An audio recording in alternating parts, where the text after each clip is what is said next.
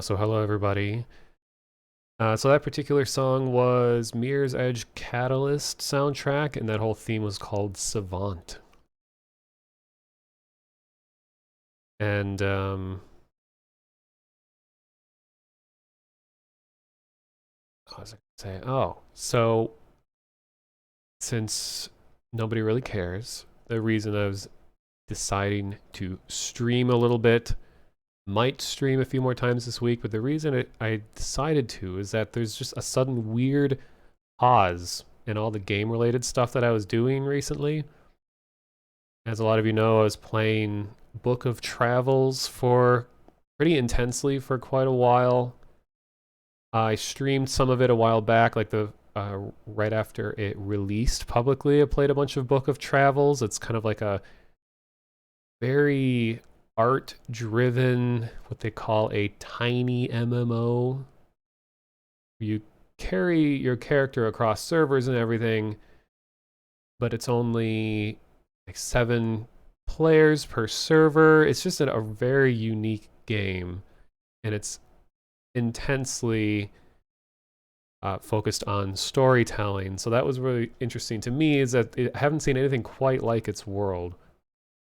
But I didn't stream a whole lot more of it, despite playing a lot of it, because it just kind of seemed like it wouldn't have been the most interesting to stream.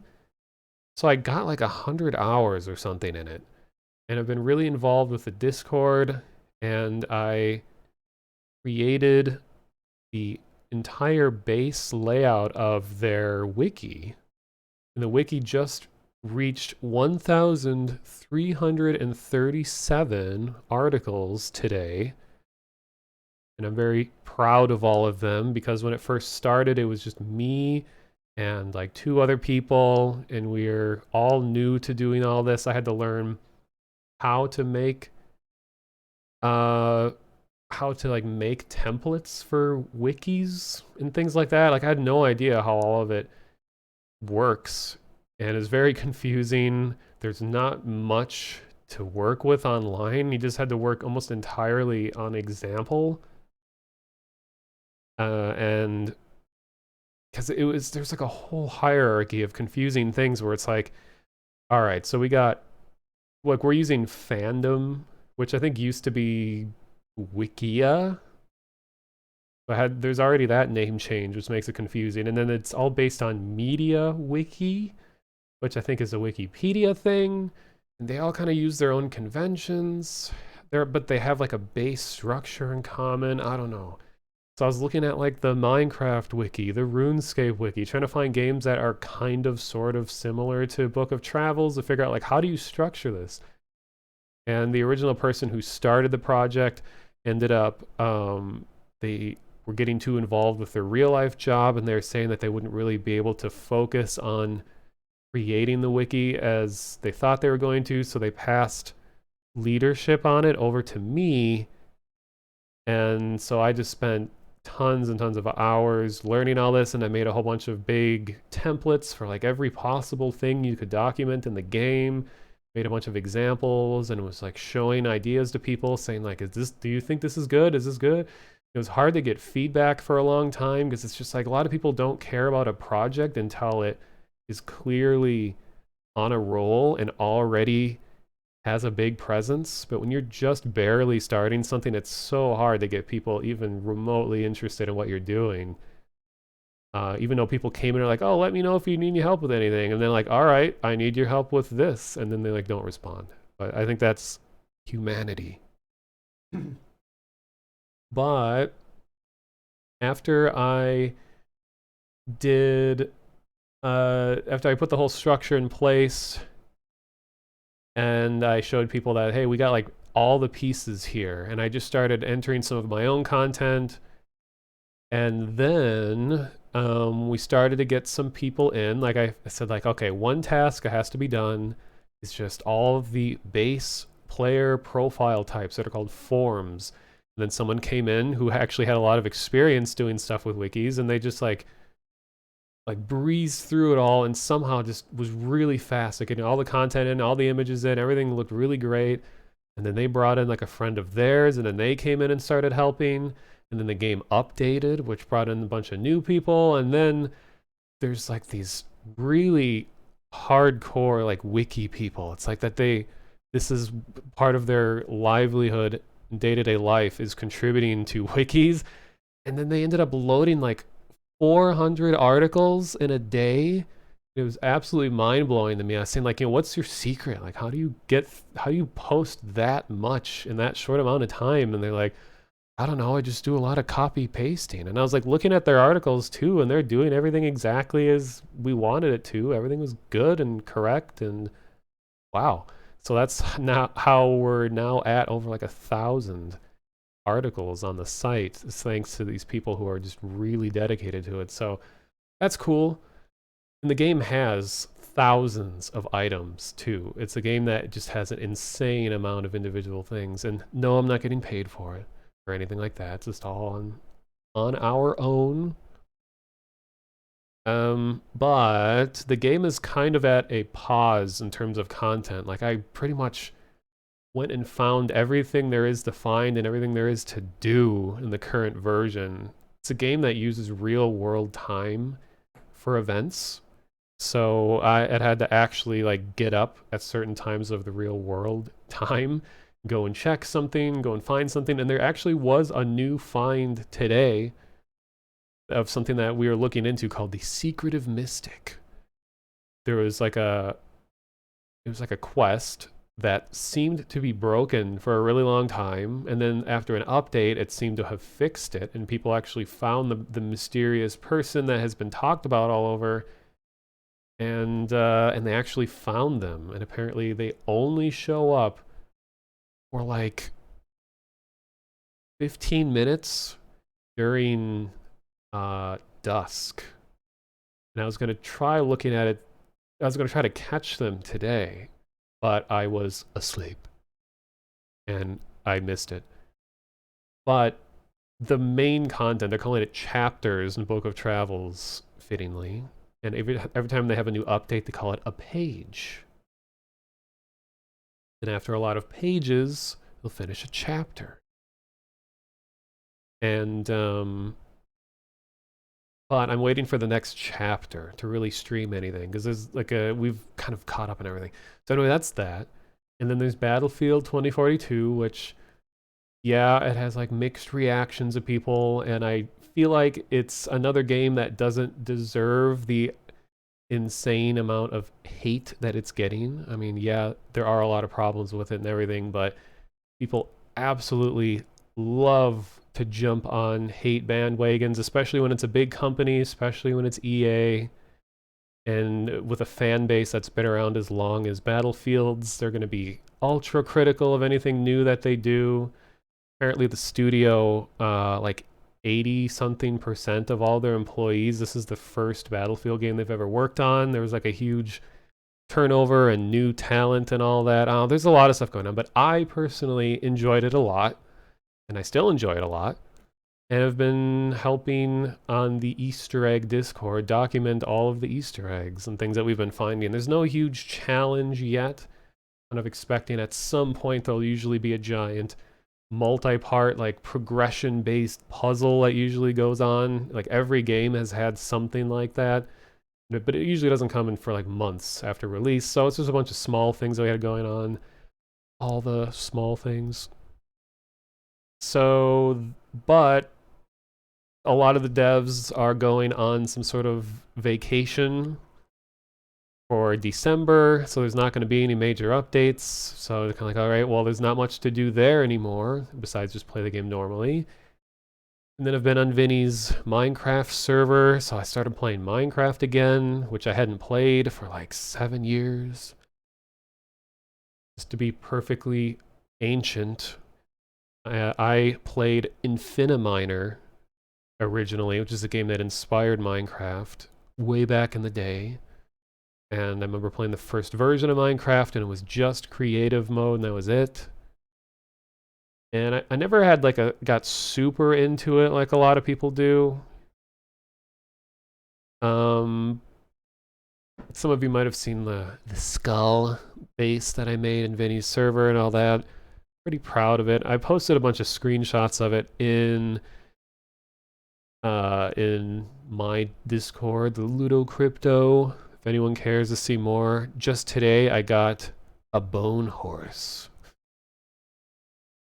Careful though, because the use of bone in there is an adjective and not a verb.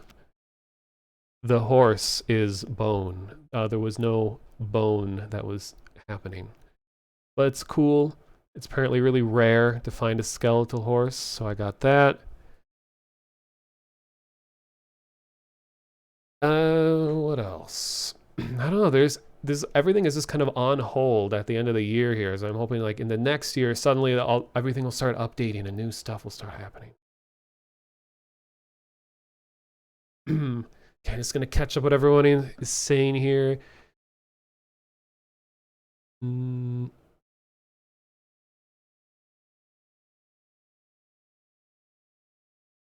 Closest living relative to the elephant is an animal called the hyrax. I've never heard of this.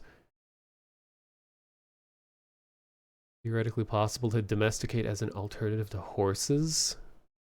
It's all very interesting. Yeah, we should post links to that in the Discord.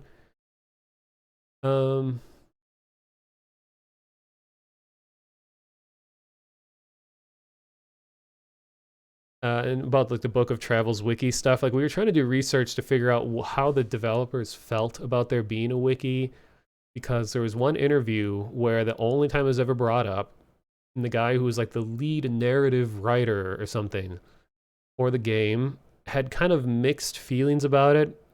He said like for a while they were considering hosting an official wiki that they would provide to us to fill out, but then they decided against it. And then he just sort of like shrugs in the interview and is like, well, we can't stop them from making one, can we? So it kind of had like, oh, okay, well, I guess they don't want us to. And there was like a lot of actual people were arguing about it a lot too. When we were in early development of the wiki, they were just like, people like, no, it goes against the thrill of the game, the nature of the game to document stuff, because it's supposed to be about your own personal adventure. And if you like lay it all out for people, it'll like ruin it for everyone or something. Which I know where they're coming from, but I kind of see the creation of a wiki for a game like that as being part of the gameplay, because there is so much detail into the story and world building in that game that I kind of feel like in the game's world, having someone that's like a scribe that goes and documents all this kind of stuff is like fitting to the gameplay. But I kind of felt like I was a character in the game's world along with everyone else, creating documentation of all of this. That's kind of the tone we are going for too, is to make it the way that everything is written is sort of like from the perspective of someone in the world. Like we resist using the word game anywhere, referring to it as from a third person. It's always like, you know, this item can be found here when speaking with this, and it appears to only have relevance to purveyors of mystic powers, or I don't know. It's just like the tone was to make it kind of feel in world.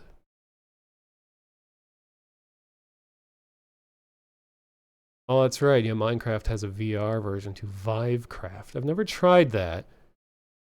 Did I do the whole altar thing too in my Minecraft world? There is actually a whole interior that I made to the skull now. I don't know, I wasn't there for when Vinny recorded the latest video that you all haven't seen yet, but I did have the interior finished when he recorded that, but I have no idea if he actually goes in during the video, so I guess we'll all have to see at the same time what he ends up doing. Oh, Noida has a bunch of stuff going on now too. That was always really interesting. I helped create the first key to their like symbolic language.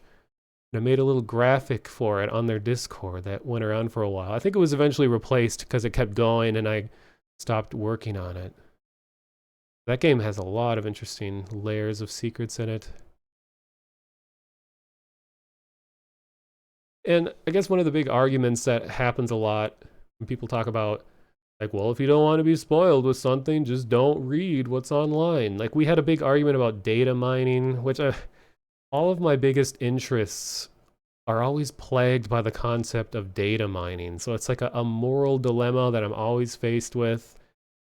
I personally never, well, okay, vast majority of the time, never data mine. The only time I ever have, which I don't even know if this qualifies, was for GTA 5.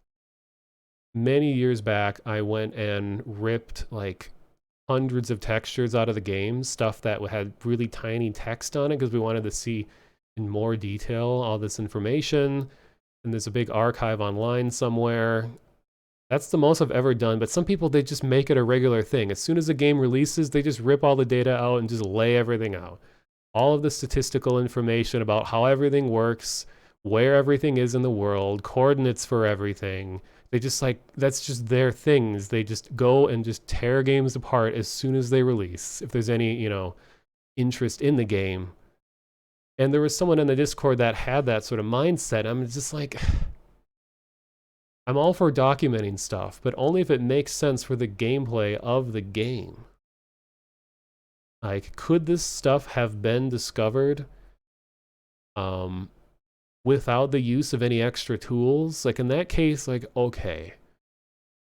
But if information was gained through a method that would not normally be possible without the use of external tools, then I'm opposed to it.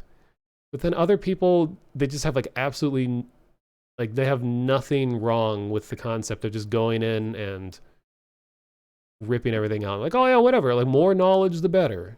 But like, if I was making that game, I would be really deterred from ever trying to put anything secret in the game, knowing that someone's just sitting there waiting for the game to update to ruin all the secrets right away. And then, yeah, people use the argument like, well, then just don't read the information if you don't want to know.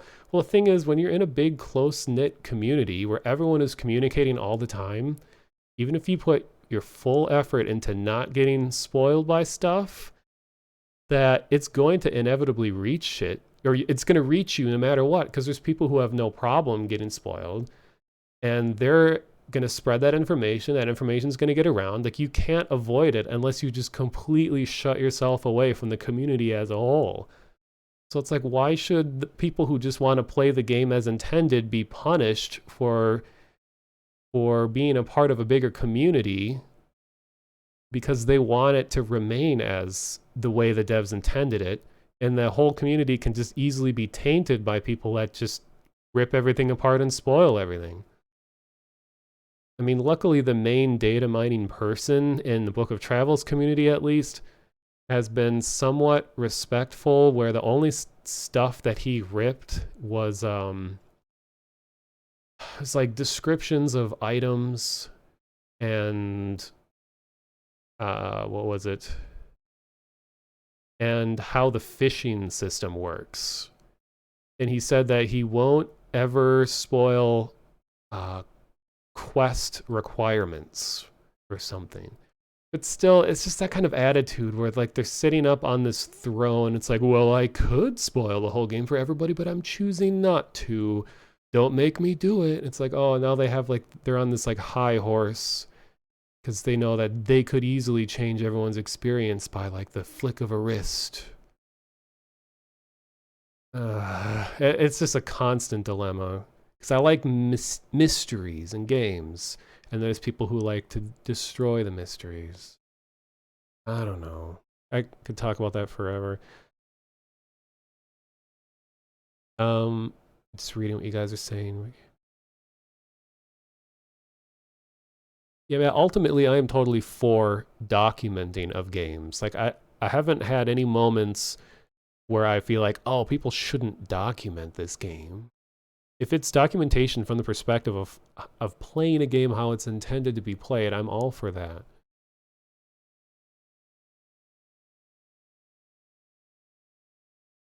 Interesting. So Noida has a thing that's generated on the fly, so it's hard for it to be data mined. Oh, that's cool.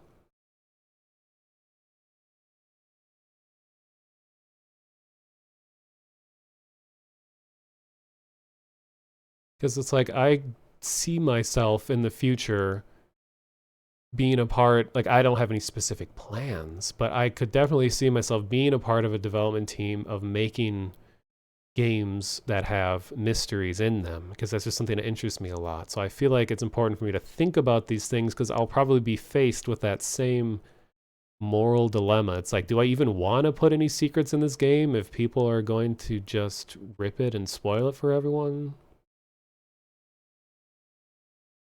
Yeah, if it's an old game that has not been touched for a long time and is not in active development, maybe the community's kind of lost interest in it, then I think it's totally fine because it's like you're trying to get every last drip of content out of that game. So I think that's fine. But if it's still in active development and is a new game that is still being updated and all that, I think people need to resist doing that just for the sake of everyone's enjoyment of playing the game and making the game.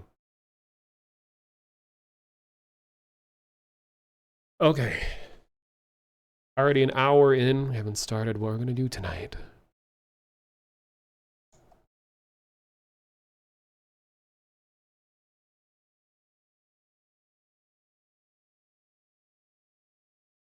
Yeah, data miners are still in the minority, luckily.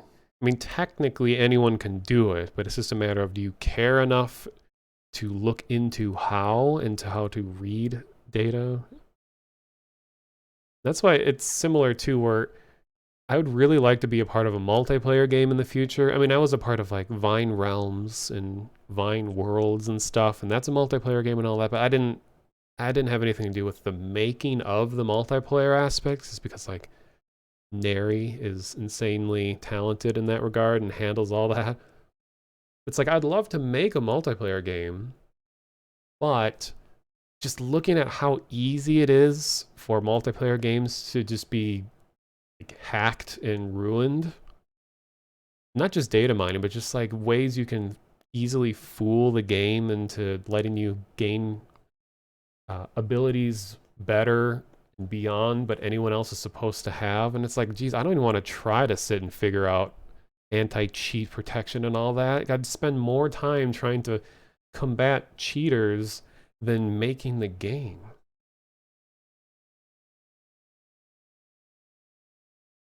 I don't know, but I think that's wishful thinking, like that anyone would actually care enough to cheat. That's part of why I'd never want to make a competitive game. Not only does the competitive player versus player games not really appeal to me, but I wouldn't want to have to deal with all of the like intricate balancing of this and that, and like, oh, you should be able to do this, but you know the there's so many tweaks and things to focus on when it's player versus player. Whereas if it's player versus environment, there's still a lot to think about, but it's your user base isn't going to be as angry about things not working right because they're playing against computer players.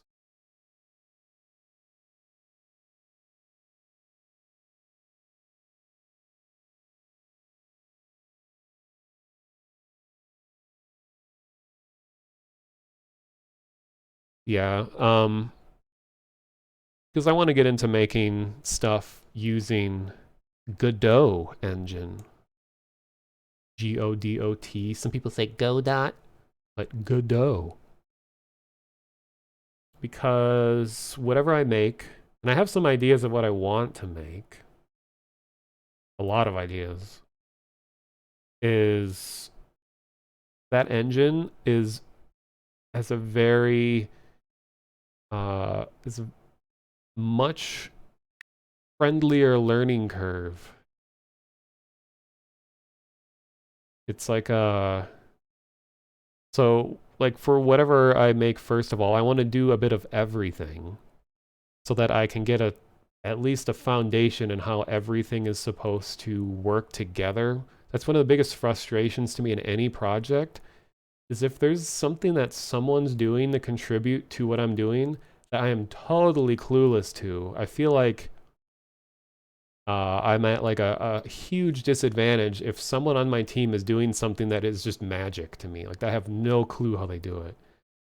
So I really want to at least know the basics of everything. Even if like in the future, if I'm on a team or whatever, someone else would handle it, I just don't want to be clueless. Yeah, I'm pretty sure it's pronounced Godot. And everyone's waiting for the big update that Godot's supposed to get that will make it at least within the same ballpark as like Unity and Unreal Engine. Not nearly as expansive and everything. Godot is more targeted towards 2D games, but it has 3D capabilities. And if you're doing kind of a lower fidelity art style, it's perfectly capable of handling like retro looking games or heavily stylized ones. And it's the cool thing about Godot is it's completely free all the time. Even if somehow you're making millions of dollars off of your game using that engine, none of it goes to the creators. It's like an open sourced game engine. Yeah, its 3D capabilities are uh, are capable, but yeah, it's missing things like occlusion culling, which occlusion culling is for like optimization and allowing the world to be split up in a way so it's only rendering what needs to be rendered so that it can run smoothly. And that's the big update everyone's waiting for. I can't remember what it's like, the 3.0 update or something. I can't remember what the name of it is. And the Godot Discord is really helpful. There's so many active people there, and it's small enough where you could get actual specific help for your game if you ask for it. But it's big enough where like all hours of the day, there's always people there. Oh, Godot 4, okay. And it's extremely lightweight to where like the whole engine is like 14 megabytes or something. And when you compile games for it, your games are tiny and can run on anything. Like a really, I think it was 14 megabytes. It was like shockingly small.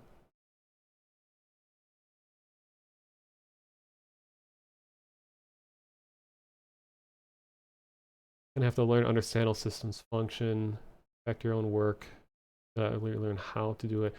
Yeah, that's the thing. It's like a lot of what I want to do, like, okay, without going into my life story, because that never happens on this stream. Uh, I'm currently unemployed, and I'm trying to figure out where I want to go from here, because I've had a lot of weird random jobs in the past, done a lot with VR.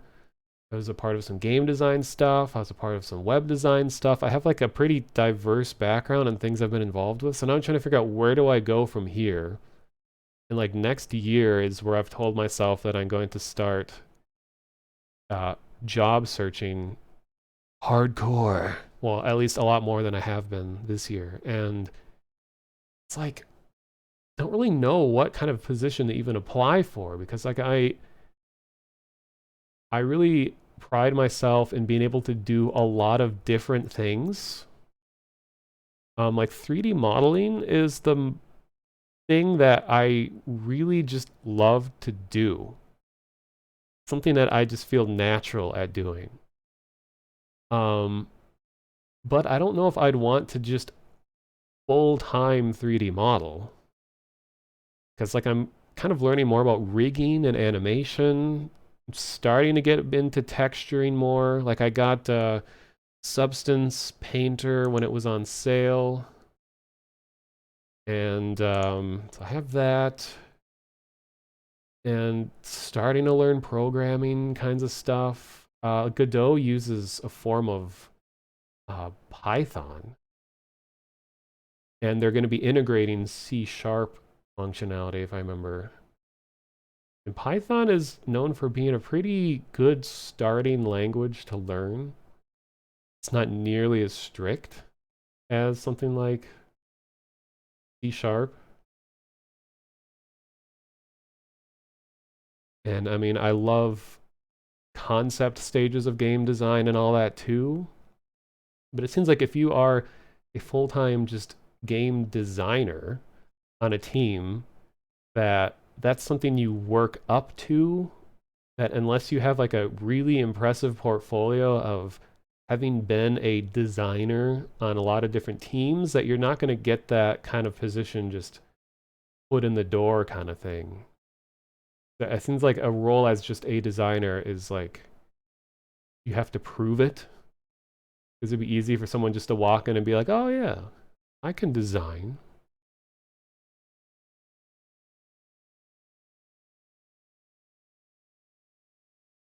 Community management. Yeah, I guess that's kind of the thing, is that even though all this like wiki development stuff I've been doing lately, like I love documenting things, organizing structures. I like testing and refining and things like that. I know like QA is a huge part of the game design world. And people are always like, oh, nothing can prepare you for what it's actually like. And I feel like I have a pretty good idea. Like I've literally, well, I wouldn't do this if I was in a paid position. They probably wouldn't let me do this, but I could just literally be up all night testing the same feature and I wouldn't get tired of it. Like I know what it's like to just meticulously sit and for lack of a better term, and like slave over trying to fix a specific thing or figure out why something happens. I mean, like Easter egg stuff in games, that happens all the time where you're just focused, like hyper focusing on one little thing in a game that might be what you're looking for, but you don't know. But you want to test every possible thing that could prove your theory correct. And if it ends up not being correct, you document thoroughly and say why it's not correct. You don't just leave it at that. I don't know. And it's really encouraging that like working remotely has been more common than ever. Because I remember I was in a similar situation before I got my last job that pandemic destroyed. Was doing a lot of freelance stuff, and it was really hard to find anything remote. And if there was remote, they were like, well, you have to earn remote. And I don't have a car. So it's like there'd be a company that's based like, I don't know, like 3 cities over. And I was trying to figure out like, is there a bus that goes between here and there? They're like, well, you have to be in the office like 90% of the time. And then if you work long enough, you can do like 50 in office, 50% remote. But now more companies are like, just fuck it, we're all remote. So hopefully there's a lot more companies like that. But I don't want to do like full-time freelance because I kind of did some of that. And oh, that's something I really don't want, is to completely manage myself as a company. Because it's like, I I like doing work, but I don't want to manage a business.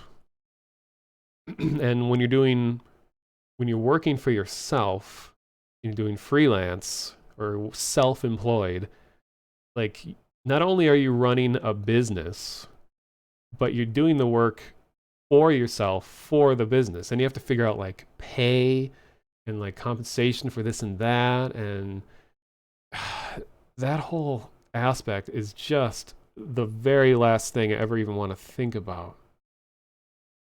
And I did some of that for a while, and it was headache inducing. And it was also a roller coaster where like there'd be moments where like I don't even know if I can pay rent this month because, and this is back then, but because this project didn't go on as long as I thought it was going to, and all of a sudden I don't have money to pay for this, and now I can't find any more work, and it's just like, ugh, way too scary.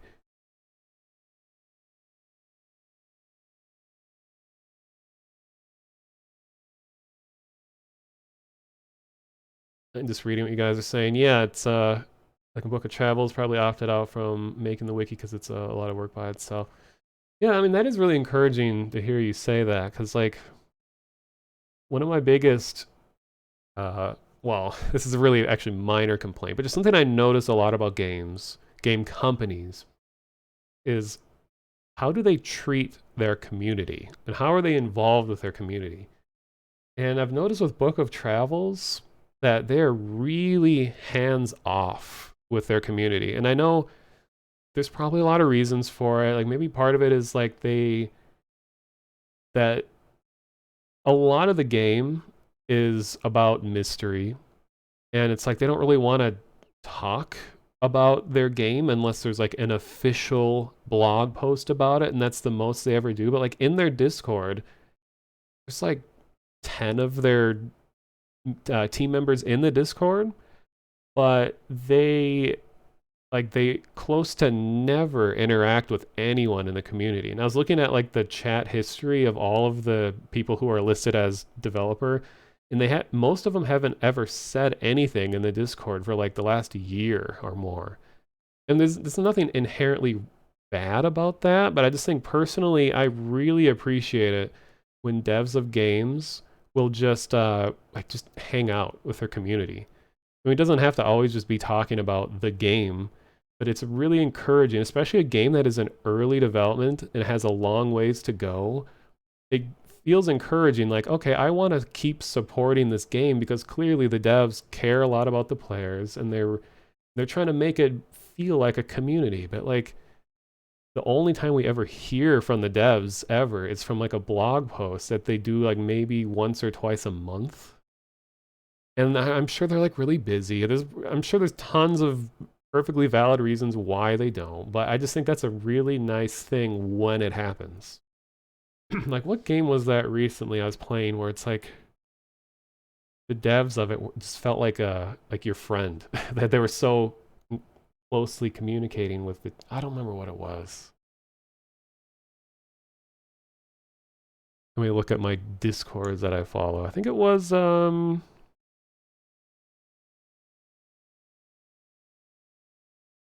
actually, I have no idea what it was.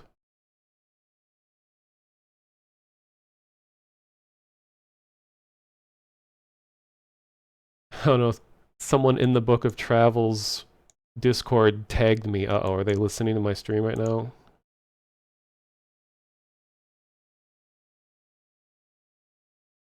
No. Oh, okay. I was tagged in something that doesn't have anything to do with what I was talking about.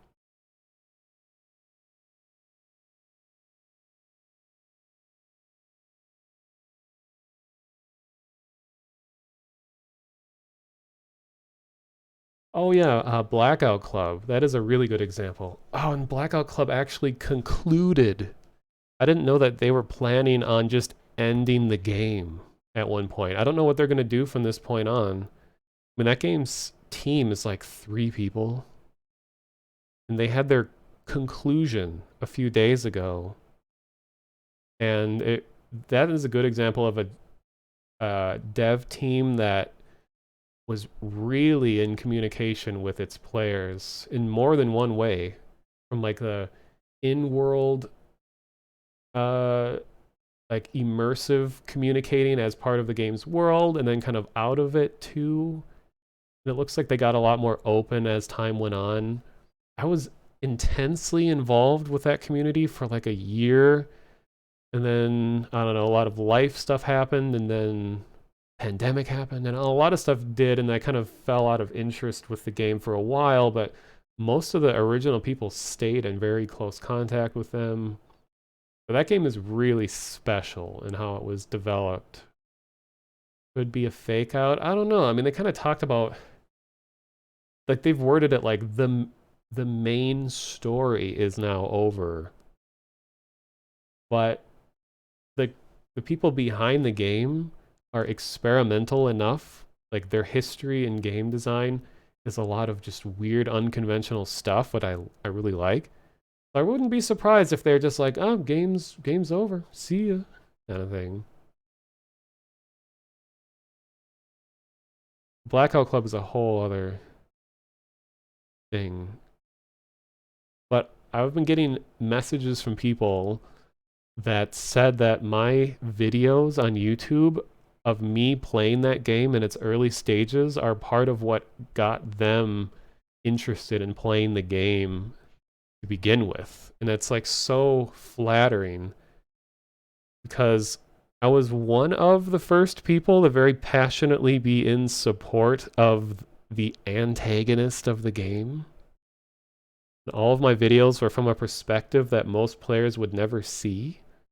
Because the big part of the game is that as you're playing, the devs can come in at any time in anyone's game and talk to you as sort of a disembodied voice, either with text or with actual voices. And the story would evolve based on what players did and said. And I was a big supporter of the evil side, and I spent a lot of time learning more about the antagonist. And the last big interaction I had was, I don't know if this is 100% true, but I think I might have received the first auditory response from the main antagonist, because everyone else has like they had like voice actors that played the roles of all the characters except the main bad guy never had an actual audible voice. They only communicated in text. And then the first time I think that anyone ever heard the voice of the bad guy was when they were responding to me, because I sent you can essentially leave a voicemail message on like the answer machines or whatever of the gods. And I had sent a question like months ago that they finally responded to. And it was really cool. It's like, wow, I feel privileged to have been, I think, the first one to actually hear the sound of the main bad guy. Oh yeah, that's a whole other thing. Okay.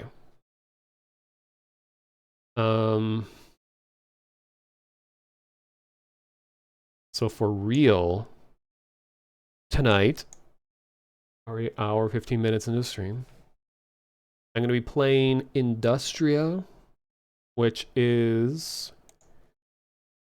a first-person shooter. Let me just read the description. And I did receive a key for this. I requested it.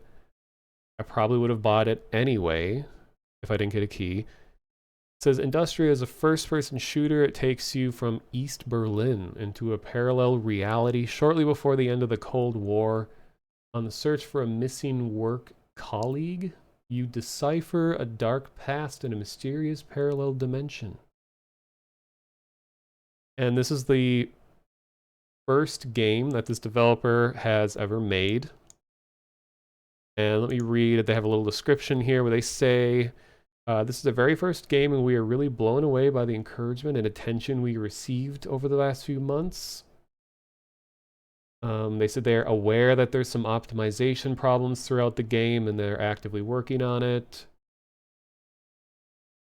This is made by two people, David and Steve of Bleak Mill Team. I think this is a German company. Is it when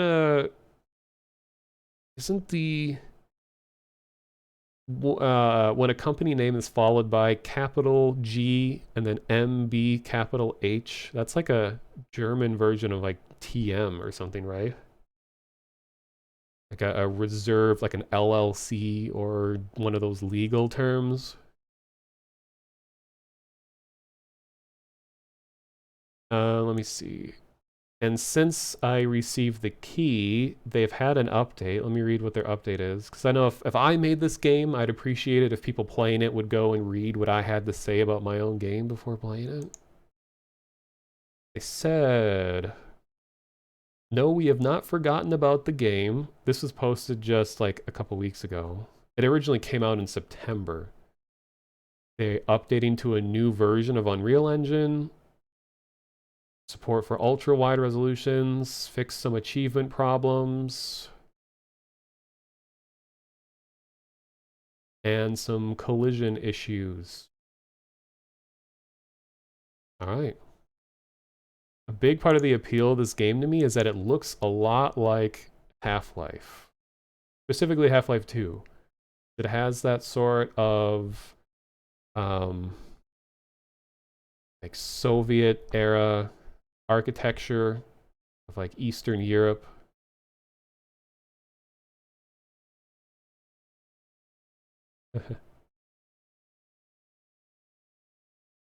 GmbH is a public-owned company. Okay.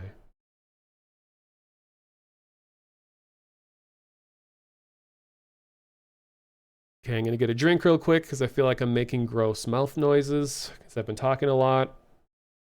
BRB like 10 seconds.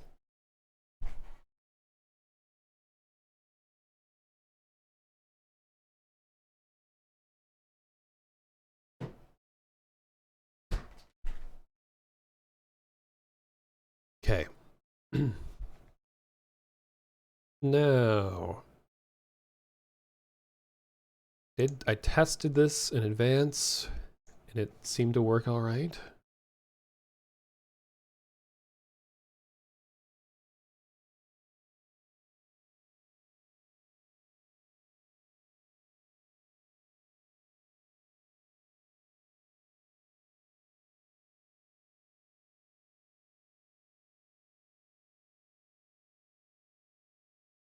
Gotta turn that thing off with the NVIDIA thing that shows up all the time.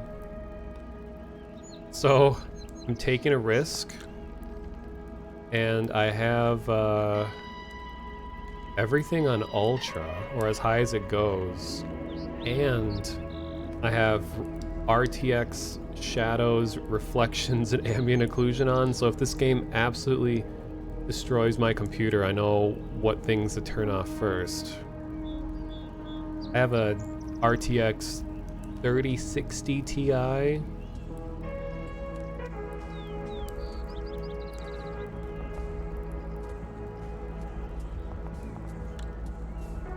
I'll leave everything else on default.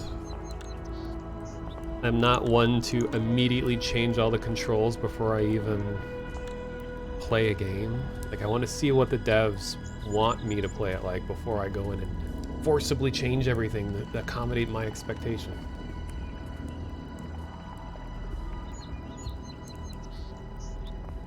Yeah, I'm watching my GPU usage on my other monitor here, so I can at least anticipate the fire before it starts. And my computer is less than a foot away from me right now, so I can visibly see if the video card starts on fire, so I think we're all good. We're good.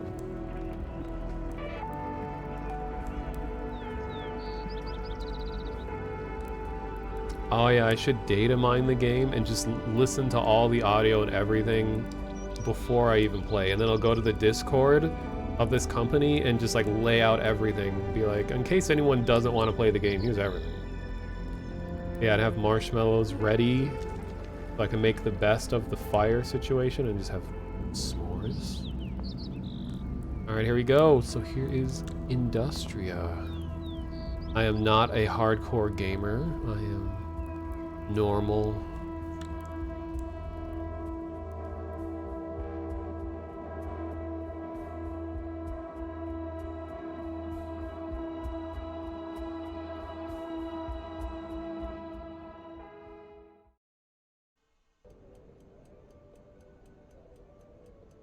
Just started. 1989. Berlin, Germany.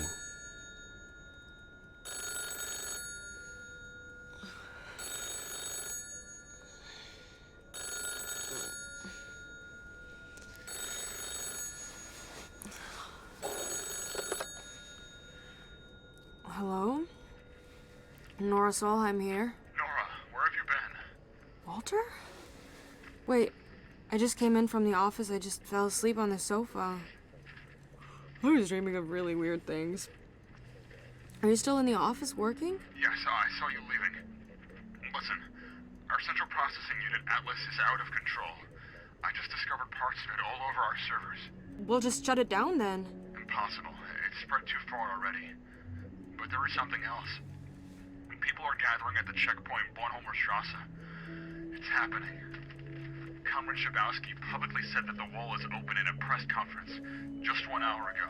Wait, what?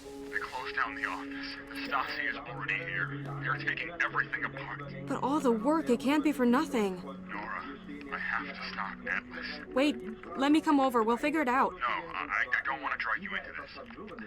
I need to leave now.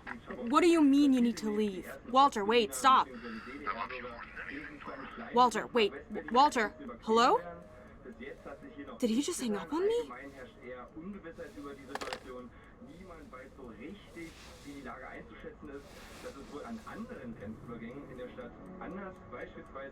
Alright.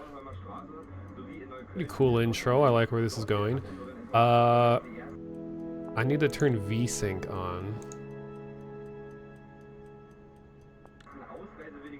Okay.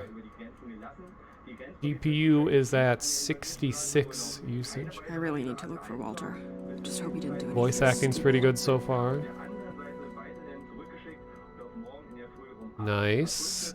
This makes me think of Half-Life. I like being able to just pick up everything, even if you don't need it. Oh, I can pull it in and out. I can rotate.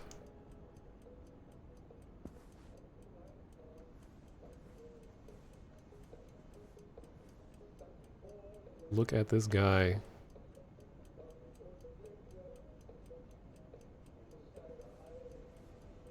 Uh-oh. Lagging a little bit. However, I'm not going to immediately demand a refund if a game doesn't run at 120 FPS. Stasi might have closed the facility down already.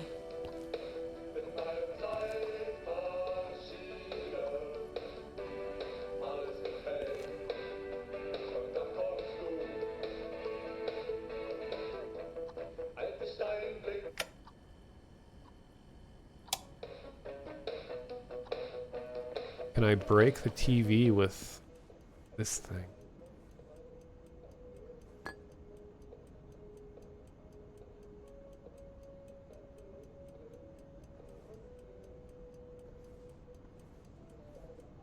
No, it doesn't look like it.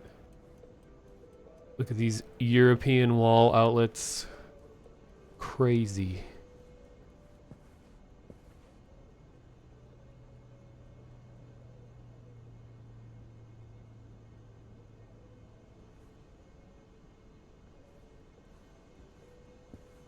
What is this?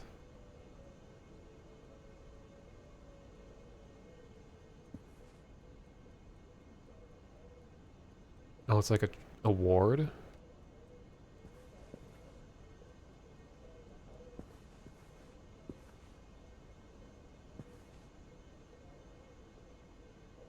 Bab. Proper wall outlets. Yeah. They've always seemed, the design of those kinds of outlets seem a lot safer than what we have in the US. Because I like how they're like indented into the wall a ways. Whereas like in US outlets, they're just right on the surface. So if you just like brush something plugged in a little bit, it just falls out. And I think a lot of like European electrical outlets also have like a ring on the plug itself that you can put your finger to more efficiently pull it out of the wall. Whereas like in the US, it's just like a big solid thing that you have to grab onto. And a lot of people just, unfortunately, just yank the cable out from a distance and don't even try to go and like preserve the life of their cable. They just yank it out from like 10 feet away. Or 10 feet, 3 meters away.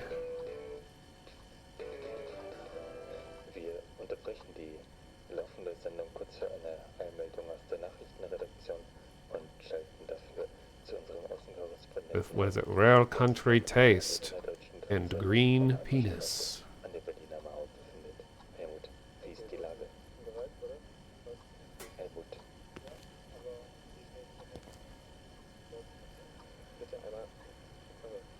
Golden Schatten. Coffee, ew. Ew.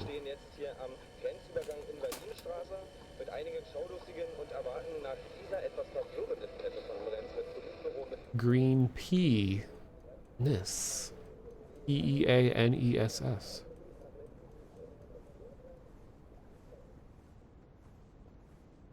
I usually crouch walk around my apartment in real life.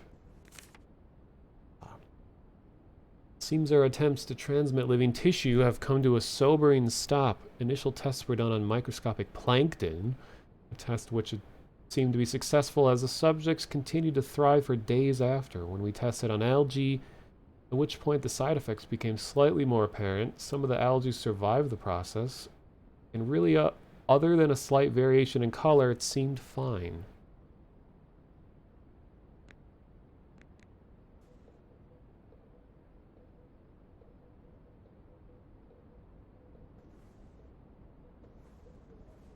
Yeah, part of the American electrical outlet system is that we demand the right to electrocute myself when I want to. Part of our freedoms.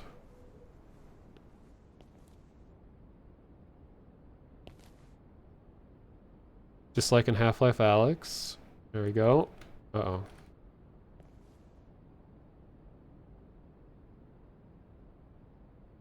Someone doing an April Fool's joke with like saran wrap over the toilet, which is one of the worst April Fool's things you can do. Like a curling iron. And it looks like a soldering iron too. Oh, and soap.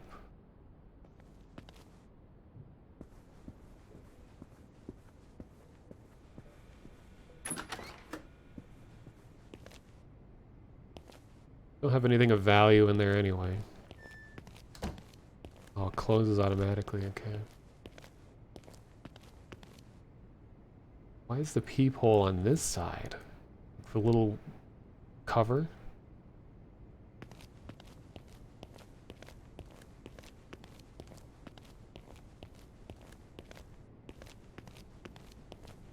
This design seems very, what is it called? Very Khrushchevka.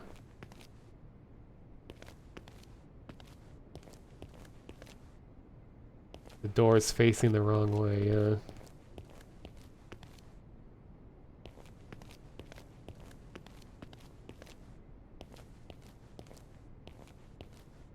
Oh, look at those RTX reflections. There we go. I don't remember how much I spent on my 3060, but it was the base price that it was supposed to be. It wasn't marked up or anything, because I got it at Best Buy in person. Right when it was there. Stasi. Walter wasn't kidding. Sounds like a Euro car. I don't know anything about cars. 400. Sounds about right.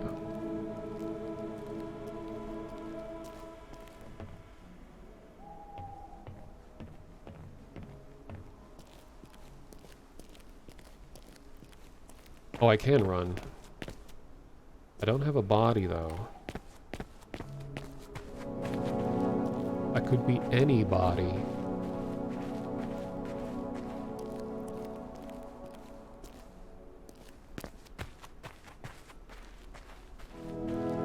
I went on a whole big, not rant, but a whole speech about how I actually really like I think they're called Khrushchevkas. The type of Soviet era architecture. Tangent resonance. It's not usually like that. Tangent resonance. And how I really like that kind of modular prefab design. People usually call like void of personality and just unfeeling and cold, but it's like, I don't know. I think that's a comforting feeling.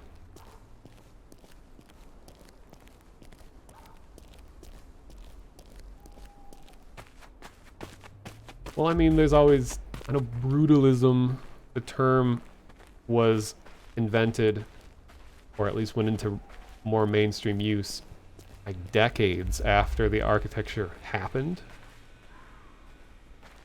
But at the time, I mean, yeah, I love stuff that is classified as brutalism, but like at the time it was just seen as kind of a utility form of architecture meant to give like a strong presence a feeling of like safety and strength.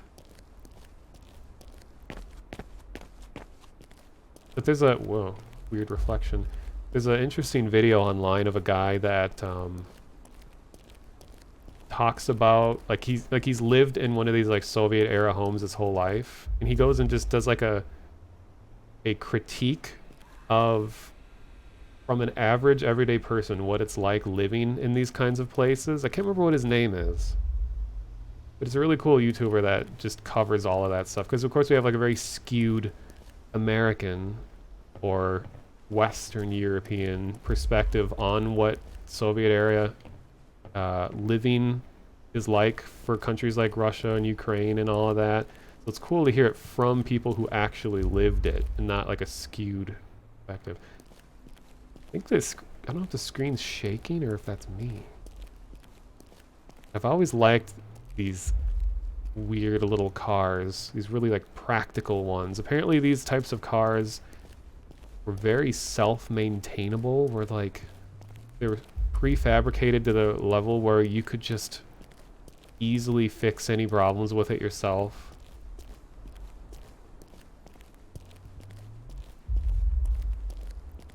Well, I think jalopy is like a slang term for just sort of a thrown together vehicle.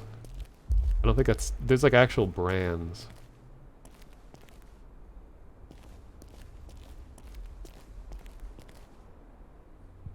It's fun to look at but not to live in. I don't know. For me personally, I think I would enjoy living in it too. I have very unusual tastes compared to most people. I think that is true for what you said is true for probably a lot of people, but I think for me personally, I would genuinely like just living in like a concrete block, like a cube.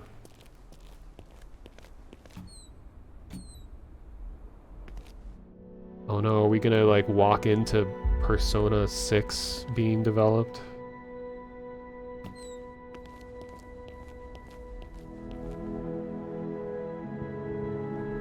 Where is everyone?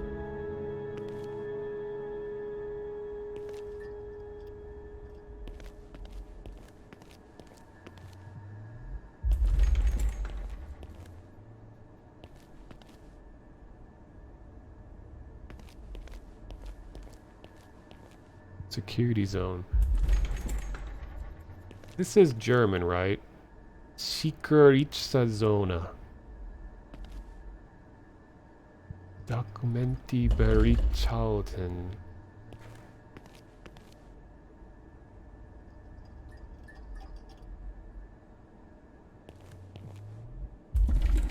I want to be able to just do a little zoom in on stuff. Is there a button to zoom?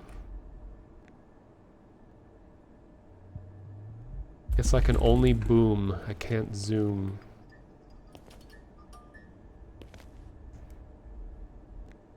Oh, what's this? Huh. Wait. I always go left first.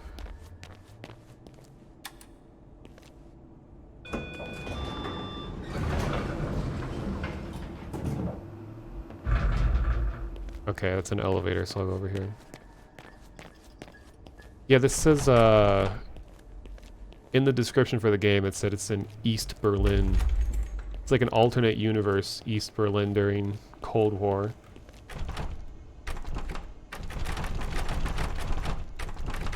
I appreciate this extra effort put into showing that the door is locked.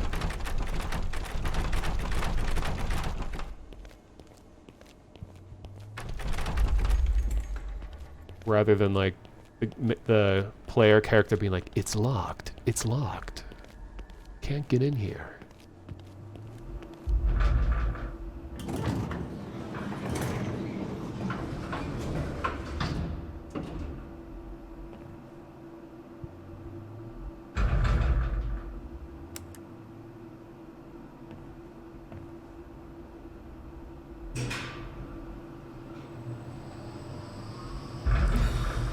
Am I still dreaming? Focus, Nora. Focus.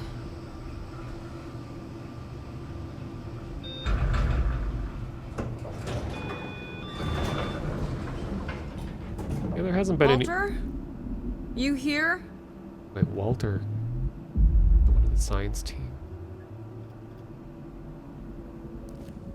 Hasn't been any music so far, but I think it's fine. It's just like... I'm gonna take in the world first. Walter Rebel. That's a convenient name. Ooh. Walter's not in his office. I should grab his key card and head to the machine. Head to the machine and search for him.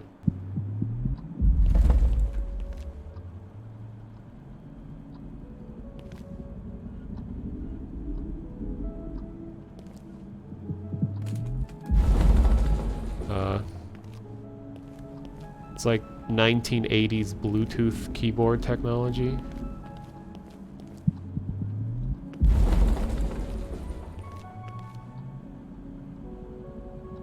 Corrupt hard disk sectors found. Please select a valid boot device. Ooh. I like really massive structures inside foggy chambers. Punch cards. I like those. Key card? Oh, could be useful.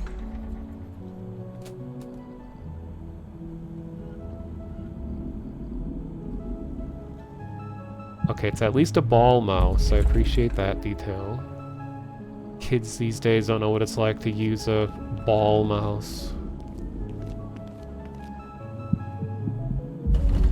I actually have the Mario Paint SNES mouse. So it is 940. No, 840.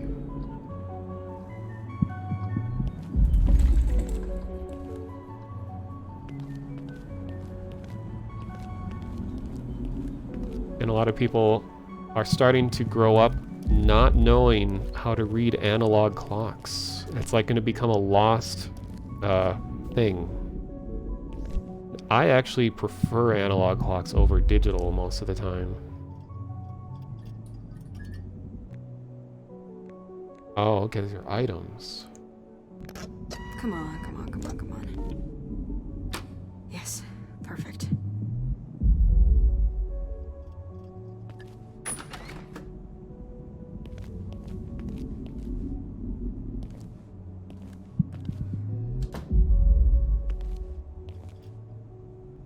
Tangent materials.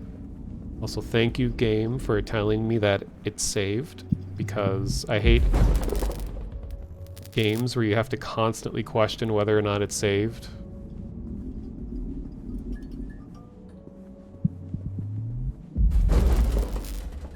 Let me adjust something real quick. Okay.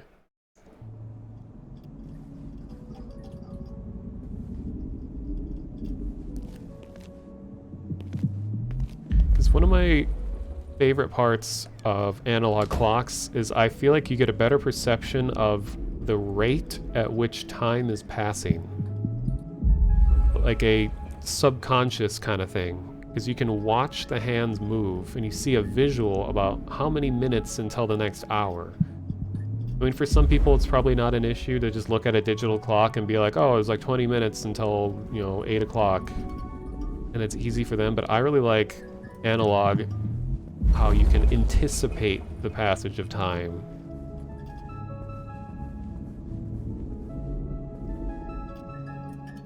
"15 acres of broken mugs."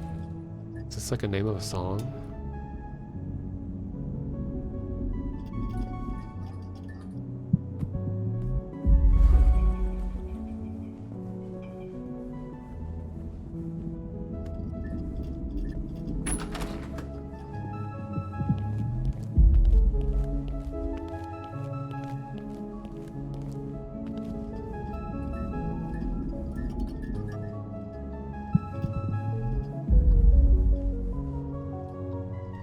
Also with a mouse sensitivity, this is the first time I've ever not had to change my mouse sensitivity from the default settings.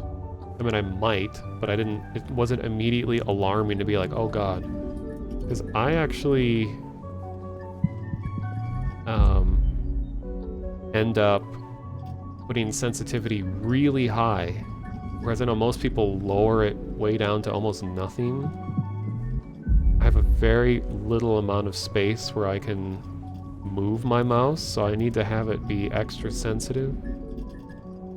Just a sensitive guy.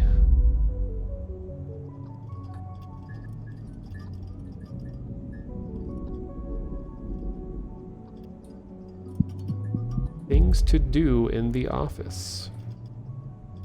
Do not ever spill coffee over your keyboard. We need the money for dealings? Reelings? Don't drink alcohol. Duty? Don't disturb Mr. Schalheim when he is working. If you don't understand a colleague's language, tell Mr. Shotley and the guy gets fired. The shaking makes it hard to read. Don't remove his shelf. His... I can barely read that.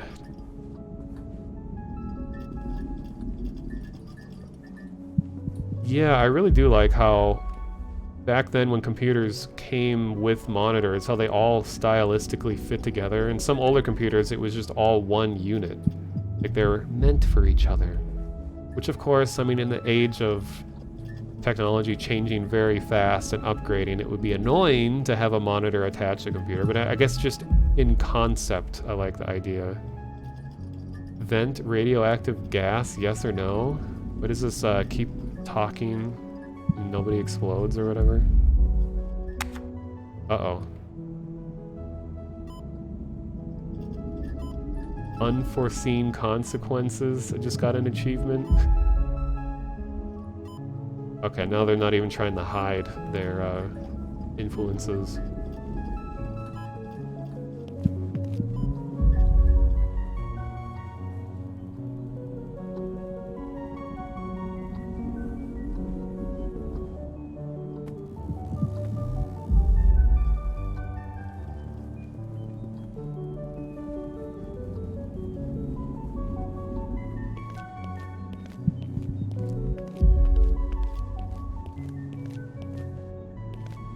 One thing I didn't realize, I know Jerma in his meme of yes.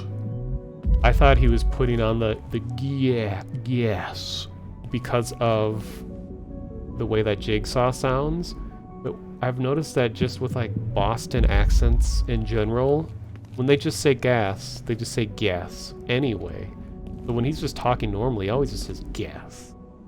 But that wasn't part of the impression, that's just a way of speaking.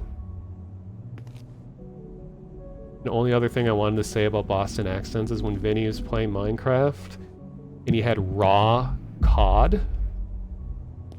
I was thinking that sounds...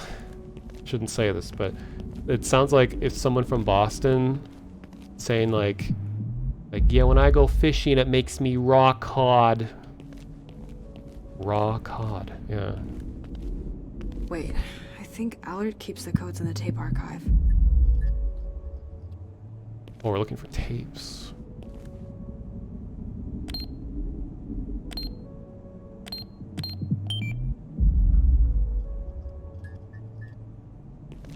Alright, this is officially puzzle game. Okay, tape archives.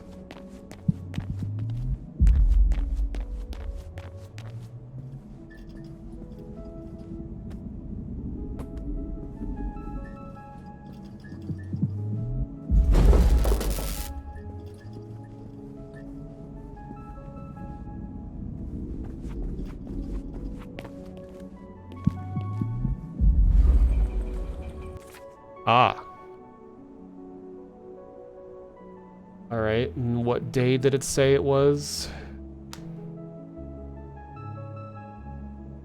Gotta keep in mind that this is non-American dating system, where it's day, month, year instead of month, day, year. So November 5th. November 6th, 7th, 8th, 9th. Okay, what? Where's un calendario?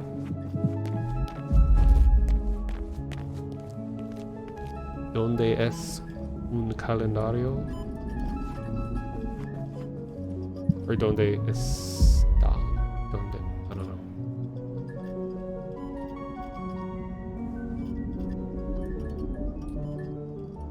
Before entering the sender, wear safety helmet at all time. Never enter chamber alone. In rare cases, foreign matter can be left over from prior experiments. Please clean the chamber. And under no circumstances use drinking bird toys to override systems. Okay, so this is a Simpsons reference.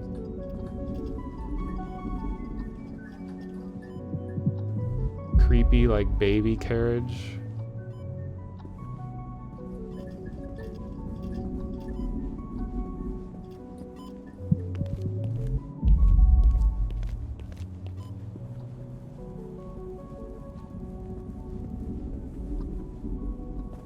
Wait, does it say on? I mean, I could just try every combination. It's supposed to be an urgent situation. I'm taking too long. Okay.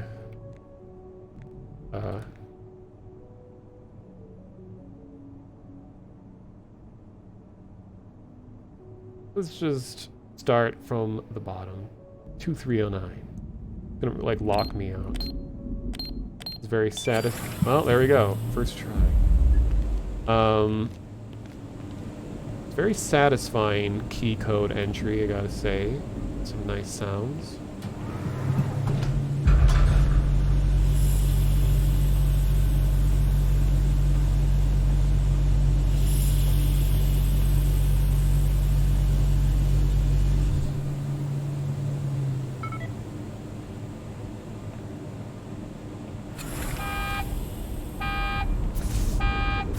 Doesn't look good at all.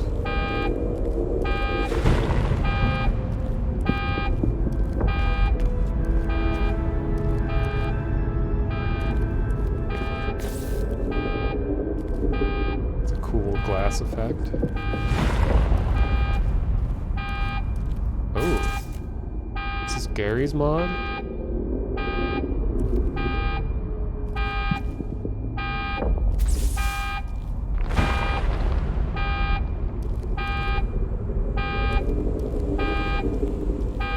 This is...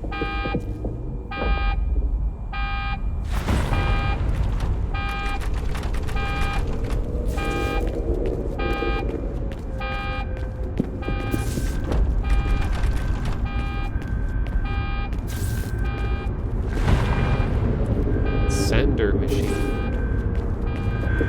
Oh my god, what's happening? Why is it shaking that bad? Testing. Walter! Testing. Are you here? What is happening here?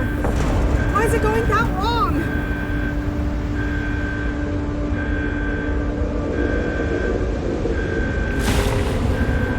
Everything seems to be in order. Climb up and start the rotors.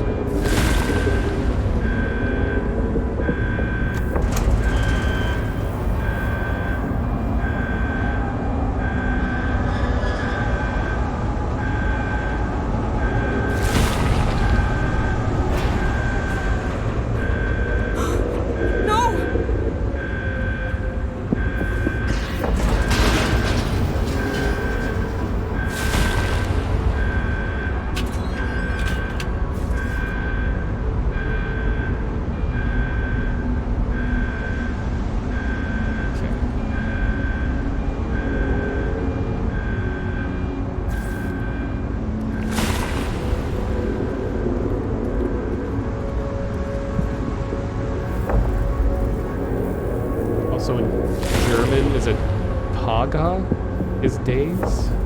Is that how it's pronounced? T-A-G-E.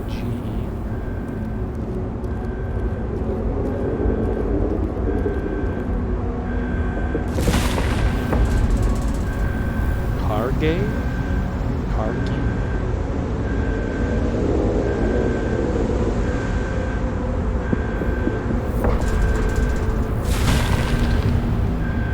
Hage.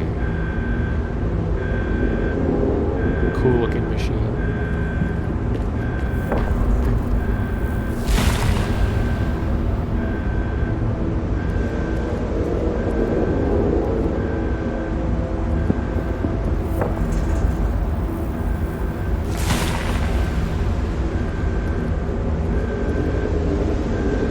Welcome in.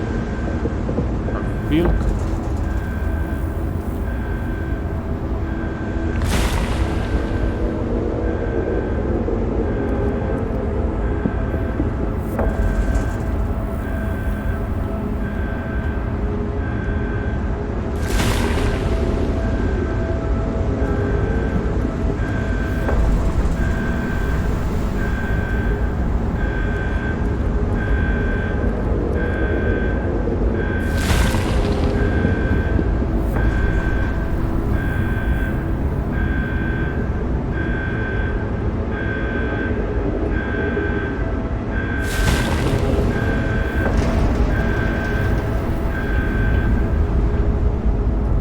This would be cool in VR.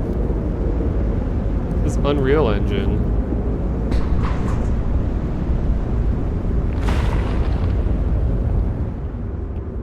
I am going to increase sensitivity a little bit.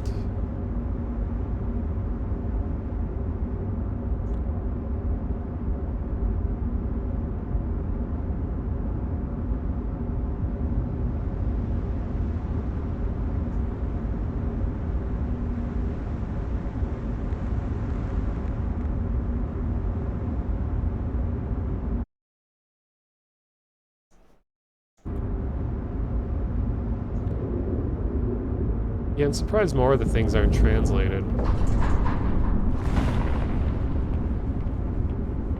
And I do have, like I said earlier, I have all the graphical settings as like high as they can go, including all the RTX features, and it is chugging a little bit right now, but I'll see how it goes. You brilliant idiot.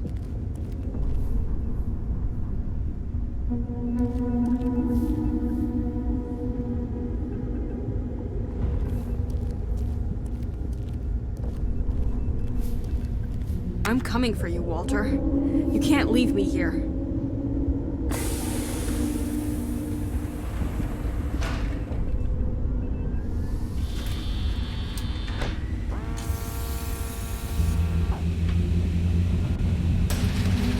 Okay. I gotta manually set the security protocols.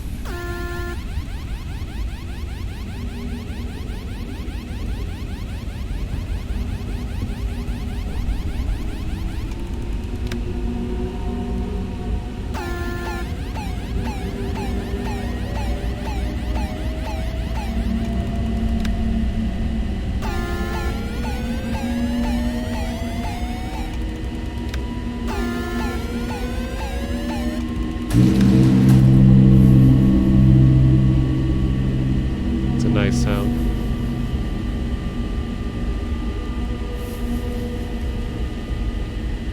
Finally. Now get me the hell out of here. Okay. Alright. This feels weird now. Oh shit. Oh my god, is this right? Is this supposed to happen? Is this supposed to happen? Oh my god. Oh my god. What the hell? Oh my god. Okay. Holy shit.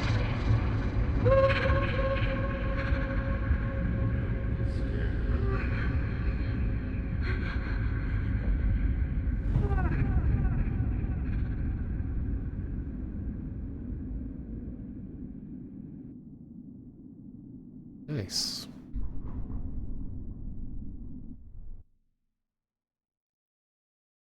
And the hints are spoiling about stuff that's gonna happen.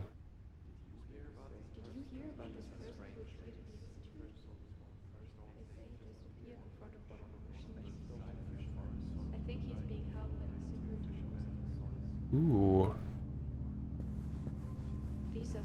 Took me back to the PS, because we all know that long ago, color had not been invented yet.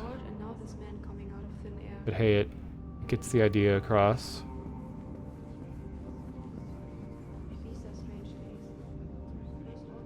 Wow. I'm gonna say, is this Polish? However, it just looks like random letters.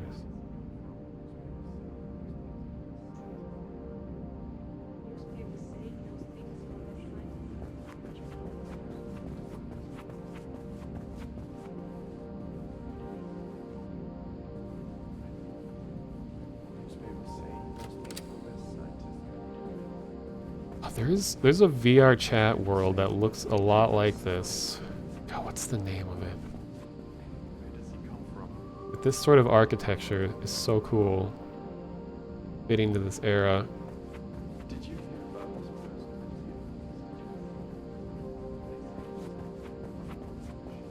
don't mind about all this. I just don't want any other people to go missing.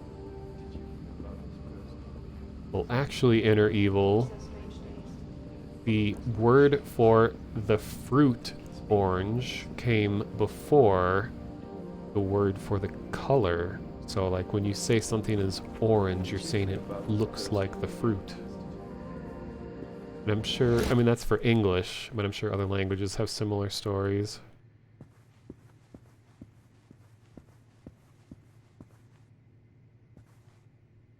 You know, I like the way that the floor looks. I'm just imagining if I was a janitor here and I had to vacuum this and I had to like go through all these little like creases, little like trenches. Think of all like the garbage that would accumulate there. Looks cool though.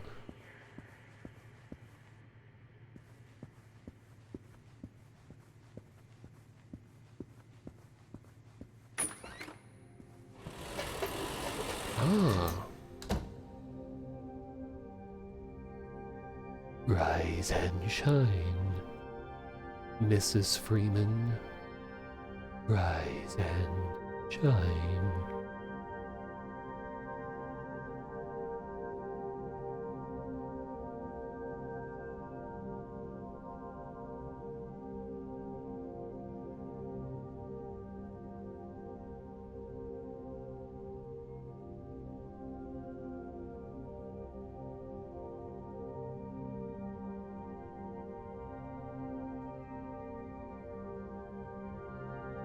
I think this is rehearsal for the Peter Pan performance.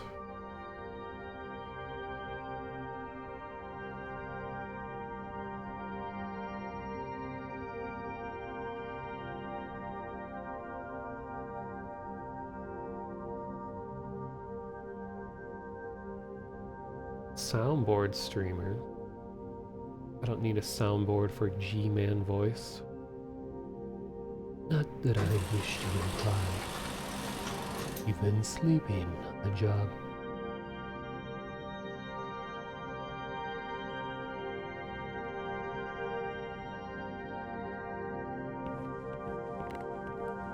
No one is more deserving of a rest, and all the effort in the world would have gone to waste. Well, let's just say your hour has come again.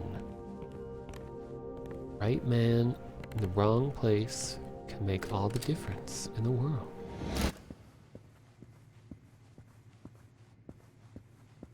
I did enjoy that little performance.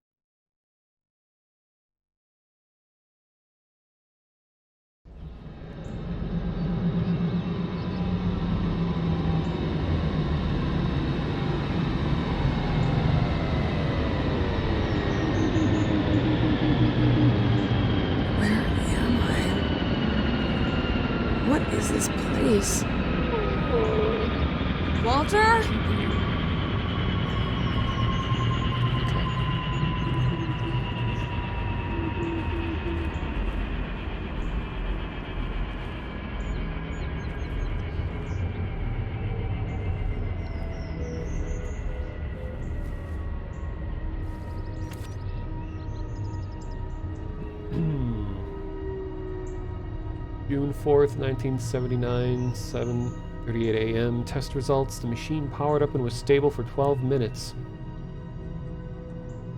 before an unexpected shutdown. Notes there seems to be no clear operational purpose. Let me turn off Steam, friends, a second. Uh-huh. Okay. Does look like a turbine.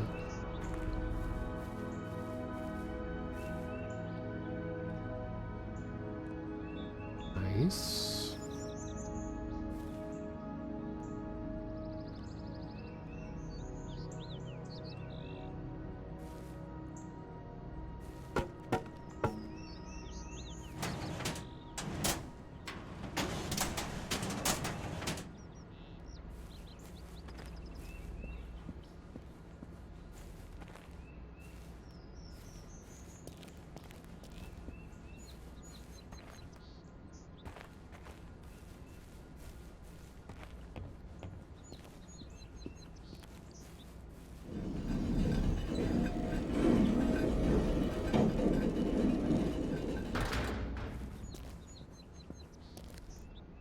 Oh, I didn't try touching this.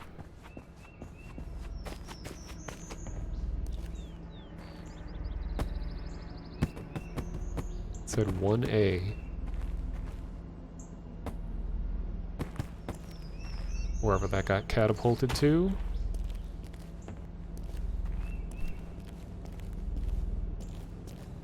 I'll fix this machine.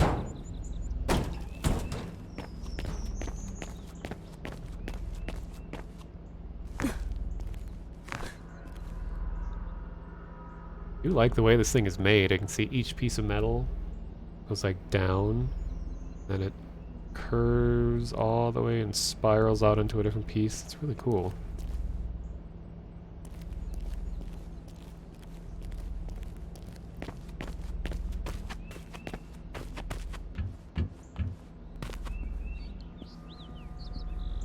Yeah, it's like an industrial strength washing machine. I think it kind of looks like a dryer. But even with this level of technology, you have to put it through 2 cycles to actually dry your clothes still. Walter!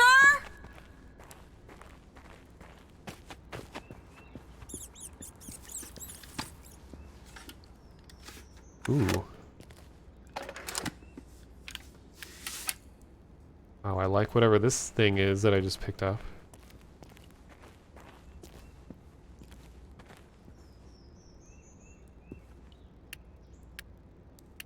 Flashlight? Seemed a little more complex than a flashlight.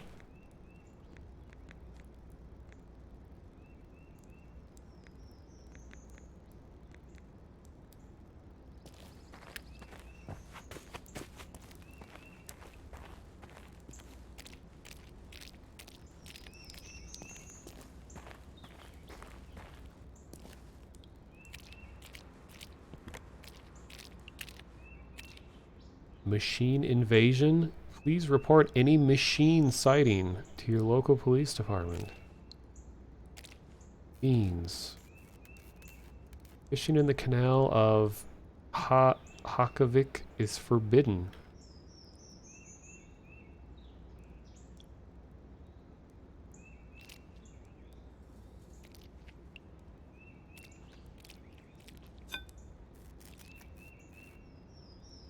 Hakavik is under threat. The royal something streets of Hakavik. Or Hakavik. Mysterious mechanical humanoids seen outside Hakavik City.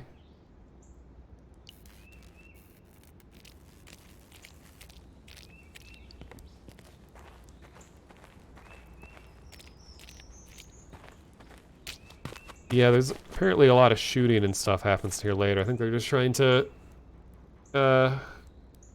ease into it. Avil from communications room delivered a telegraph to me this morning. The boy was anxious to say the least, and in his hand the message in question. As I drew my attention to the paper he had given, I tried to make out what I was looking at. Where is this from? I asked, but the boy didn't know. The telegraph spat it out that that morning. Okay.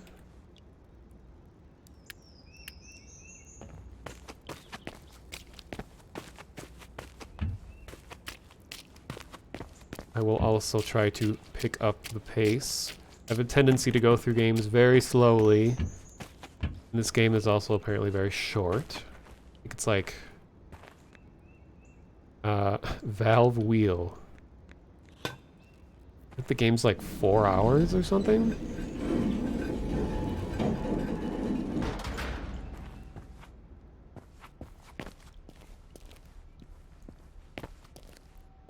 Which, I mean, that's a good length for me. I don't really like having to spend multiple days on a game. I like just to go all the way through in one run. Wait, what did I pick up? I wasn't even paying attention. Aha, typewriter save spot.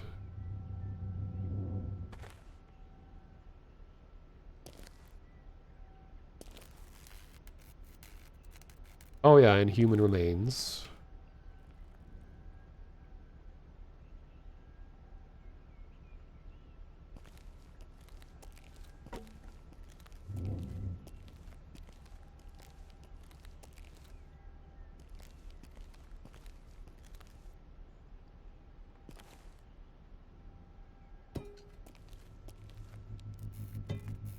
Uh-oh, went through the ground.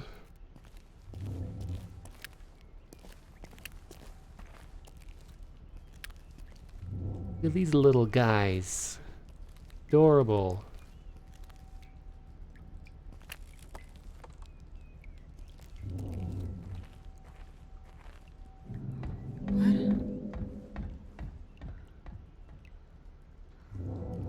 What the hell is that? Okay. Picked up pistol rounds, but where is the pistola?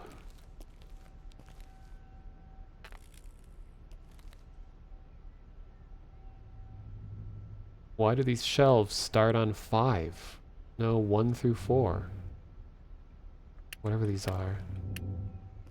Like an archive?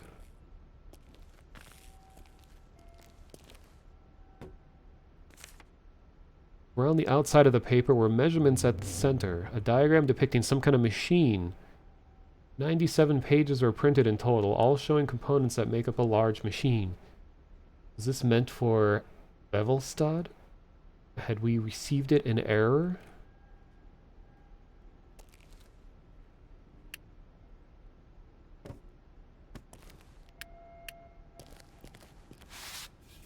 Oh. Pickaxe. Wasn't expecting that. It's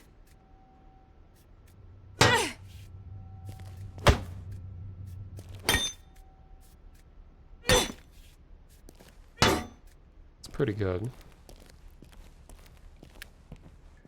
How does the light turn on if both my hands are on the pickaxe? Rosendahl, for the people of Akavik.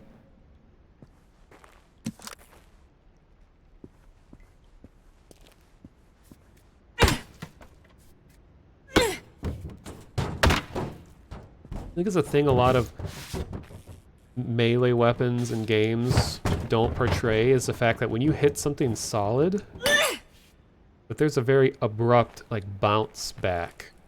Like, you can't follow completely through a swing when you hit something. It has to have a really chunky stop and rebound for it to feel real.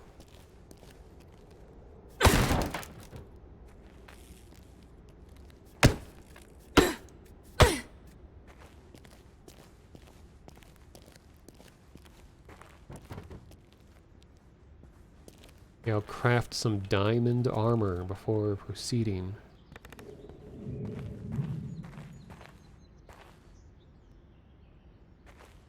Hey guys, what's going on?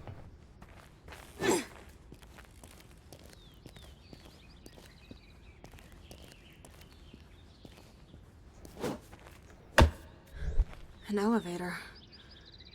Maybe that's the way out of this terrible place.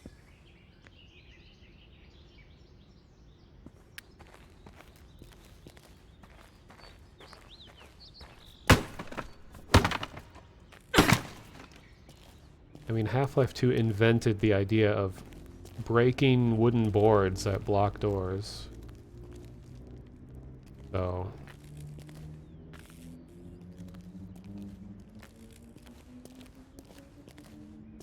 here's another one of these. It's an interesting looking battery. I like that design.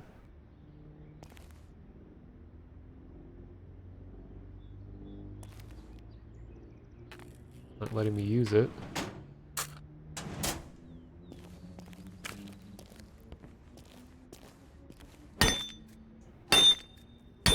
Wow, these are really sturdy terracotta pots. This is the Schwefelsauer. Schwefelsauer. It's gonna be like John Arbuckle at the animal hospital.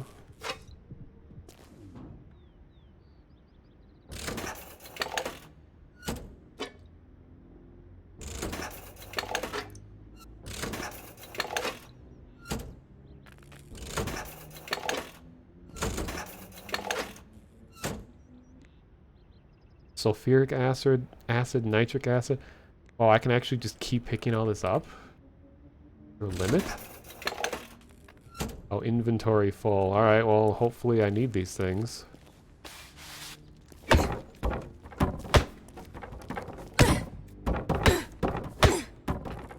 Oh, battery's limited in the flashlight. Oops.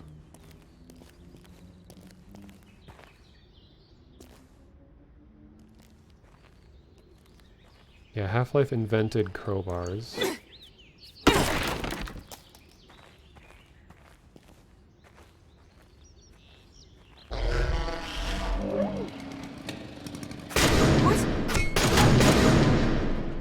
I don't know who you are, but if you want to live longer than 5 minutes, you should probably get the hell out of there. Then tell me how! The elevator needs power. The steam machines through the door underneath me are your only hope. Who are Steam you? machines. Hey, wait, come back! Cool looking robots. Like it.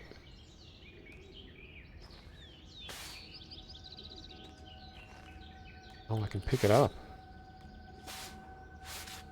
Goofy ragdolls. It's like they weigh nothing. Imagine something like this would weigh like, I don't know, 500 pounds.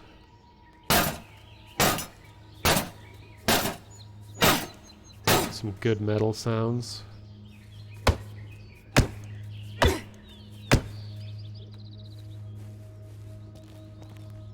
It's rusted over. Maybe I can find something to remove the rust.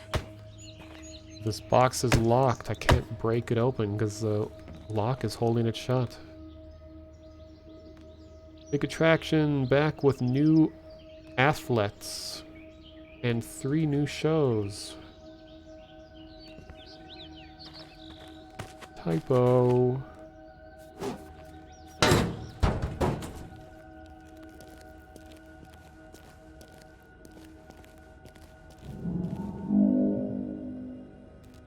Alright, good thing we took all of the acid that we need. You trip as hard as possible.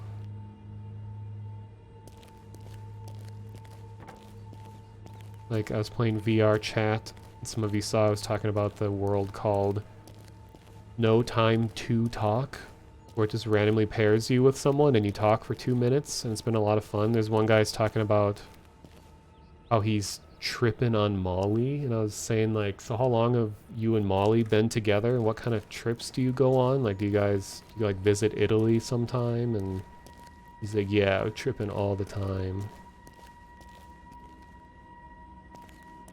And then I just wished him and Molly best of luck in their future vacations together.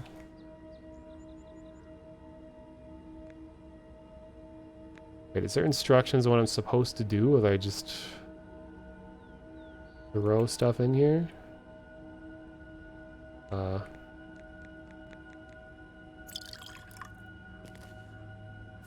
Oops.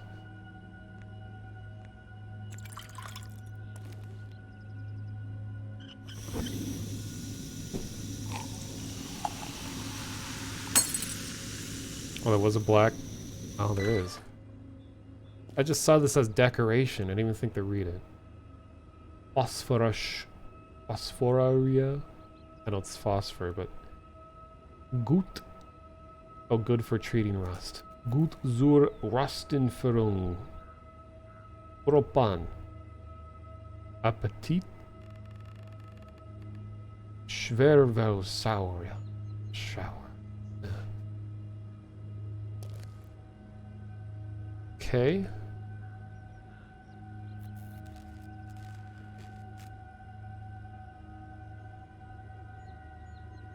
So I gotta find Appetit.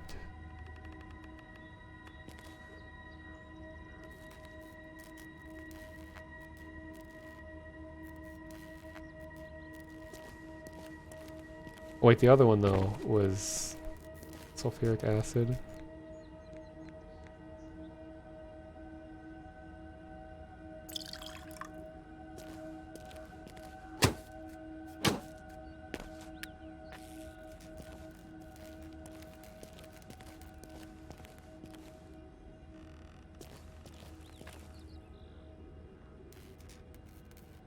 Alright, here's Ape Tit.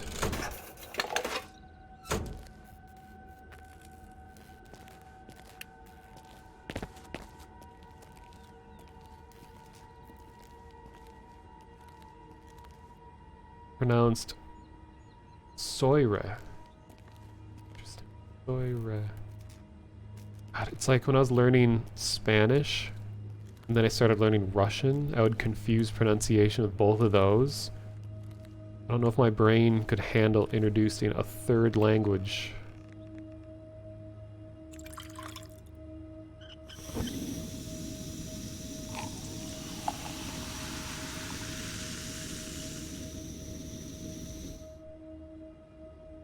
Soira.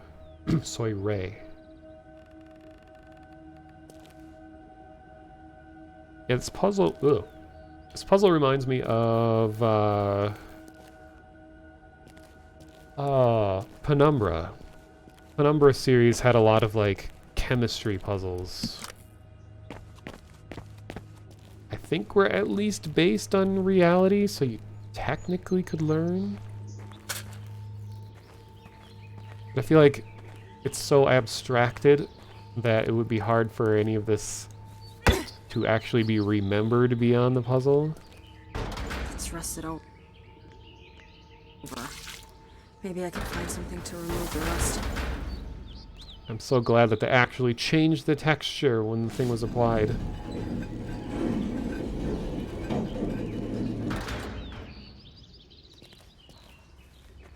Really good looking environments. If you put a crow in your environment, you automatically get an extra point from me. Doesn't matter what it is.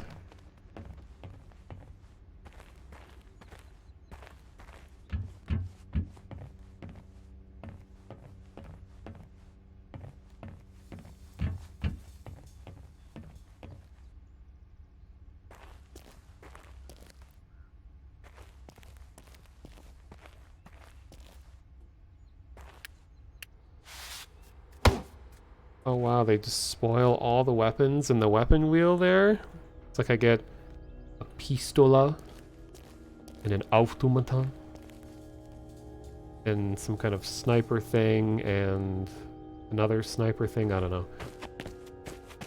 I am not good with the gun.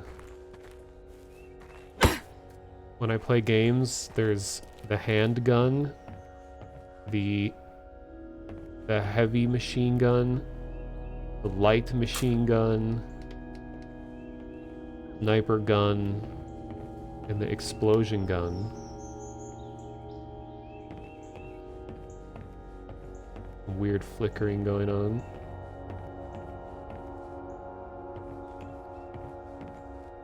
When you think a lot about it, it's weird that guns are just a very advanced version of throwing a rock at somebody. Very small metallic rock. Just to use all kinds of chemicals and stuff to like increase the velocity of the rock. Okay, I got a record. Now I kind of feel like going back. It's going to let me.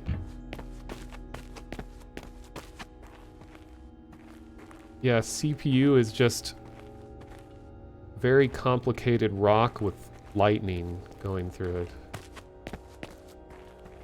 Again, I'm sure I could easily Google this to figure out the reason, but I was in VR chat and somehow a conversation came up that was, what's the difference between an electric device and an electronic device?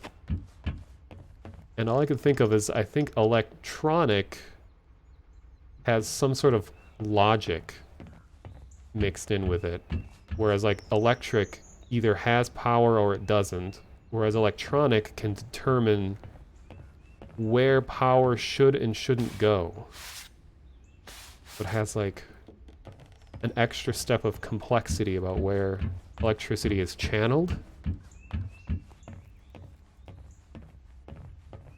Okay, I don't think it's gonna let me go back unless it's just gonna circle me around, because I saw the record player. Okay, what is this doing?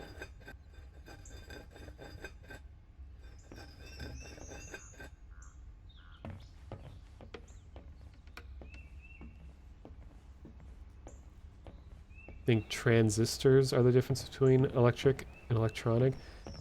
I can't remember the name. Maybe it is a transistor. There was some video on YouTube that was really long about like the most important invention in the history of like electricity. I think it was a transistor. It was like this idea that you could create a gate for electricity or something like that, where it would only go through it given certain conditions or something like that. Uh-oh. I'm not totally sure what's going on here. I'm trying to restore the elevator, okay.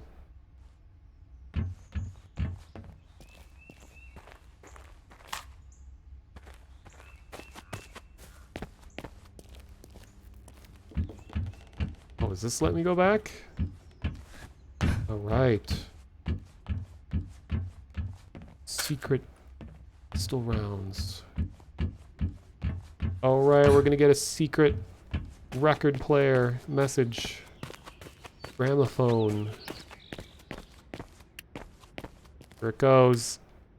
I'll be the first person in this game's history to... Always a note here, too. For Me Blues. It's kind of on the nose. DMCA incoming.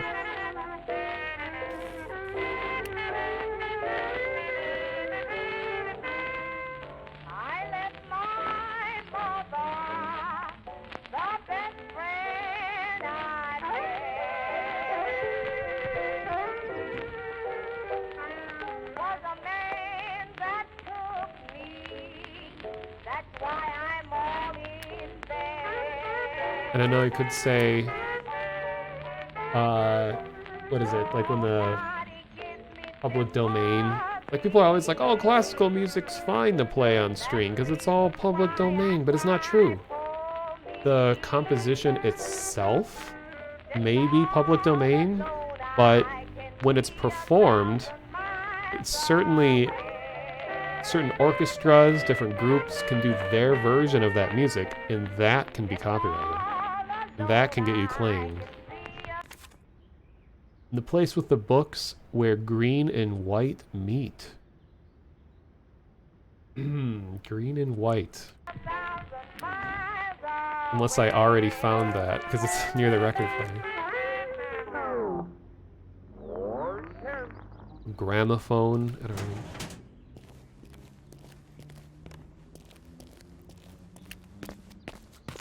Place with the books. Wait, are there books here?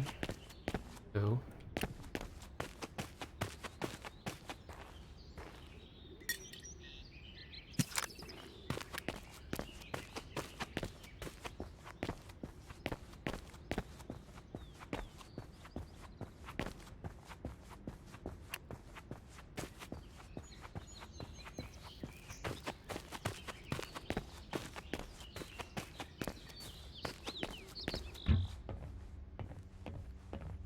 Was there a bunch of books somewhere?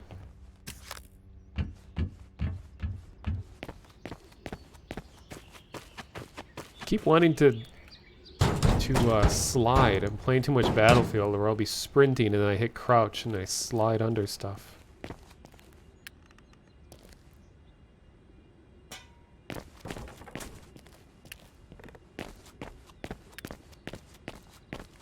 Oh. I think I did pick up the record. Wasn't it next to a big pile of books?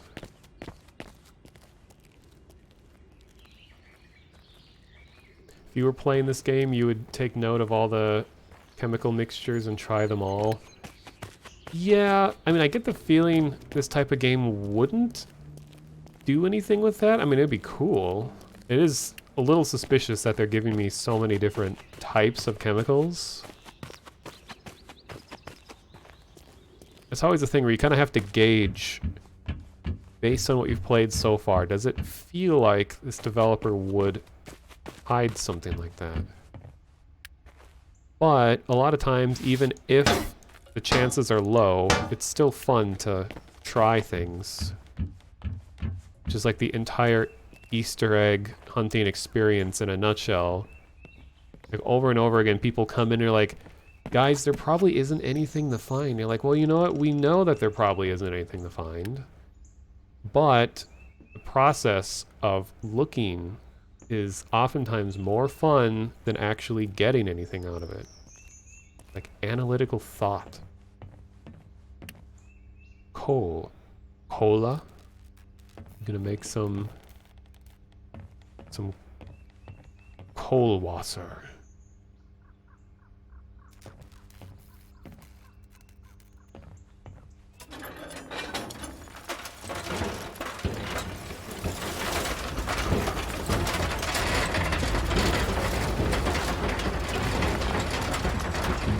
Doesn't sound very good.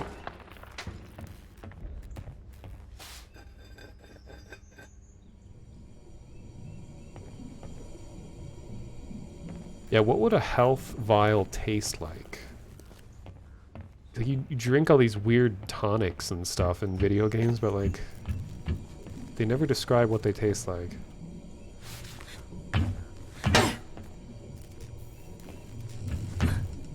Just blood.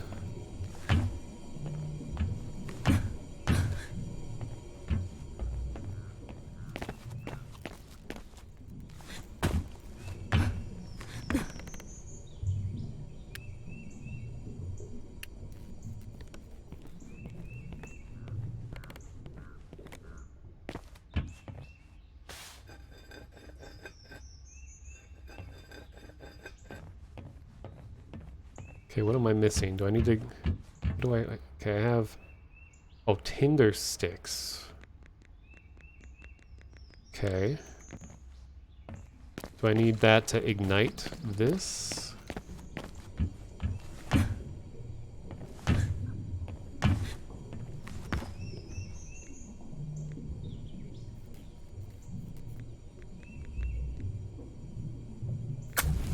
Aha, this is a safe place to stand.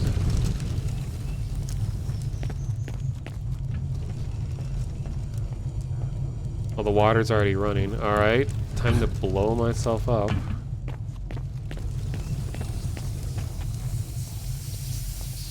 Ow. Okay.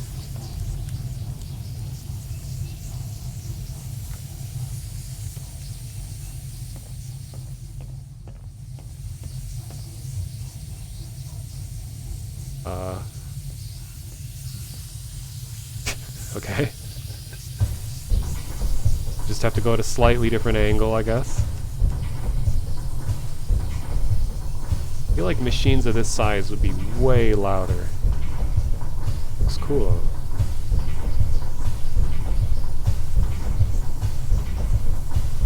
Oh, I like this beat.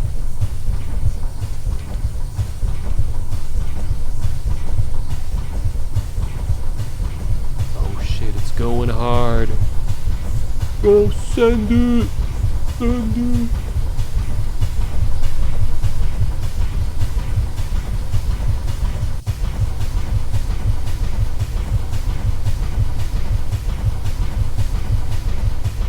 something this large moving that fast, yeah, would be terrifying to be standing this close to. You just accidentally touch the wheel, like your whole arm is gone. All of this to power an elevator? Isn't there like a utility shaft that could just like go up a ladder?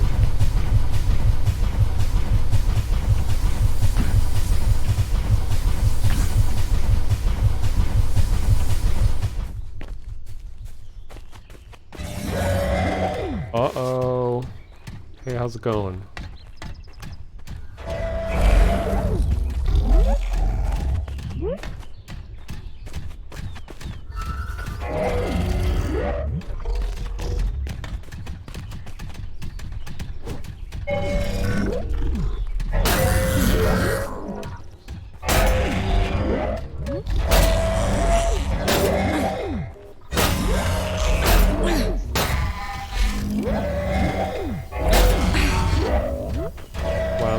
Too much damage.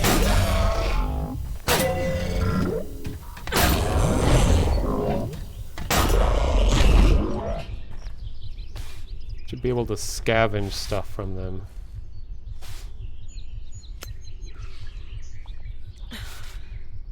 All right.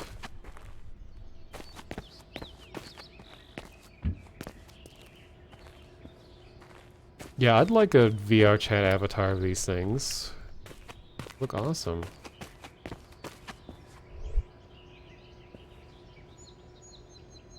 No, I read the note at the gramophone. It said it was like near in the or like the room with the books where white and green meet, and I think that's where I got the record. All right, let's enter the Australian gang over here. Let's go hang out with some Aussies.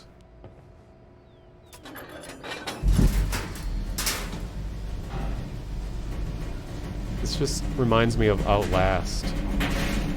Someone getting cut in half. Kein Zutritt. Kein?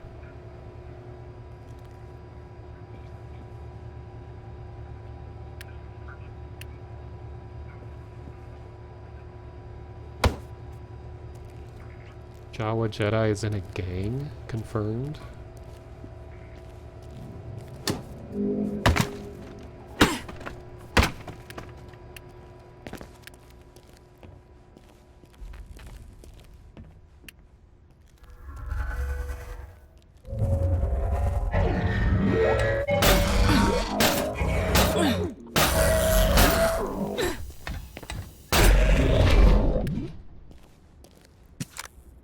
I was hoping he could sneak up.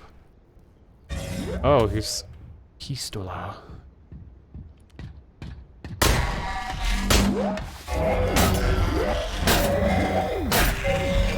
Oh, you can knock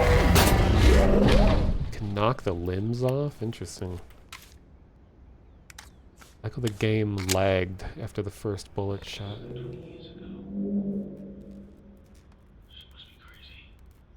She must be crazy. That's the only possibility, the only one.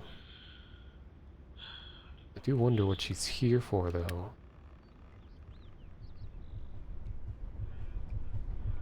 I mean, a melody.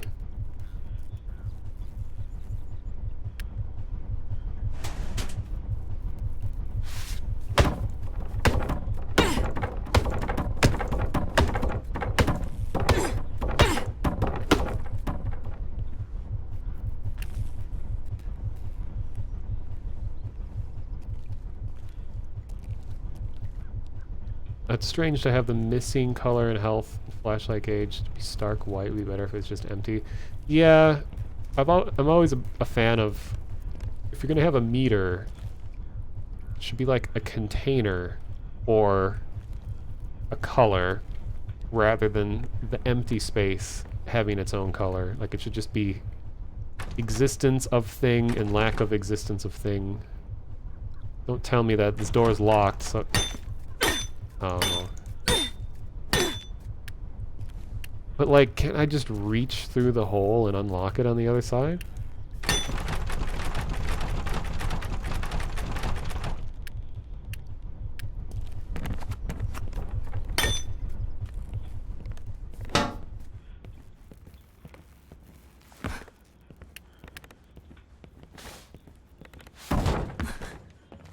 Their Half-Life taught me well. Physics for moving stuff is pretty good. Satisfying. Weird for tiles to like curve over a surface. Ooh, I like the look of this. Hello? Somebody there? A human voice? Hello? It's you. You made it up the elevator. Congratulations. Who are you?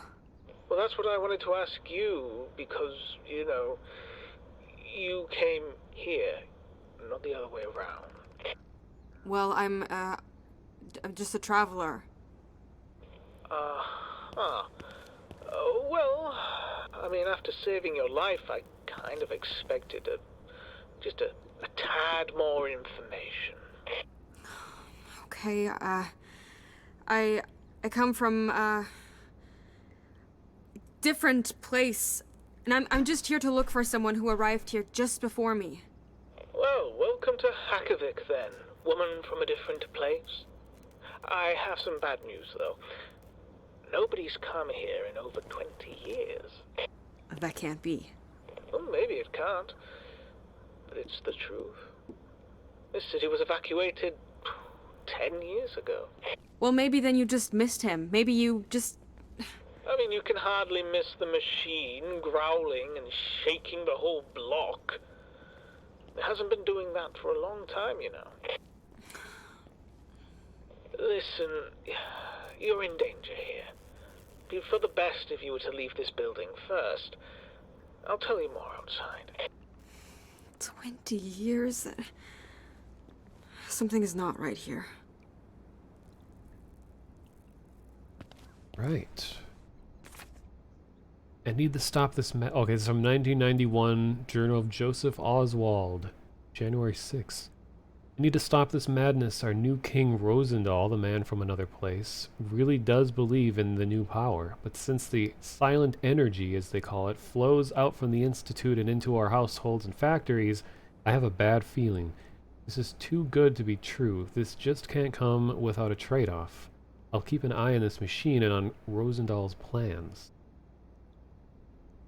Someone else from another place.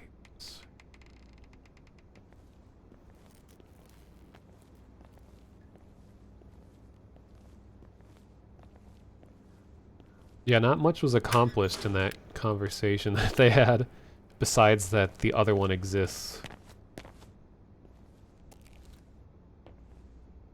And that kind of happens in real life sometimes too. You talk to someone for like 10 minutes and you realize like we didn't actually like learn anything.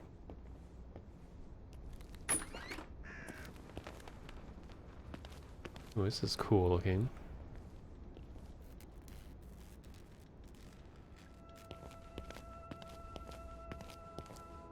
Yeah, how's the weather? See, I'm just boring enough that I really enjoy talking about weather just because weather is like a big interest of mine. But then I'll see on dating sites and stuff, people are like, don't ask me about the weather. I hate small talk. Like, alright, you don't want small talk, so like the first thing I'll ask you is like, how has the death of your parents impacted you emotionally? Alright, we're skipping the small talk, we're just getting down to business, alright? Is this what you want? I mean, I don't do that, but it just seems weird to me if people are really offended by small talk. Like, it's just a natural thing. You don't want to, like, dive in deep within immediately meeting someone.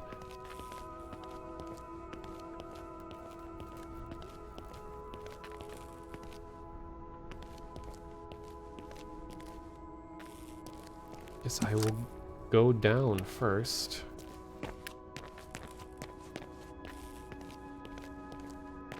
How is the weather, though? Well, yeah, we have a lot of snow right now. And I'm someone who has my window open all winter because I like the cold. It's like 40 degrees, which what in Celsius is like 2, 3 degrees Celsius? I don't know, something like that.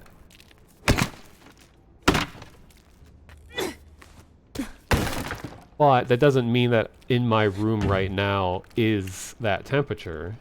It's just that the radiators in this house I have no control over, and they're on so hot that I'm like melting.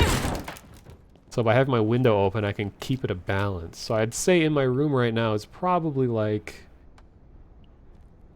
50, 60 degrees Fahrenheit, Celsius. I don't know. What is that, like 20?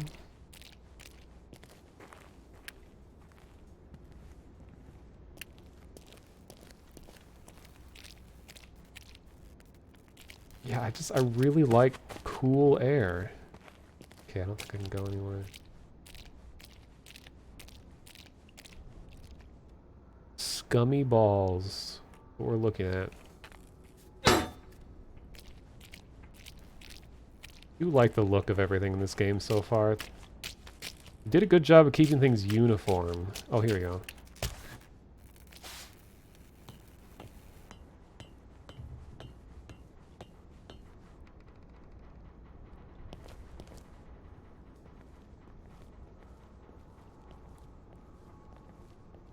Oh yeah, if we're talking about freezing point, you know, that's 0 Celsius, 32 Fahrenheit. Rather than just when people are like, oh, it's freezing in here. They might not literally mean that water is turning to ice. It's just that, you know, it's cold. But to them, uncomfortably cold.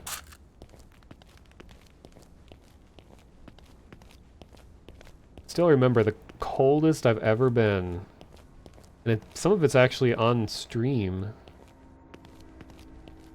Coldest I've ever been is when I was out in the middle of a frozen lake on a day where it was like negative 20 Fahrenheit, which I don't know, Celsius is like negative something or other. And middle of a frozen lake, so it's a very big flat land, meaning that there's lots of extreme wind blowing you at all times. And it wasn't that bad. It's just, I know it's, people always say it, but like if you know how to dress for the cold, it really doesn't bother you. Like I have long underwear. I don't even have like a big winter jacket or anything. Just like long underwear and then like thicker jeans, sweatshirt, and then a hooded sweatshirt over that. No, not even a hooded sweatshirt. Actually, I just have sweatshirt and then I just have like a hard outer shell jacket over that deflects the wind. It was pretty cool. Oh, and a balaclava. Essential. It's one of like the warmest things I've ever worn. Things changed forever at that point when I started wearing that, because it's like you can warm your neck and your ears. Like your neck and ears do way more to contribute to warming your body than like any other part of your body. Because you have like exposed arteries in the case of your neck. And in your ears, there's just so many blood vessels that go through your ears and there's no fat or anything to insulate that. But that's a big vulnerable area for cooling your body temperature. So if you warm that up and all those things, your entire body is significantly warmer. I'm in some sort of cafe. This music is creepy as hell. A little aid to calm you down. You're welcome, by the way. You're nearly there. I'm not sure if the music helps or makes it worse.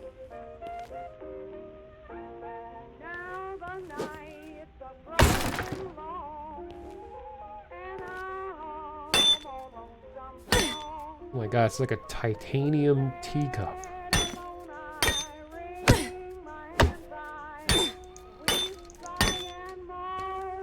Sounds like someone's Twitch name.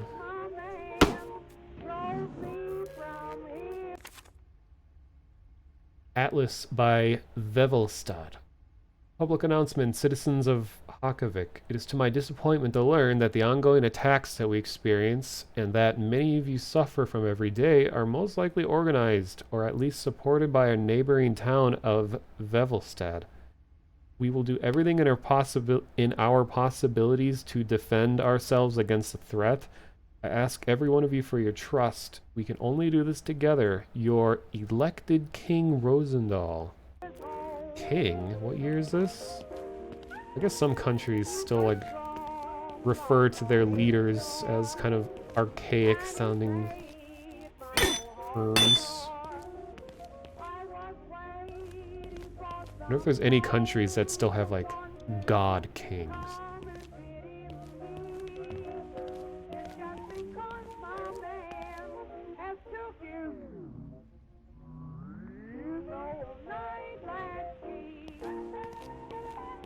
Monarchs.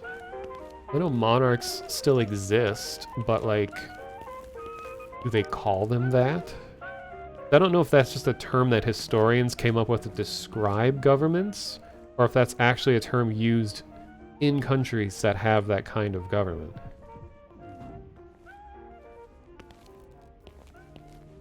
God kings only exist in the far future, the future of Warhammer that we're gonna all live in like 30 years. The Emperor protects.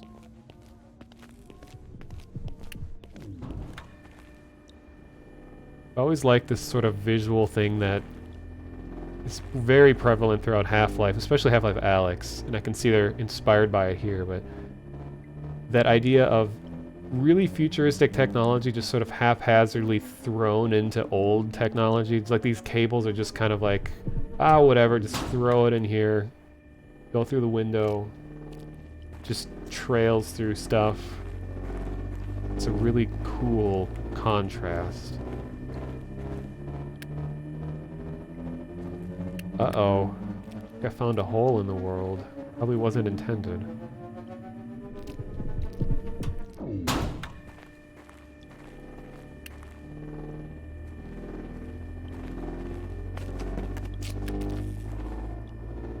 This probably wasn't intended either. It's a black wall. Oh, end scene? That's interesting.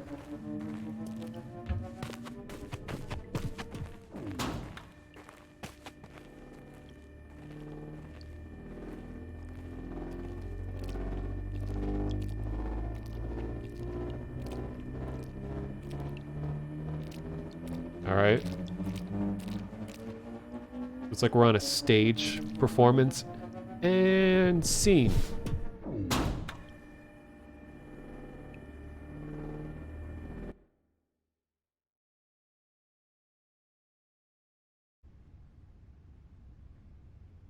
a God sent. How could he help us? He's here to support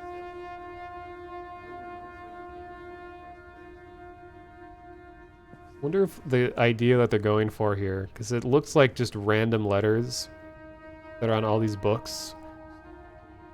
Wonder if it's just a thing like, well, we don't really want to name all these books, or if it's supposed to be sort of a like blurred memory thing where, like, for me anyway, I've never been able to read anything in a dream. Anytime I see text, it's constantly changing, and I can never understand what I'm looking at.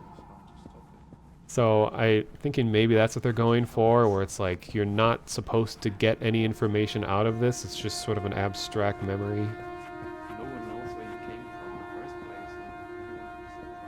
Voices. No one knows where he came from. He has to prove Galasa? himself before I give him the vote.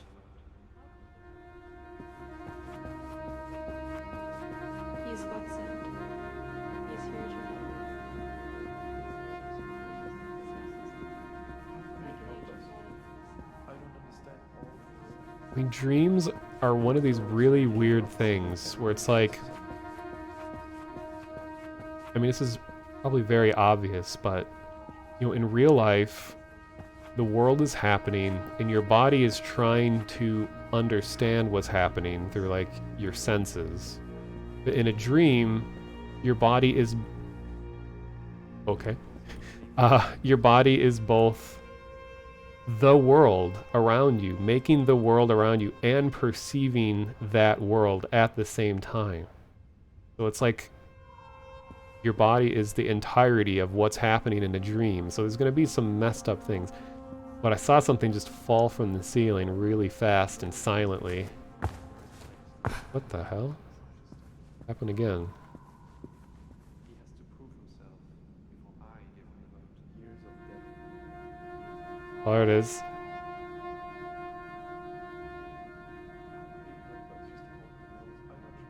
Person.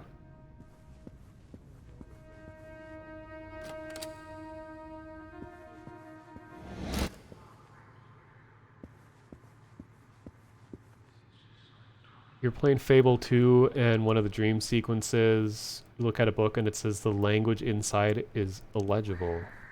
It's covered in unusual runes. Yeah, I like that attention to detail.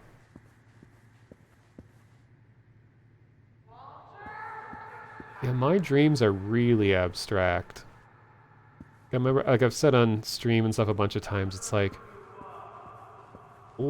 everything is just a blur. Like I don't see faces. My mind might tell me that who I'm talking to is someone that I know, but they don't look like how I remember them. They don't sound like it. It's just like my brain is just saying like, okay, just trust me on this one. This is this is this. But then what I'm perceiving is so different than what I come to understand the thing being. It's hard to explain. Oh yes, we got another show.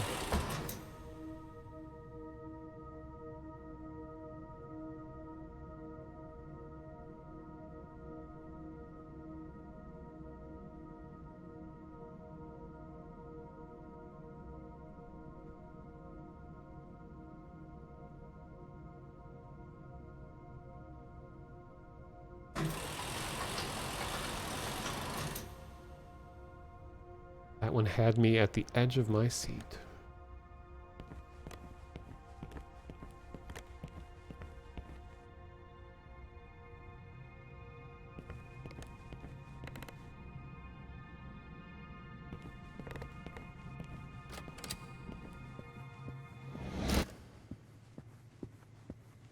It's funny to talk about the rotating cube thing in a dream. It's that many years ago I tried using a computer brain interface device, and one of the exercises they had to do to use it was to rotate a 3D cube just by using your brain waves. So you had to just sit and concentrate, and it had a meter measuring your brain activity, and it sort of had to meditate in a way before using it, and it had a meter, and it said like before you can begin calibrating, you need your brain activity to be calm. So it was like try putting yourself in a room where there aren't distractions like other people in the room or any like music or anything that your mind might get occupied with. And I had to like level out my brain activity. And then it said, you see this cube. Now in your mind, imagine this cube rotating clockwise. And then it said, like, imagine this cube rotating counterclockwise. And then imagine zooming in, zooming out, all these things. Nothing was happening on the screen. It was just telling me to do these things.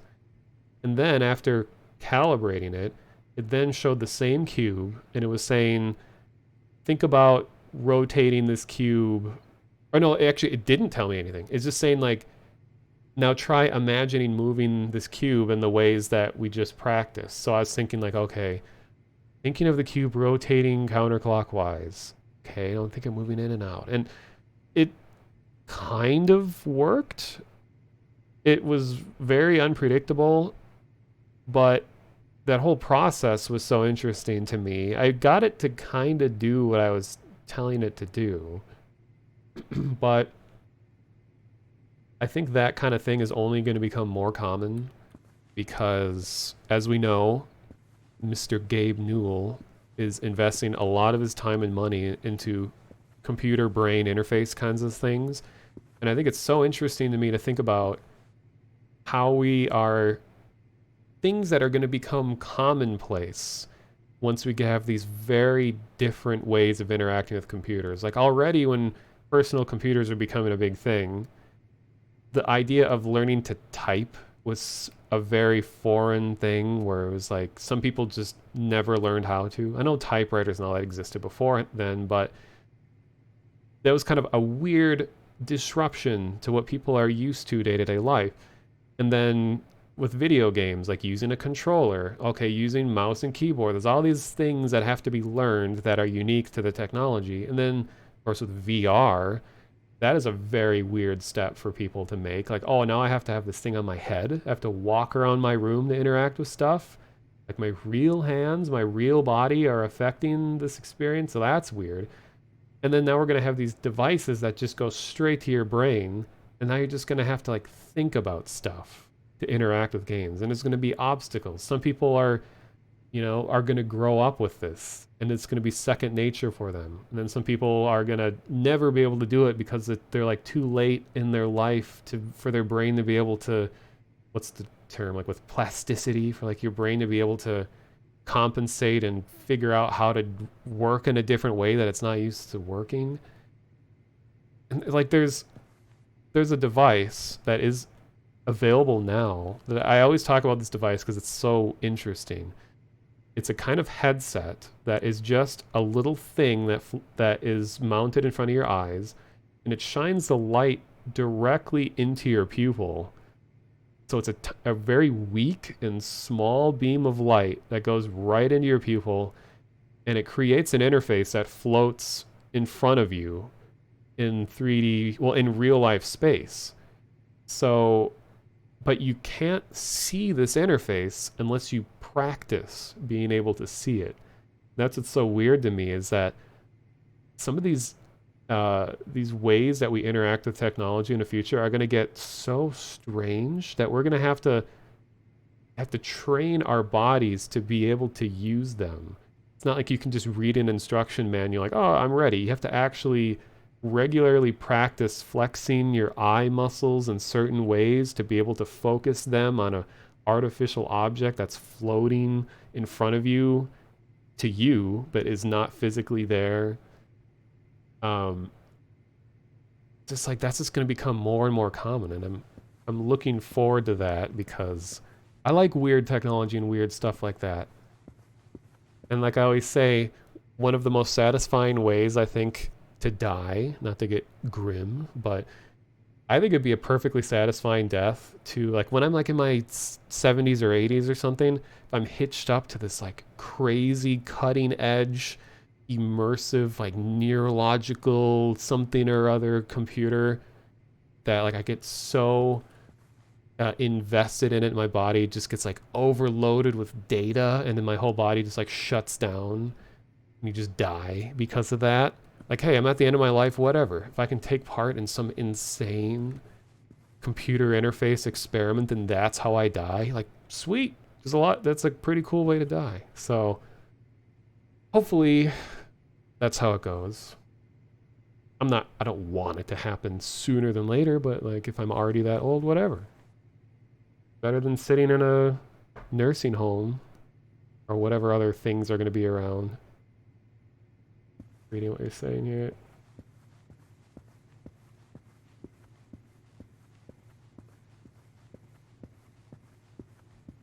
All right. Go.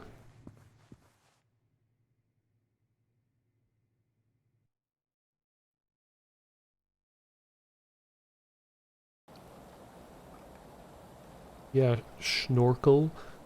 I've had experiences like that before. Walter! Walter!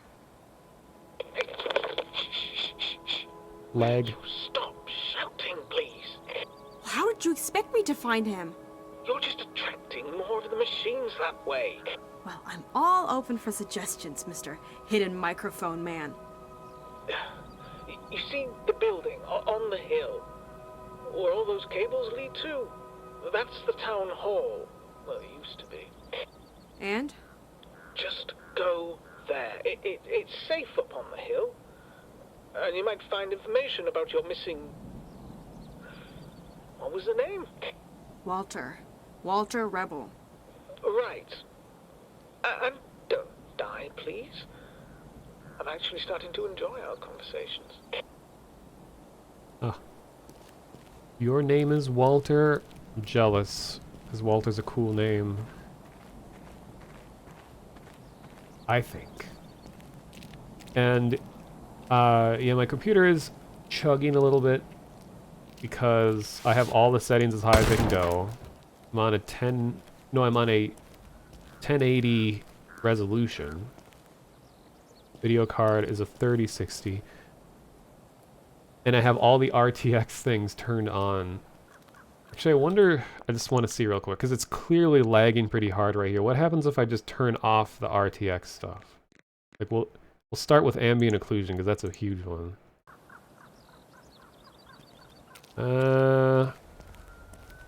Still chunky. How about ray traced reflections? Still pretty bad. Reflections still look good. I mean, despite them not technically being accurate.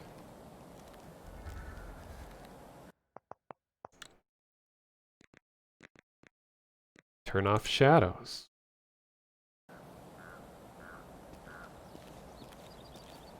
I should just have a meter open that I can look at. Feels a little smoother. It's still lagging a bit.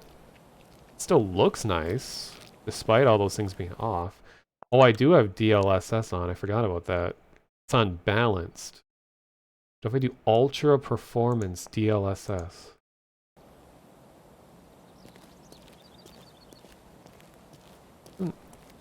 When I look this way, it's way better, but when I look over here... Like, I just don't know enough about DLSS to really know, like, the weird effects of it. Okay, I'll turn it off entirely. Like, we become comfortable with things like subdivision surfaces or tessellation and all that to kind of know what to be looking for, but like DLSS, like what sort of flaws would stand out if it's performing badly?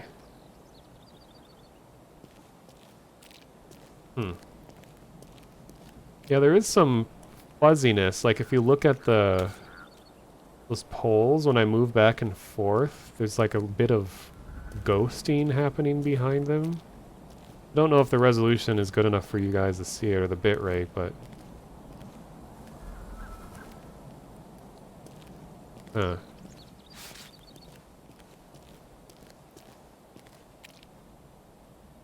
Oh god, I didn't even notice there was a bot. Thank you.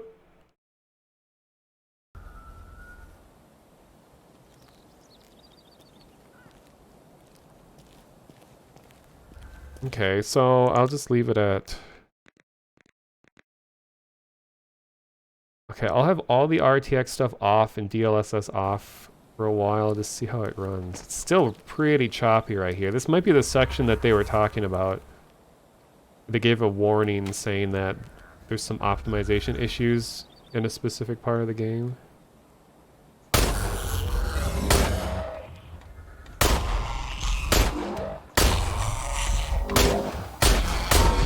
Wow, it sure takes a lot of hits.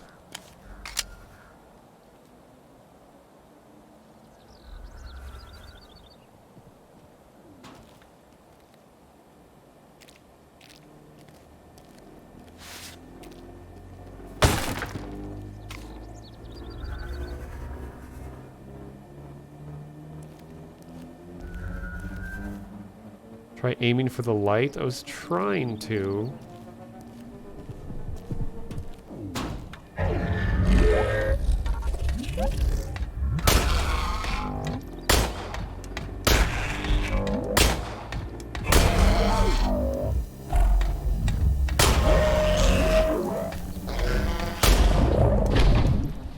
Well, there really isn't feedback that hitting the light seems to do anything different than just shooting it in general. Oh, there's another one?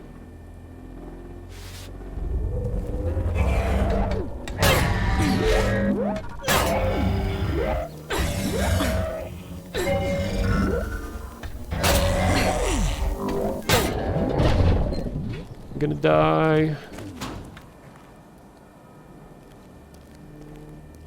Kind of deceiving that it's telling me to push Q to heal, but I don't actually have anything to heal with. Oh yeah, these walls are Combine AF. But they managed to do their own take on it. That doesn't make it just a direct reference. It's cool. Well, this does kind of, yeah, it reminds me of Atomic Heart. Has that game ever come out? Did it ever come out? Oh. Ever try to pick something up from a table and you just pick up the entire table instead? I hate it when that happens.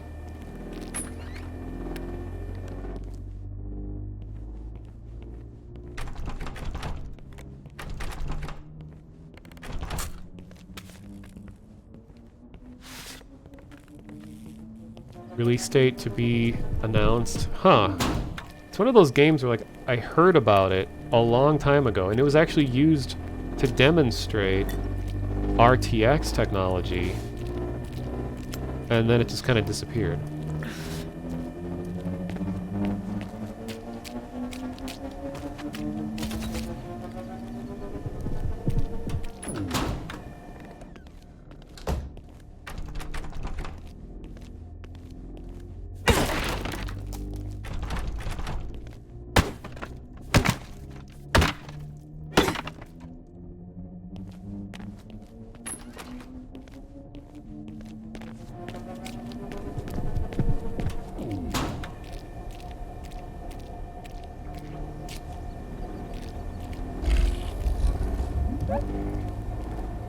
Oh, is this...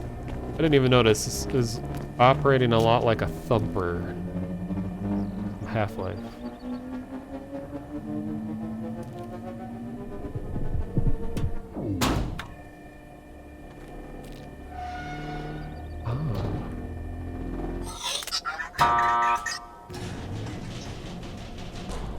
Uh-oh. Turn it back on. Cool design.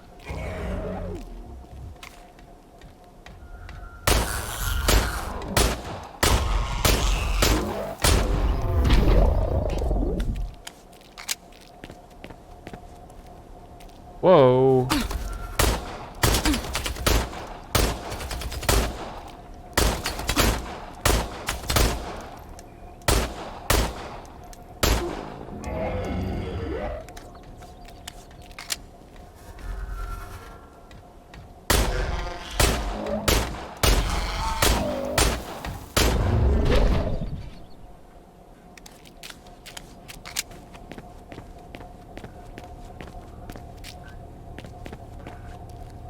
All these big spheres sitting around on the street remind me of Inside. They had things like this. Which, during the Game Awards, that's really the only thing that interested me, was seeing more of a Somerville, which is very Inside-like, and it's made by one of the people that worked on the game, I'm pretty certain, too. So it makes sense. And I was saying to some people, like, oh, I'm really looking forward to that game, it looks so neat. And other people are like, oh, I'm tired of seeing games like this. Like, I can't think of that many other games that look and play like Inside. I know, like, Little Nightmares was out. That's kind of along those lines. I can't think of that many where it would become tiresome that there's just so many games like this.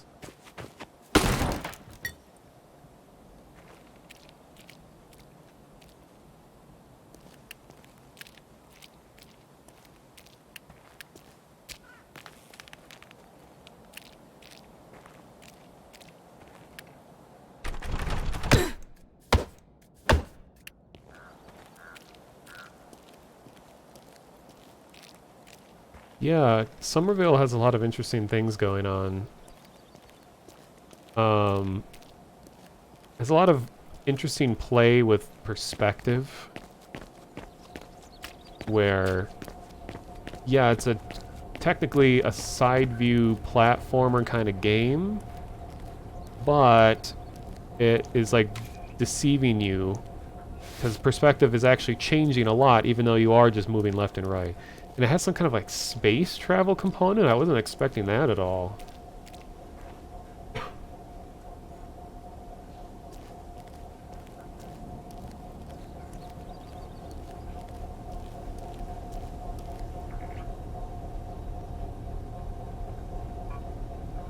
Oh, and that game by the former DICE developers was looking pretty cool. It's called like Arc something or other. That had that retro aesthetic. That one looked pretty cool. It's like a 4-player PvE game. I was actually really surprised to see that former DICE developers are making a PvE game, considering DICE's entire history is all PvP games. Well, and Mirror's Edge is an exception, but... Let's get a look at this guy. Can't move him around? No. Looks cool. I really like old-fashioned looking robots that have like exposed rivets and a lot of mechanical flaws. Really cool. Okay, so I have a machine gun, and I got an achievement called Spring Powered.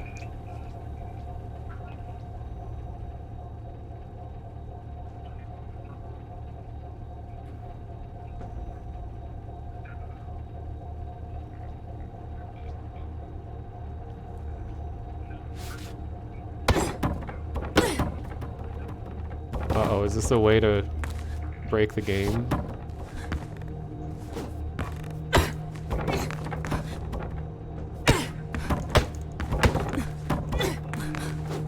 In before dies from fall damage.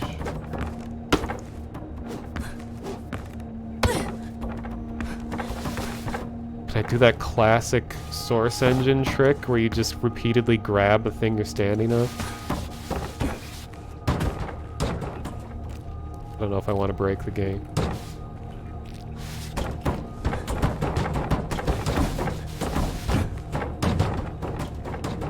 Uh-oh. Okay, well. Weird. Jesus, that was loud. Why can't I use this door if I can't go in? Doesn't make a lock noise either. Uh-oh, we got a graphical anomaly.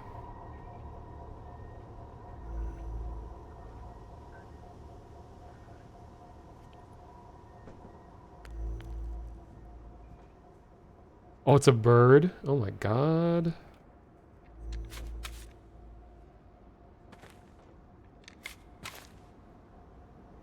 Weird.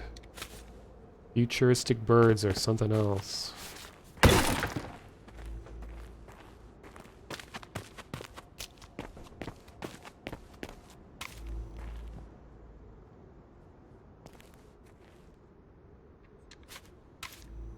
Ah, these guys. Looks cool. Hey. I like it how when you're moving... Oh, here it comes. When you move the body around, how like the physics constraints move how they should. How it's rotating and everything. Cool.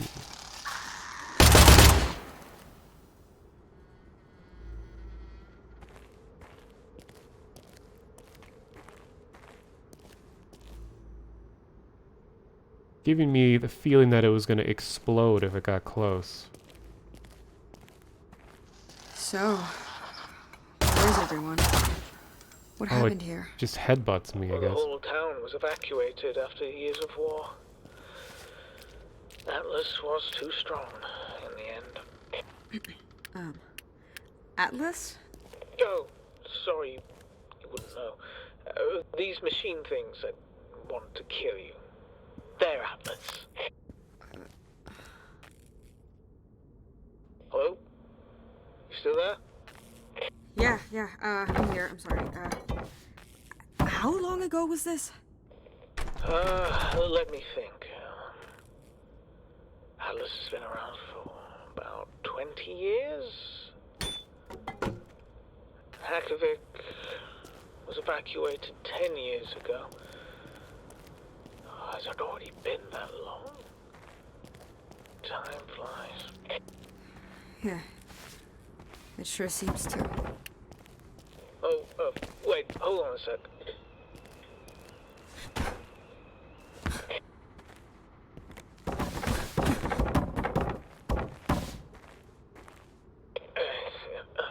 Sorry.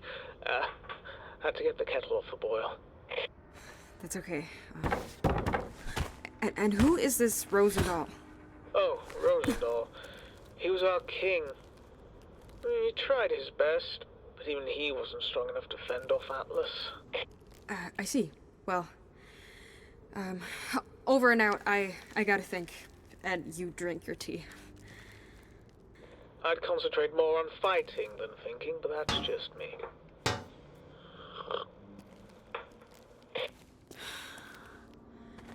What the hell is happening here? I do like it when games have somewhat realistic pauses in conversation. 'Cause it always has bothered me a little bit when you have a game where it's like you're out in the middle of nowhere and talking to people over like the radio, and they're instantly there when you talk to them. Like you haven't talked to them for like 2 hours and you're like, okay, I found the generator. Okay, great, you found the generator. Let's go blah blah blah. And I like kind of natural pauses, and like maybe someone isn't there when you try to contact them. It just takes me away when people are overly attentive to you, the player. For some reason I have a great appreciation for making the player, for belittling the player. I'm just tired in games where you're the most important thing, you're the hero to change humanity forever, you're going to save the world. I like it when players are treated like they're just another part of the world, not the chosen one. Like when I played Skyrim for the first time, I absolutely avoided anything related to Dragonborn, Greybeard, any of that stuff. I just did all the other side quests that I could do and just avoided all that dumb Dragonborn stuff. Like, I don't want to be the chosen one. I just want to exist in this world and see what's going on around here. I don't like being a hero.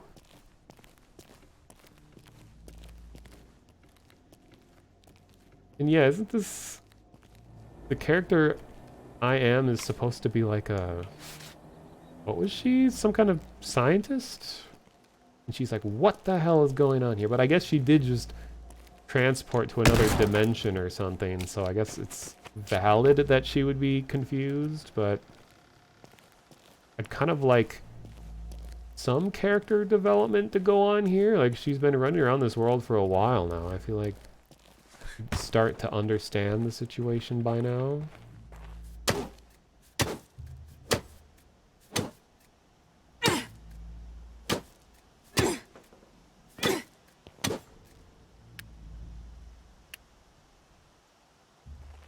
I want to be an NPC. I do. I honestly would really appreciate more games that take you through the day-to-day life of an NPC. And I know there is like that, some like potion master game or whatever, where you kind of... There is a game that's full-fledged about being a merchant in an NPC world, so I like that. I think that's why the idea of an MMO, in theory, has always been interesting to me. Because you're just one among like 100,000 other players, but then they still sculpt the game around you being the hero and all that again, even though there's like 100,000 other heroes. Okay, so before I go up there, and like there's been so many MMOs that try to do this like player economy thing, where like, oh, everything you see and everything you trade with is player created and it's all completely driven by player decisions, but it just never feels that way when you actually play it. It's like, I guess it is, but it doesn't actually feel like players are driving the world. I think it kind of comes from a feeling of like there's a major distrust of players, like rightfully so, but a major distrust of players in-game that you can't actually give them that much power, otherwise the game would just collapse and people would make stupid decisions that would not be fun. But I don't know. I'd like to see a game that actually takes a huge risk and relies on players doing like the world building. Like I want to play an MMO where my entire existence is just running a business at the same time as other players actually going out and fighting and saving the world or whatever. But like my role in that world, I want to be the one that accommodates the ones who are going to be the heroes. I don't want to be the hero. That would be a lot more interesting. Like this room like here.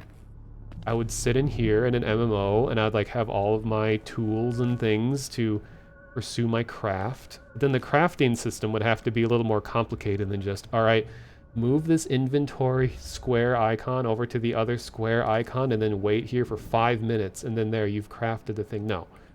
I would like there to be some level of like tactile involvement where like you actually have to like move things where they should go and you have to like turn certain things on and remember to go over here and go and collect this. Like it needs to be a satisfying crafting system that isn't just 100% UI and sitting around waiting. Because that happens a lot in games too.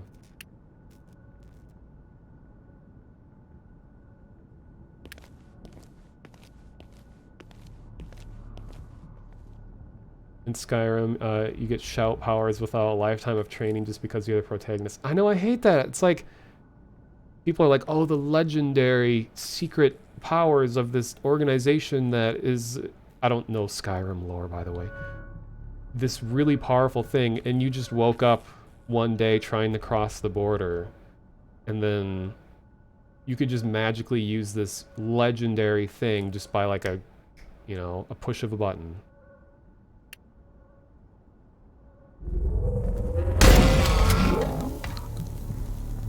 Uh-oh. There he goes.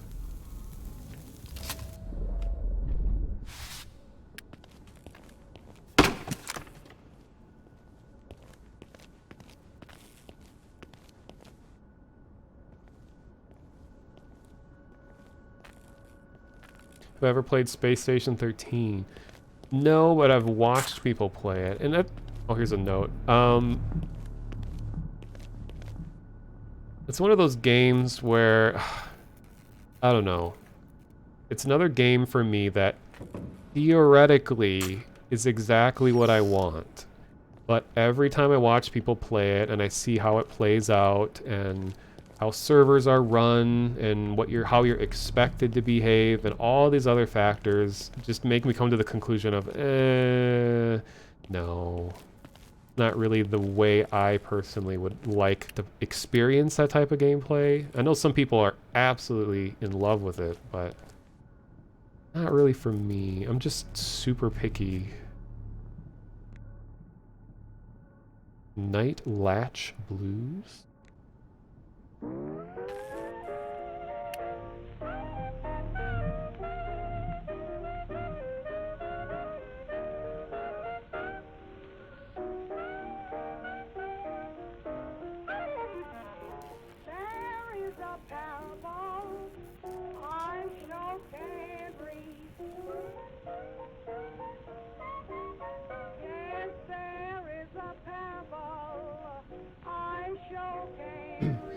Yeah, Kingdom Come Deliverance is a pretty good example. I mean, I don't know a whole lot about the game. But, wait, what is this? Just pick up a tiny little piece of debris? Okay. I've only watched people play it, but from what I saw, it seemed to be a cool approach to a medieval world where, yeah, you really do start from the bottom. And you work your way up to being heroic. You're not just born into heroism or whatever.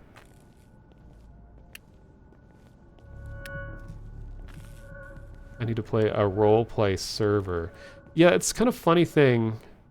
is that when I'm in VR chat, and if I'm a part of like an RP group, especially like the Combine RP stuff, which I haven't done for a long time now, is the kind of scenarios that sometimes play out when we're in a public world. Oh, he eventually died. Oh my god. The kind of situations that just naturally play out from us talking to one another. It would be so fun if what we're doing is supported by gameplay somehow and not just entirely word of mouth RP.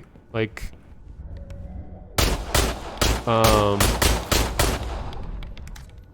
for example, in Gmod, damn. In Gmod, there's a like really hardcore Half-Life roleplay people where when they have an interaction of some kind, they both just kind of freeze in place and they type out long, intricate dialogue between one another. As they're in the game, they're just both standing there, not doing anything. And then, you know, there's like certain conventions that you have to follow to meet the RP guidelines of like, okay, well, your ranking is this and this, so you technically can't do this and this. And then sometimes you get called out because you're violating this and this rule of the server and you have to follow this. And then you have like a dice roll that randomly decides that this and this and all this intricate stuff is happening. Meanwhile, you're just two dudes standing in City 17 just not doing anything. I mean, for them, if that's fulfilling and they enjoy that, I mean, cool. Good for them. But for me, that's just like so takes me out of the situation if everything is extremely abstracted from what's actually happening. Like, they're not actually shooting at each other. They're typing out things saying, all right, pulls gun out of holster and uses this and fires this towards this part of the body with this type of dice for the chance of this collision to happen. All right. Determine that it was a miss. Okay, so your stats are this. It's like, oh my god, this isn't Half-Life anymore. I don't know. That's part of why I can't really enjoy D&D. Like, I think it's amazing that people have a lot of fun playing something like that, but I just can't sit around and just talk about gameplay and roll dice and stuff. I'm just way too visual, and like I need to feel like I exist in a world. All my senses have to agree that I'm in this world for me to enjoy it, not just talking about it with friends. But I will say that in recent memory, a lot of games that I've really enjoyed, some of the top people developing the games have a major background in D&D. Like Blackout Club, the head designer of the game is a DM, and he has like a long history of like world creation and stuff. In Book of Travels, most of the team has a D&D background, and those are two games that I really like. So I feel like having the mindset of being a DM or a D&D player can make some really good video games. But just for me, D&D itself isn't appealing, but like the kinds of people that, this sounds demeaning, but kinds of people that are created out of pursuing D&D are like really good video game makers. So I hope that continues to be a thing, because Blackout Club was amazing, I think, because of the world creation that was done through intricate knowledge about, you know, how to build a convincing and interesting world that like trusts player agency and players' ability to affect the world, kind of thing. I don't know, it's a long-winded way to say that I wish I liked D&D more, but like video games are still the only way I've ever felt really immersed. So I hope they influence one another. Yes, Space Station 13 is like, yeah, entirely gameplay driven. Almost like, I guess my biggest complaint with Space Station 13 is that it's so open-ended that when I watch people play it, everyone is off in their entirely separated world. Like, it never feels like a big cohesive experience. It's just tons of tiny little stories happening independent of one another. Which is cool, but for me, I like to feel like what I'm doing is affecting the bigger world around me in some way. Not like the hero or anything, but like if I am a science officer or whatever and I research some special thing that took a lot of effort on my part to coordinate and make work, I'd like to see the results of all of that affecting everyone else's experiences somehow. I don't know, it's like... Oh, I forgot I have all these health files. I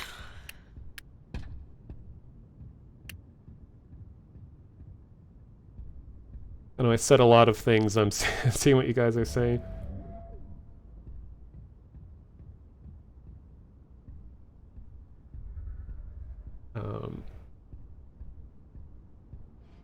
And I am enjoying the game. Like, just because I'm talking about other stuff doesn't mean I'm bored of this. I really like the atmosphere that's in here right now. Like, they got the lighting pretty good, but I'm seeing some weird graphical things when I move around quickly. Like, I see things flicker. I don't know if you can see it.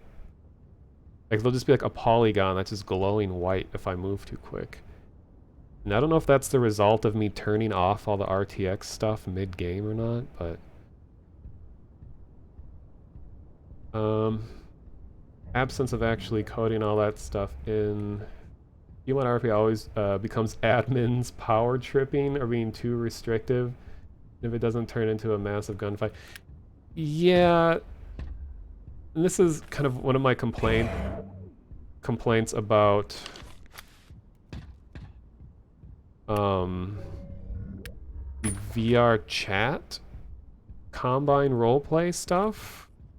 Is everyone who's in charge has been doing it for a long time, and they have a very particular way that they run everything, and they don't really seem interested in expanding out beyond that. Like, when I first joined the group, I was thinking that, like, I found a group that likes to deviate a bit from what normally is done. Most groups are just kind of civil protection, and they're here to be kind of playful bullies to people in public worlds and all that, but the group that I joined was more about scientific research. So we went around in worlds and we're like examining the weird specimens of the VR chat world. These like abnormally small in stature with peculiar hair color and overly large eye, you know, like we had all these like terms for weird anime stuff we'd run into in VR chat, and it became a fun adventure like that, just trying to analyze this absurd world of VR chat from like a Combine perspective. And that was fun and everything. We did it a few times, but people had so little attention span to keep that up. And I was always kind of thinking like, well, what if I branched out and did my own group of people that are more interested in investing in the like the storytelling aspect of it. But it's just everyone in charge, you know, is used to doing it a certain way, and they want to do it their way, and there's like drama between groups that organize this and that. It's just like, oh, I don't want to deal with all that. So now I'm currently on reserves, so I'm a part of the group, but I'm not expected to show up to events anymore. And you have to like tell them if you want to be expected to show up to something.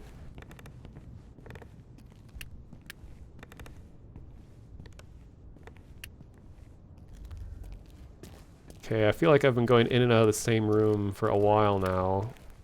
Is this everything that's up here? Oh, there was a note. Shoot. Where was that note? Uh-oh, that's where I'm supposed to go. Note! Where are you?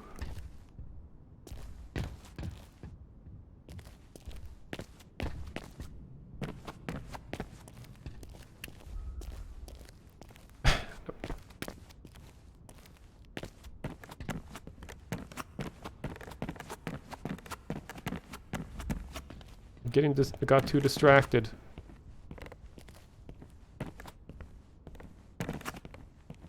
Did I find a new record? Just carrying around nitric acid in my pocket.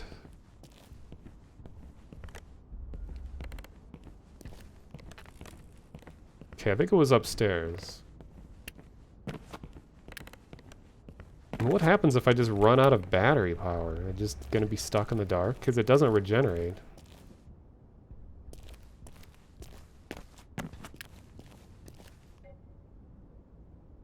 Two bathtubs right next to each other. Awkward.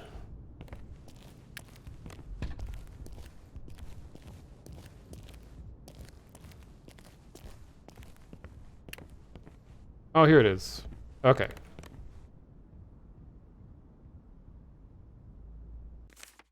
Fisherman's Diary. Oh, it's 2 of 2. All of the water below me reflect the light in every direction, growing in intensity until the things around me were illuminated. Spooked, we immediately made our way back to the shore with the shock still lingering within us. After today, I will record everything I witnessed here. Nobody will believe this. What won't they believe? The water below me reflected the light in every direction, growing in intensity until everything was illuminated. Okay. Sounds kind of like what happened to me in the beginning, where it was just like oversaturated with light. Look at this guy.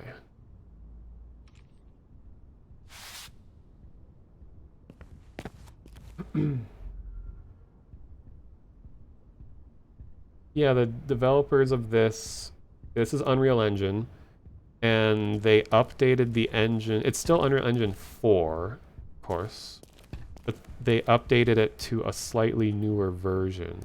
I think I'm going, here we go.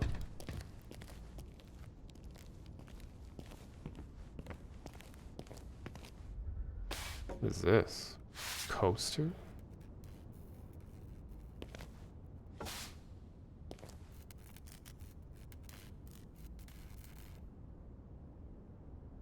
Oops.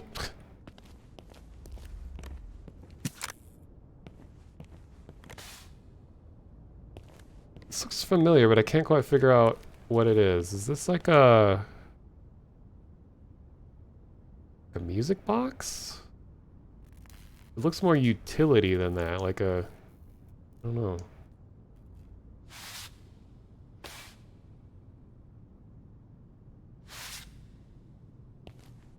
Key box.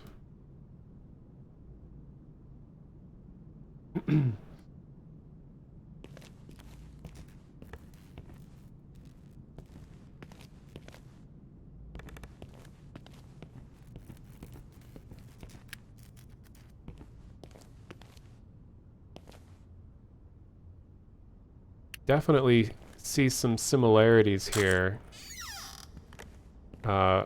with Half-Life Alyx.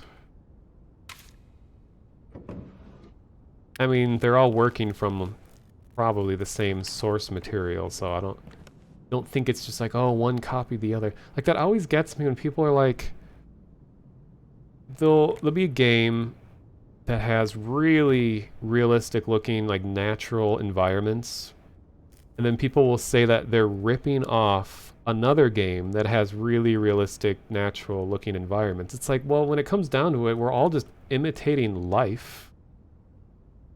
So it's like,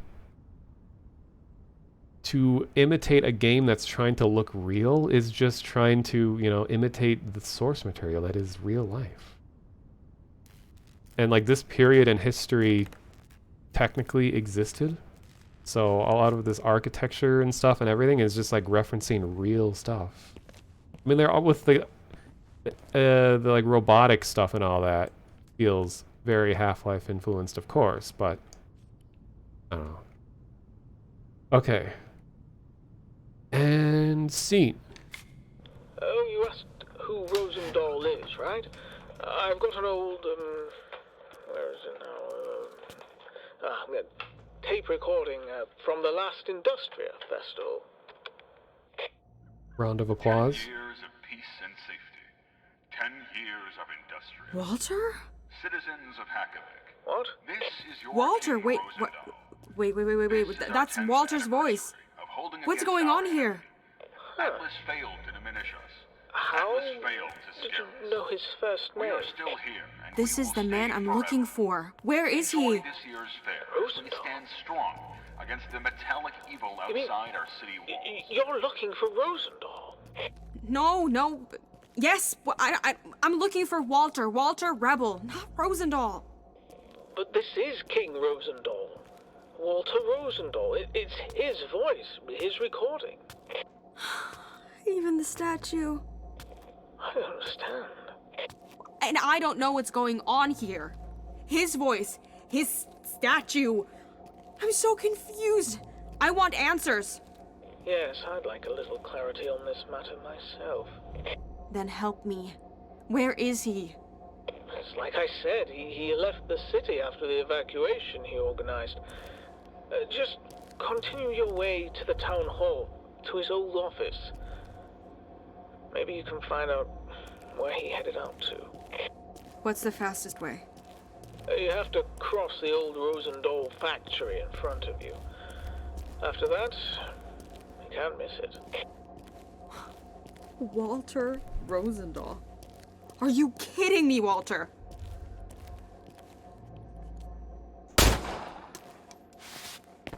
Interesting.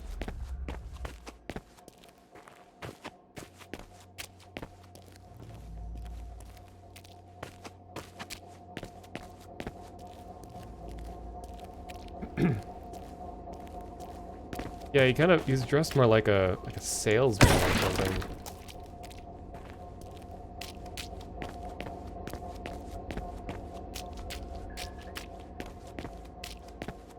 Hey, the robot's just hanging out having a drink.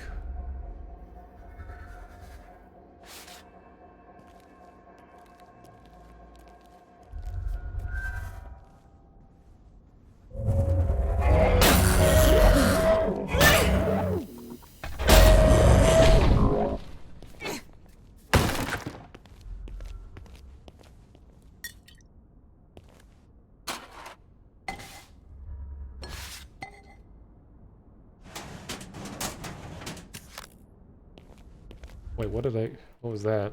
Oh, a battery?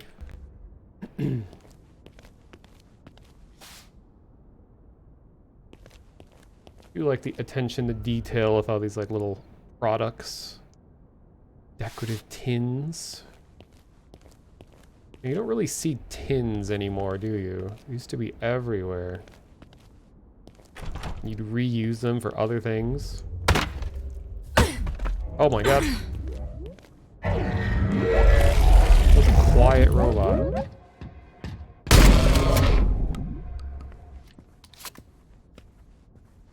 Yeah, 50-50 chance of it either being cookies or sewing equipment.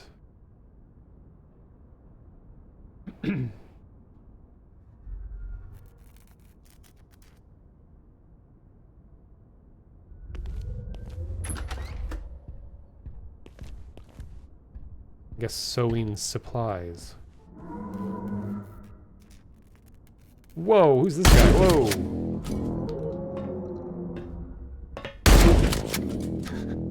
So many of these robots just run at you. I feel like that's kind of a waste of robot technology just to have it run at you.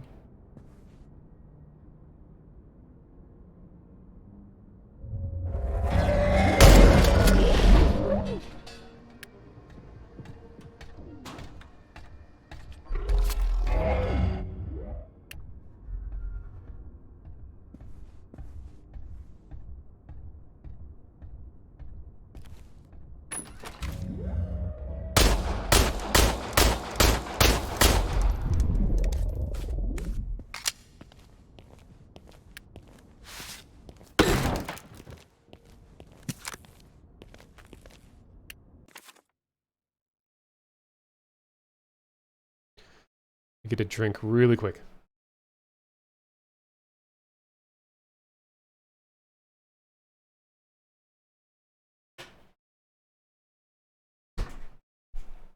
Okay.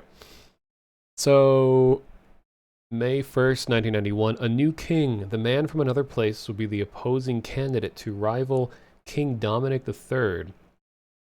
At a public rally in the Institute of Applied Science, Hakovic Rosendahl explained that Hakovic's only hope is a clear step against the incoming threat that he calls Atlas. He further showed many fundamentally changing innovations, including a completely new energy source that could outrun coal and steam energy by far. The lasting unhappiness of the people of Hakovic play into Rosendahl's hands. If Rosendahl wins the election, the city can expect many fundamental changes. If he loses, Dominic III needs to show his strength against the ongoing events. Interesting. I want to get a closer look at the dudes that just kind of ran at me. Oh, nice, I can pick up the head. But I can't rotate it like the other things.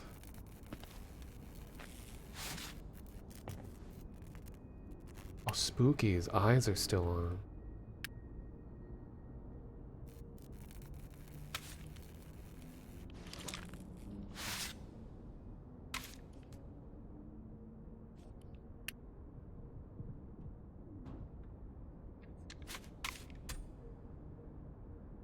Oh, he has like needles.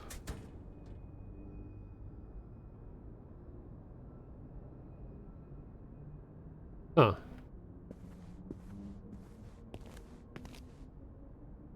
I should just go to a bar, be like, give me a health potion.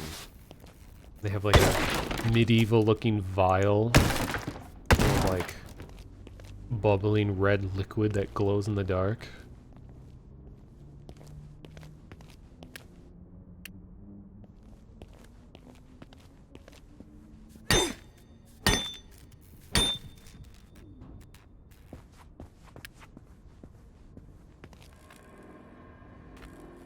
Okay.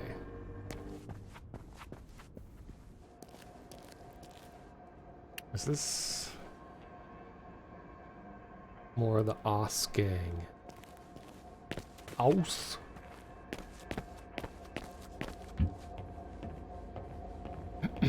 Oh, I'm supposed to get this thing opened. Well, where's the thumpy boy?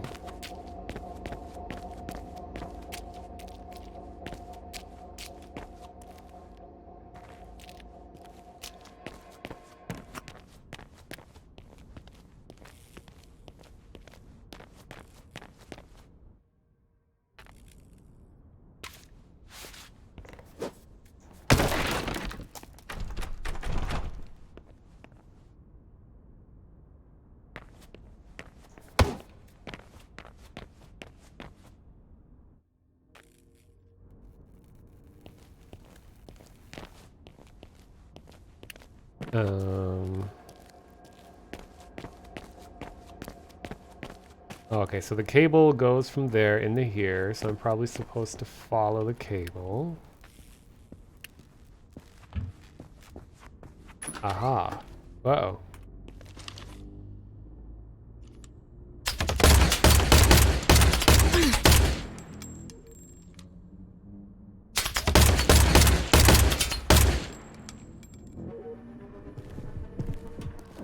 Advanced future technology.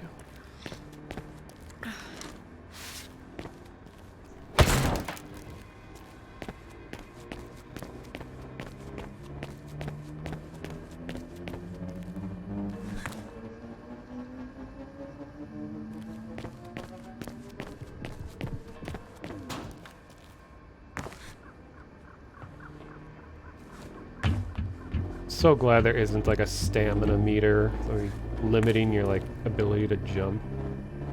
Oh, is it worth going over here? Sure.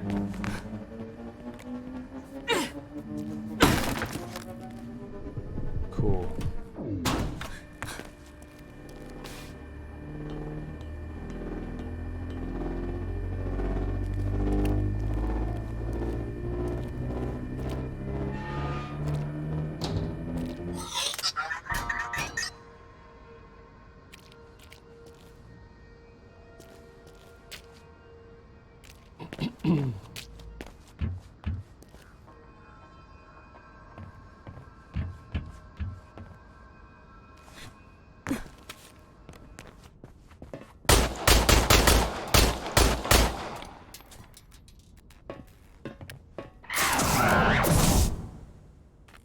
Nice.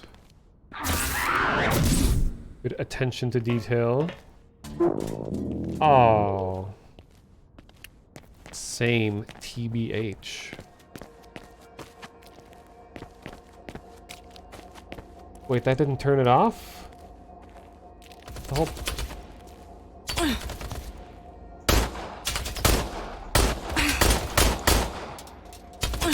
Ow.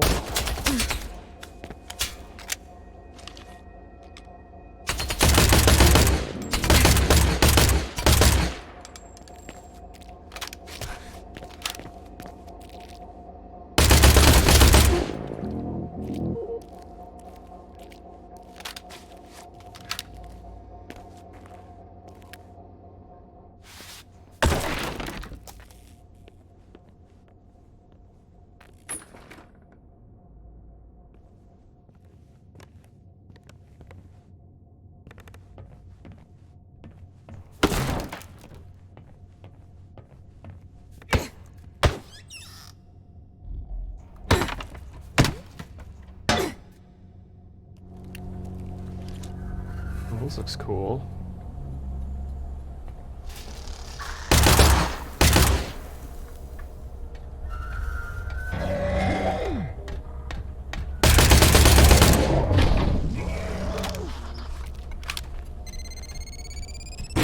Okay, they do blow up. I wanted to see.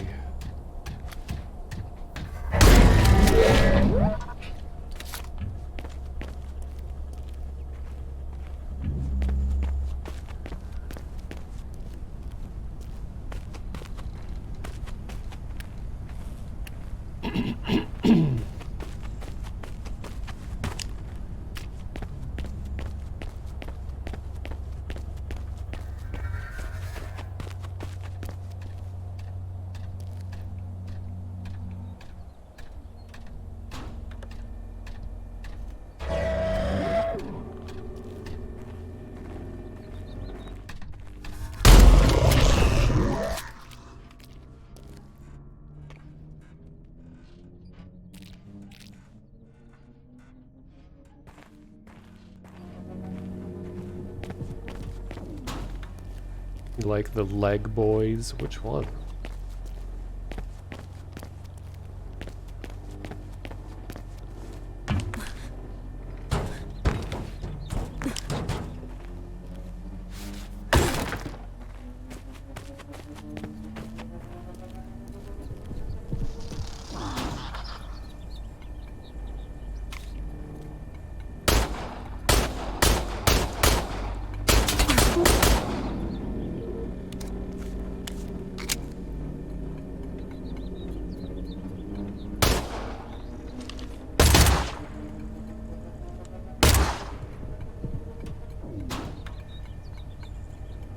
Let's do.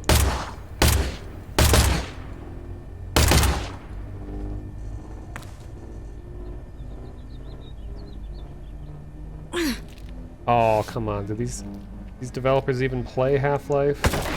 If you fall onto a crate, it must destroy the crate. That's like rule 1 of Half-Life 1 and 2.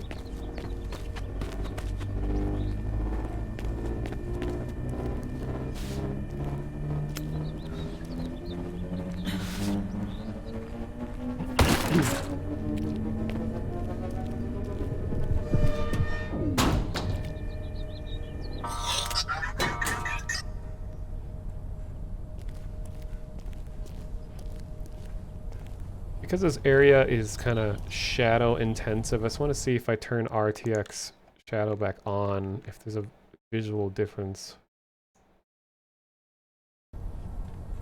That entire cliffside just becomes dark. Oh god, there goes my frames. Oh, I'm going at like 15.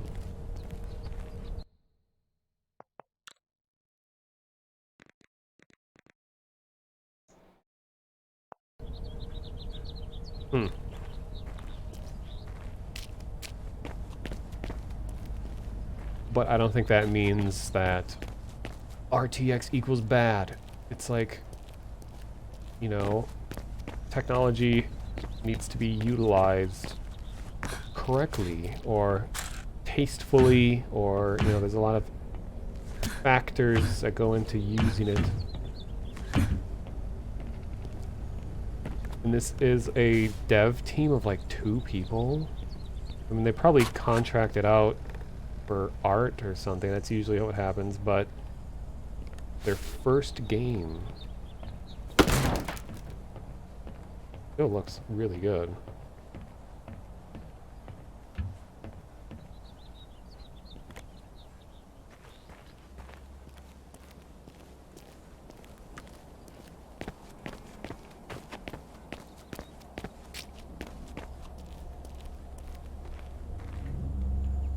Thinking of the theater sequences, it's like,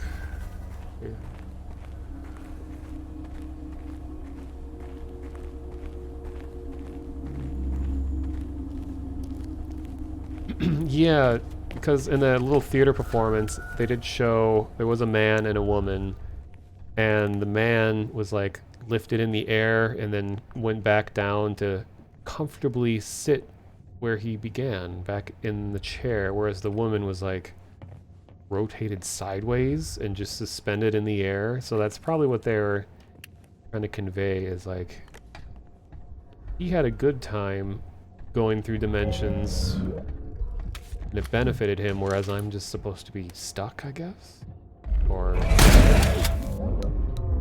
not really, hadn't been able to use my time in an alternate dimension to my advantage. But like, it hasn't felt like, to me, wow, that was a quiet explosion. Hasn't felt like to me that my character has really struggled with anything. I mean, yeah, I'm fighting robots, but for her to be all in disbelief about what's going on, and I don't really feel for this character in any way other than being shot at by robots. Like, story-wise, I don't really know where she's coming from.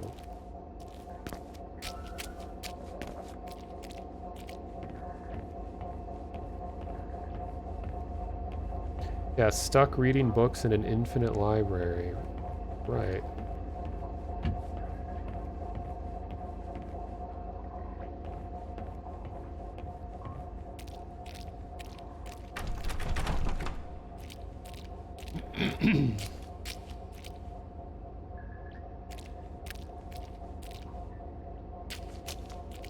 Hey, Whoa, you still look at there? this texture. Tell me about Rosendahl. Where'd he come from? Well, he arrived here just like you. One day he just appeared in the Institute, to all the scientists' surprise. I can imagine. He had so much knowledge. He was something like an angel. An angel helping us selflessly to fight the machines that had plagued us for so long. An angel with many secrets. Well, I imagine that as a king, you've got to keep quite a few things close to the chest. This looks awesome. Speaking of secrets, what is your relationship to him? Well, we, love each other. We're a couple. Huh. In theory, that essentially makes you the Queen of Hackervik. Our Queen of Ruins. With only one subject, as it seems.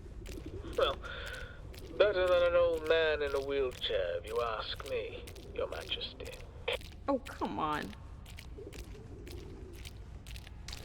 I totally forgot they were supposed to be, like, together. I forgot the very first scene was her on the couch being called by that guy. He's like, oh no, something's going wrong. We can't just shut it down. It's worse than we thought. He's like, I'll come over there right away. The only thing that I ever saw that they conveyed that they were together was that they said, like, I love you or something at the end of the phone call.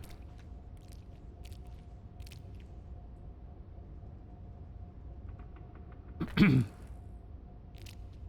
she lying about the relationship to get more info, or is it legit? I don't really know. Like, the relationship thing wasn't very well established. Also, I gotta say, this level designer here did a really good job at messy stuff on the floor. Like, these models look great. I don't see that much repetition in them. And it's so hard to make a building be convincingly worn out and full of garbage without the garbage itself looking too repetitious.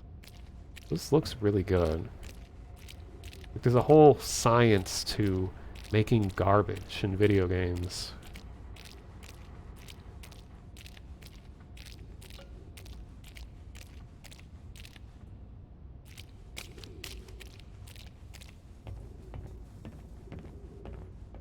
I mean, yeah, I saw there was two pieces of the corrugated metal that looked the same, but it's plausible that they look the same because this is a factory, and factories tend to reuse a lot of the same things over and over again, so it's not too crazy.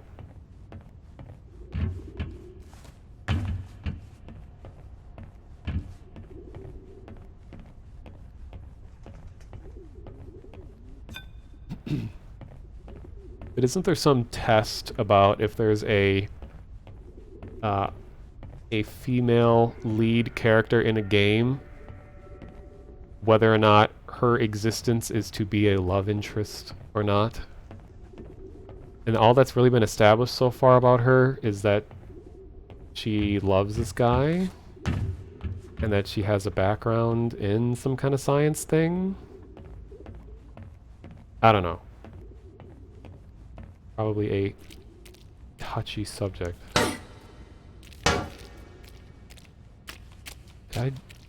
Oh, I have a wheel to open a door. That's right.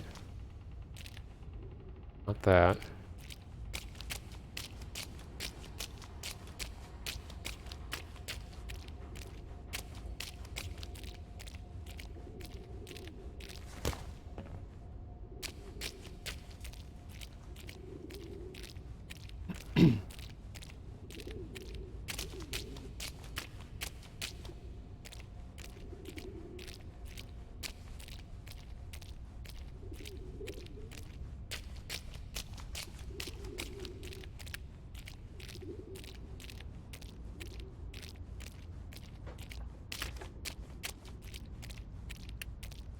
I think it would be really fun is to find a very knowledgeable person when it comes to old manufacturing practices and like old electric equipment and stuff. And watch some of these urban exploring videos where they go check out these really old abandoned factories and just explain what everything is actually for. There's just countless times when I'm watching, like, proper people, well, they're in an old, like, power plant or something, and there's all these just, like, mysterious-looking devices, and I just have no idea what any of these things do. They just look like decoration, but they're in a real place, so they actually do have a purpose. So I would just love to know what all these things actually do, especially, like, when you look at the control room of like the Chernobyl reactor and all that. There's like a million photographs of that room. It would just be so interesting to know, like, what would all these dials and things be representing? Like, what switches would actually be switched and pressed during what situations? Because to most of us, it's just like decoration.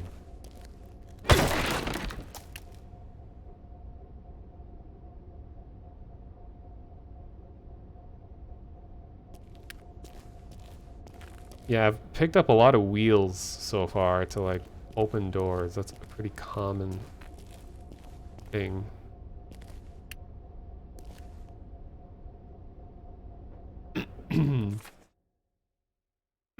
Alright, November 9th, 1994. Dear Mother, first of all, I'm healthy and well. The cold is gone, and I'm feeling more alive than ever. You asked how our city changed lately with this new king we have. His name is Rosendahl, and I can tell you a lot has changed for the good. Since I attended the big demonstration of the new energy source, one invention after the other was introduced into our public life. Started with the electrical street lamps. You can't imagine how bright they are. I'm writing underneath an electrical light on my desk, all free of charge. No more coal dust, clearer air, and a quieter city. I hope you'll visit us soon. My sister and I can hardly wait. In love, Anne Marie. Weird comma usage. No more coal dust, clearer air, and quieter city. So we got no more coal dust, no more clear air, no more quieter city. Actually, I don't know grammatically how you would structure that for it to clarify that no is just the coal dust and the rest is a positive thing. English. English sucks.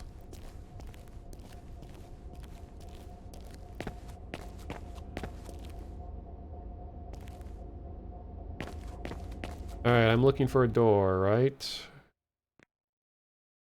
Need to shut down the hive. Oh, that's right. Cables might lead to relays.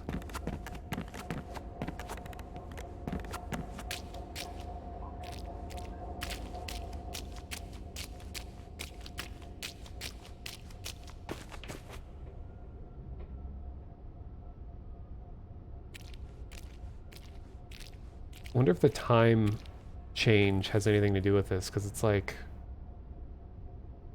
8 o'clock in here, and when we started, wasn't it like 8 p.m. or something? Now it appears to be 8 a.m.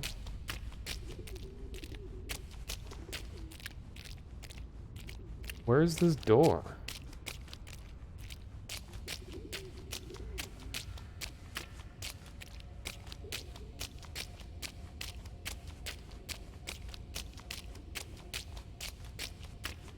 I thought this was it.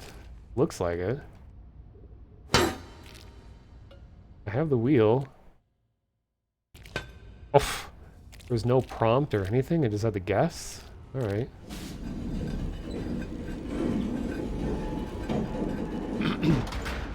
Pretty sure the developers are German because their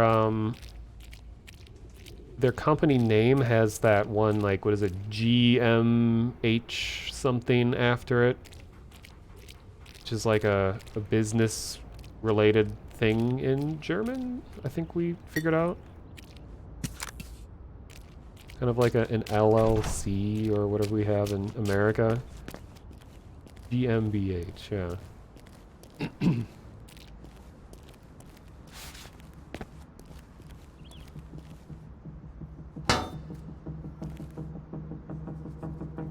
Oh, we got some music. All right.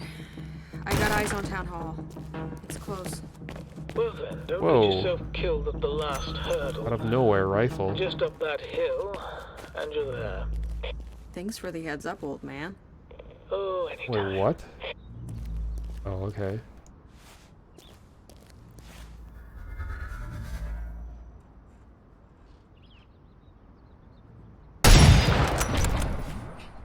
Pretty satisfying sound.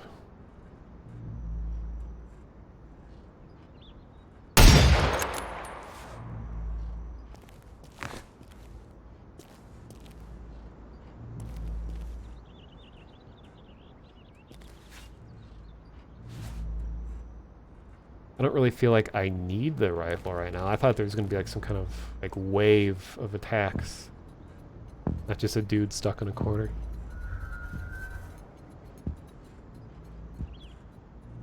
Oh.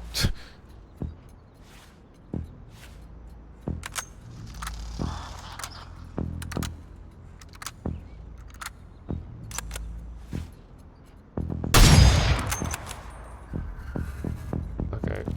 Let's just use this. I have so much ammo.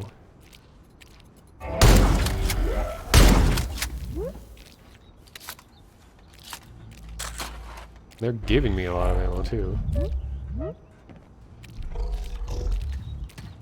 Hello. Goodbye. Hello.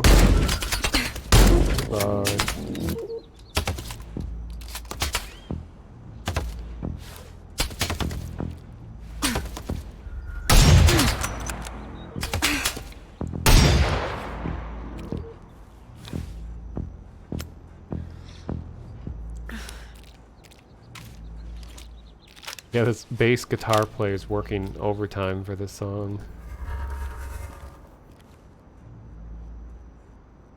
Oh, and it stopped.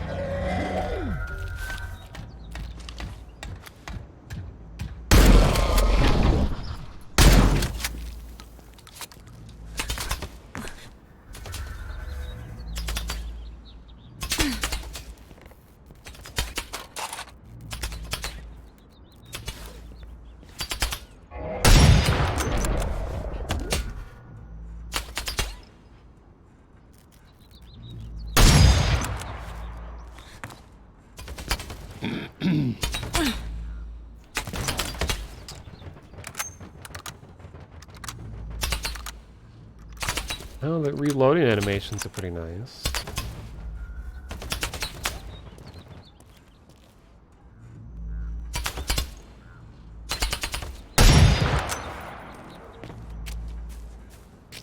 And this is on normal mode. And there is apparently a more advanced mode. Oh, hi.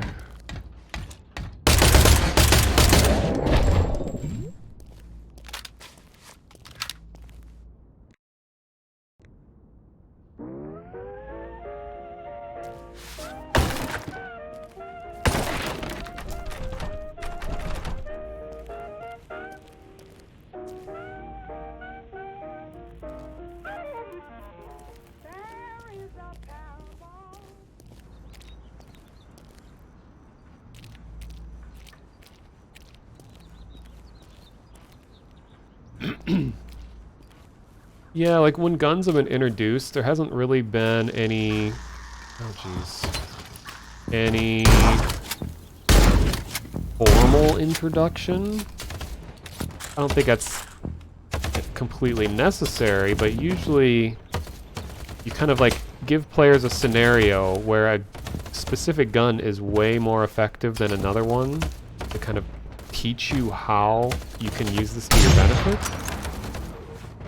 And aside from this rifle, I don't feel like none of the other situations are really like that. It was just kind of like, oh, gun. And then I forget I have it.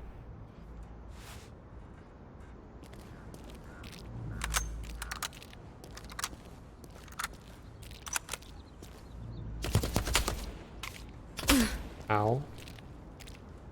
Where? Oh.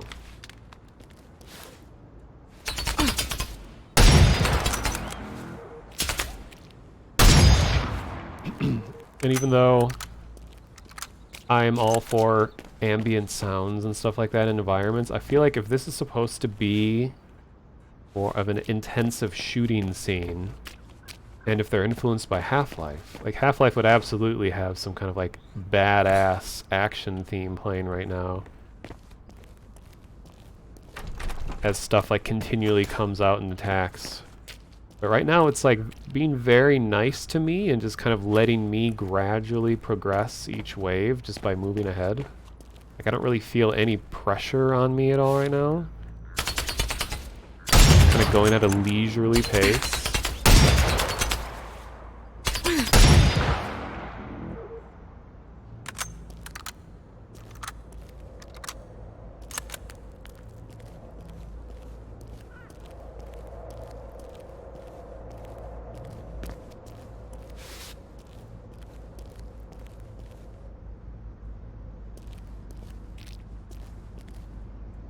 Yeah, it's true. Like when the things are running at me and I shoot them with a shotgun, they fall towards me.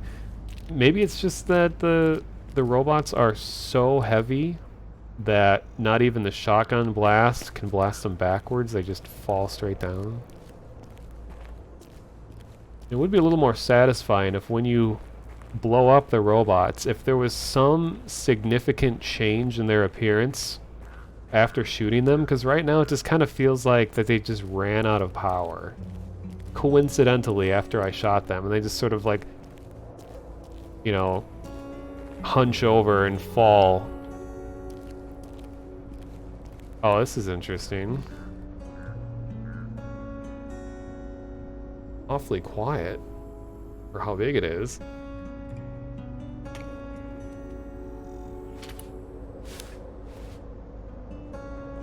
This scope barely zooms at all. Oh, it was a dream.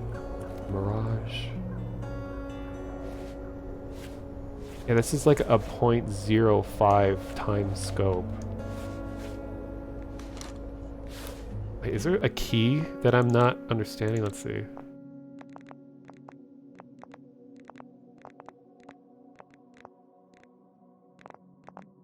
Guess not. Huh.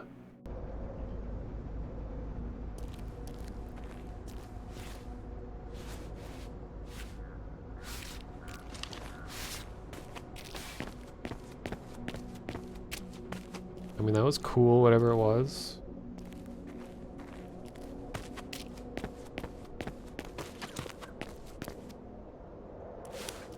I think I found Town Hall.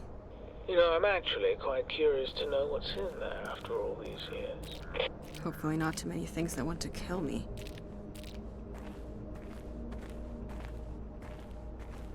When it comes to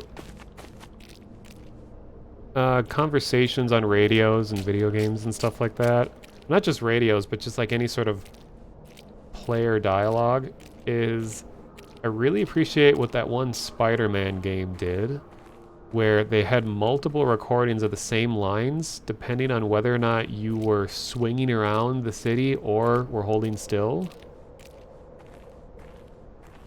So he'd be like, okay, I'll go check it out, and I'll take out the bad guys, blah, blah, blah. And then when he's swinging around, he's like, all right, I'll check it out, and I'll the bad guys, thank you. You know, it would have like a complete change in tone depending on what you're doing.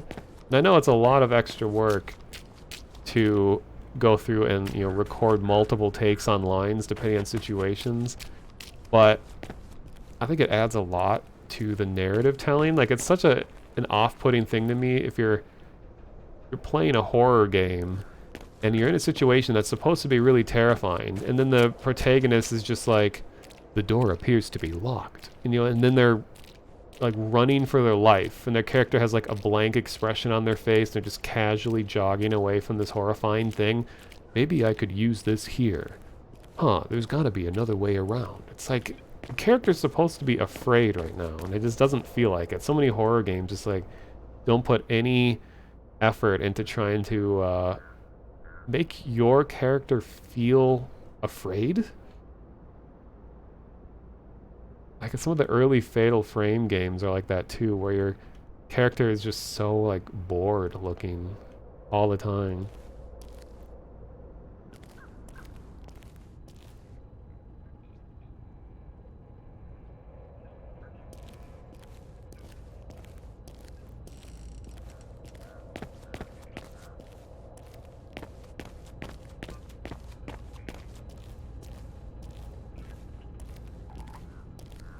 Oh no, those seams.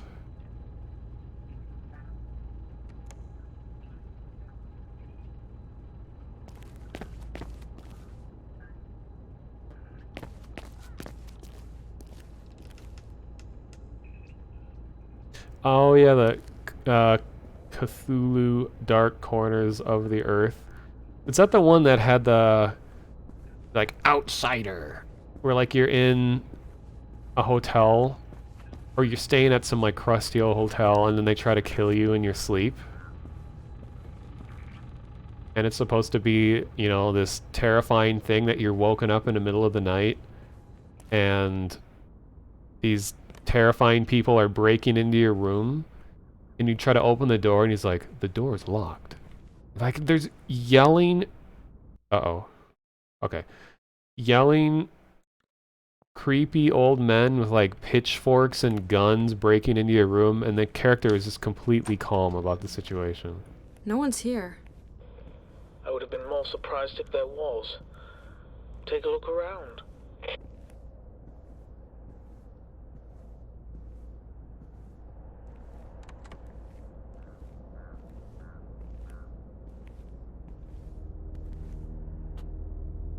Anything? Looks like he took the train towards the coast. North of the city? The Doom Chapel, of course.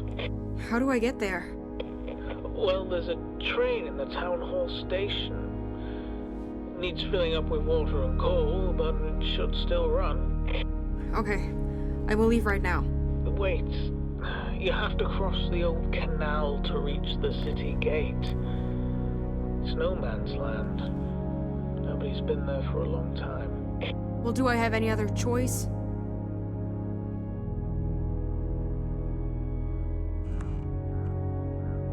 I guess not.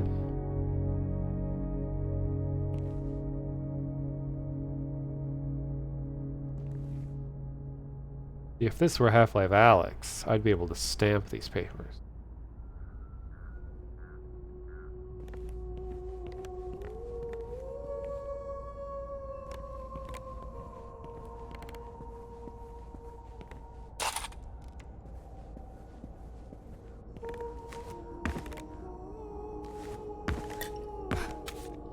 Yeah, this character does have really hasty hands.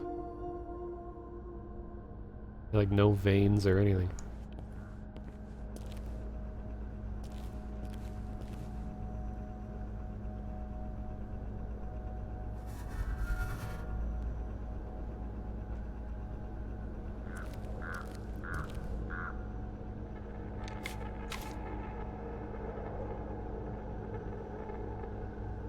Bouncing terracotta pot. Yeah, there's a lot of smokestacks. Sweeping vistas are no easy task.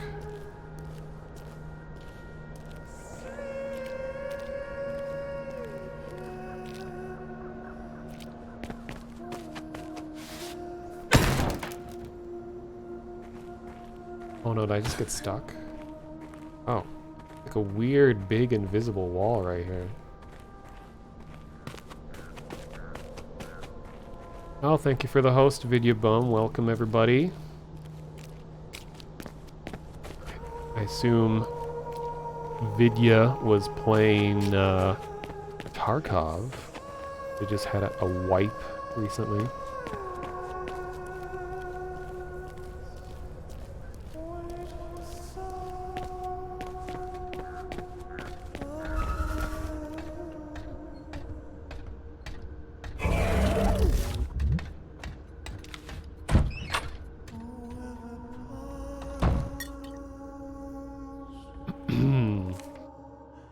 Journal of Joseph Oswald, November 25th, 1992. 4 years ago, some forest workers saw these weird figures appearing somewhere west of Hakavik. Rumors talked about a blue light. While a story sounded almost like a fairy tale to me, I still have the feeling that this might have something to do with the new energy source. One of the engineers who built the machine told me of a similar blue light. Tools or furniture would disappear overnight when they worked on the machine. Another strange thing happened today right here. I came to my living room and found a cage with a singing bird on my writing desk. How the hell did this cage get here? Who's toying with me? I need to get rid of this bird. It's singing all day and I can barely focus. Joseph Oswald. Oh, that's alright, Jeff.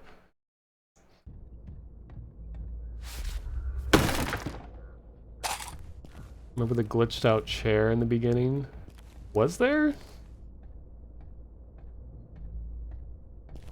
Oh. Yeah, the big like singularity chair. I forgot that, yeah, they had all those little chambers where you could see like different experiments going on. That was interesting.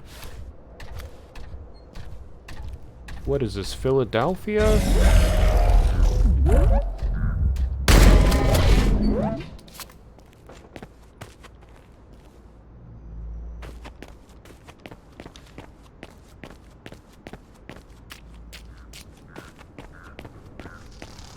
Oh jeez.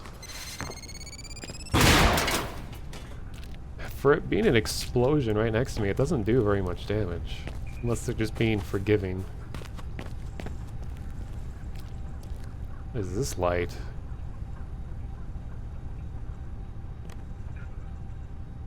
Where's it coming from? Oh, it's on, oh, weird. From the ceiling. Or whatever.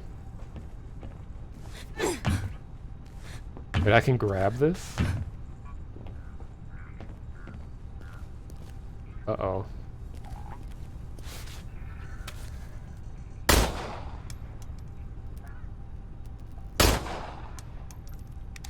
Interesting. I guess they don't want it to swing too crazy.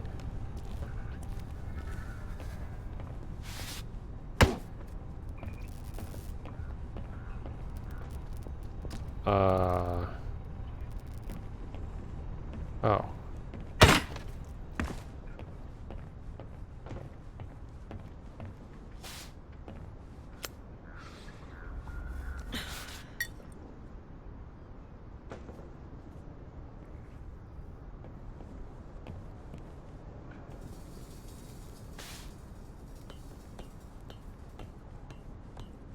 I can't remember what game it was. I think it was was it Deus Ex?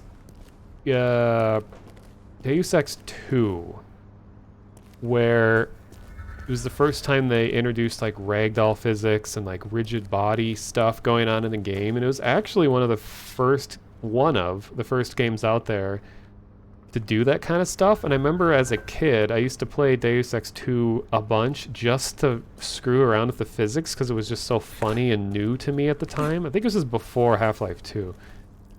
And one thing that always stood out is, you know, they're trying to show off the lighting, so they had like a hanging light in the middle of the room that would be swinging around. And I remember if you threw something at the light, it would just like frantically just be swinging everywhere, and it would never stop moving. So like the whole rest of that mission, you have this like strobing crazy light flying around everywhere, because like early physics systems didn't really have a way of like, or they at least didn't put time into measuring friction, so things could just not just friction, but like things would never come down to a stop. If something was swinging, it would perpetually swing for the rest of time, even if it's a light source that was really distracting and bright. Also reminds me of like Dark Messiah. That was satisfying. That Source Engine game where you could kick your way out of any situation. Like you'd instantly ragdoll anyone if you kick them, and kicking ended up being way more powerful than like any other spell or weapon in the game. So funny. Because they really wanted to show off the fact that the game had physics. So kicking was like the epitome of all of the interesting physics interactions with like ragdolling and kicking barrels around.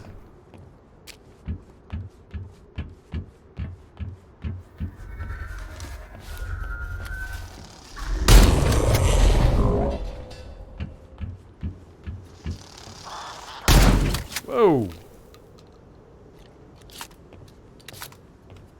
I kind of feel like when you shoot these things that are going to explode, that they should explode when you shoot them too. That would make it a little more satisfying. It would also like tell you, the player, that hey, these are a threat because they explode.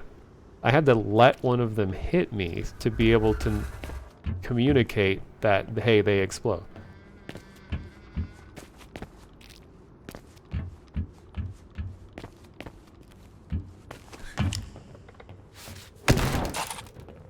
For anyone just joining, this game is made by 2 people, and it's their first ever released game, and it's using Unreal Engine. So it's kind of one of those weird mixtures where like some stuff looks really good, gameplay has been kind of like nothing too new and interesting gameplay wise, but looks really good. The introduction areas, I think, looked a lot better, or just more complex and interesting than stuff so far. The gameplay overall has just kind of been like, you know, thing runs up to you, shoot the thing. I had to put some wheels into sockets to open doors. and this has like all kinds of RTX settings and DLSS too that I was playing with. It was running okay with all the RTX shadows and reflections and ambient occlusion, all that on. But then I hit a certain scene where the game just kind of crawled to a stop when I had that on, so I turned all that off. So you can see enemies aren't that threatening. They look cool.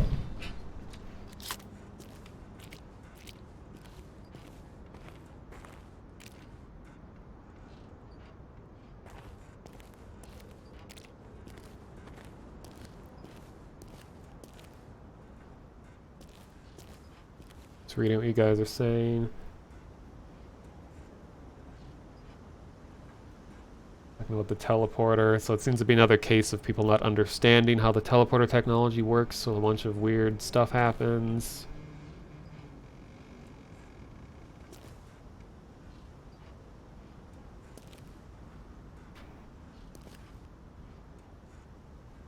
Yeah, we still don't really know what this Atlas Corporation is trying to do, because I think narrative-wise it would be interesting to figure out what their motivations are, because right now they're just kind of, you know, the bad guy because we need a bad guy for the sake of the story, and all these robots are here to fight people, I guess. And the reason, you know, the city is conveniently empty is because there was like an evacuation because of all these robots. Something like that. May 21st, 1993, I managed to talk to a few people's representatives and convinced all of them to vote against further Industria, round of applause, projects. We are all concerned that the dangerous encounters with Atlas, as Rosendahl calls them, are connected with the big machine in the Institute and not with Vevelstad, as Rosendahl states.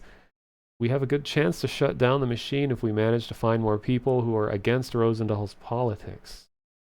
Since November last year, I regularly find more of these caged birds in my apartment. No matter what I do, they appear out of nothing overnight. I don't know what to do about this. That's right, there's this whole caged bird thing. We haven't seen any of these yet, but he keeps talking about them. Thank you for the follow. NACL Knight?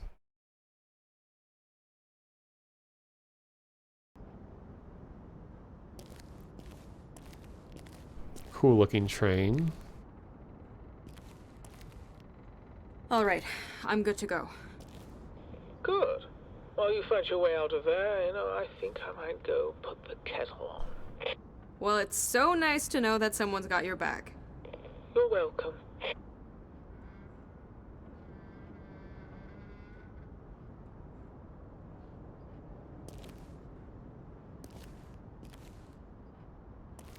I've always wondered, because like trains have been, or operating a train is like been a plot point in a lot of games and TV series and stuff, and I'm just wondering, like, how plausible is it for a person that knows nothing about operating a train to just walk into one and get it to work?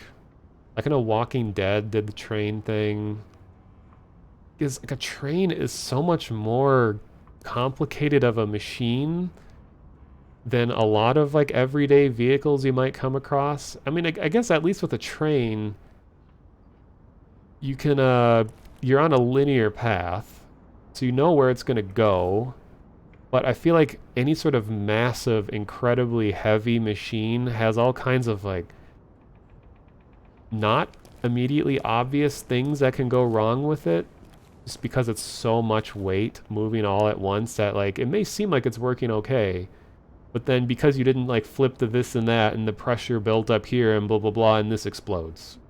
Compared to like an average vehicle, like a helicopter or something, like the average person can look at how a helicopter is moving and be like, okay, it shouldn't be doing that kind of thing. I don't know. It's just trains are such mysterious things. You don't really hear about how they operate that often. Oh, is this going to be a puzzle?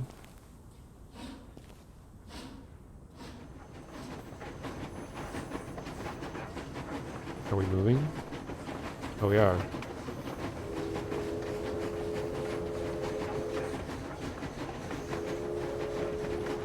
Yeah, it's running off of burning coal. I just mean, like, there's just so many, like, dials and, like, managing pressure of this and that and all kinds of, like, manual moving pieces, and even modern trains that run off of, like, diesel. This feels like there's so many little things that need to be managed.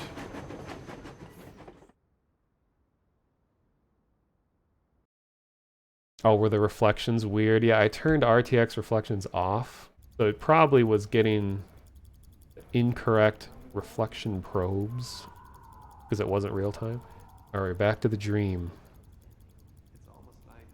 But my dream immersion is ruined because my health meter isn't in black and white too. All right.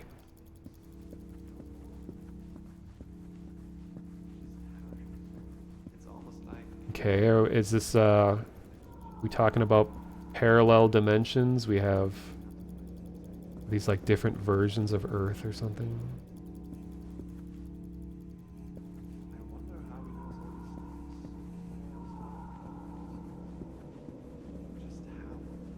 It's almost like some kind of relationship. Every move gets calculated. Oh, we got the falling dudes. Wait, a note in the dream? Ah, what I thought.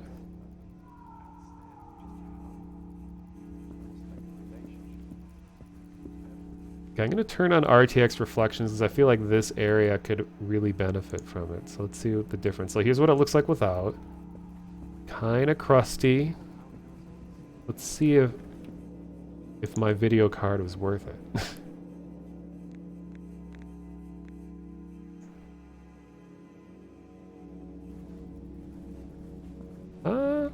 That smoothed it out pretty well. Not an extreme difference. I mean, this is a very, like, diffused reflection.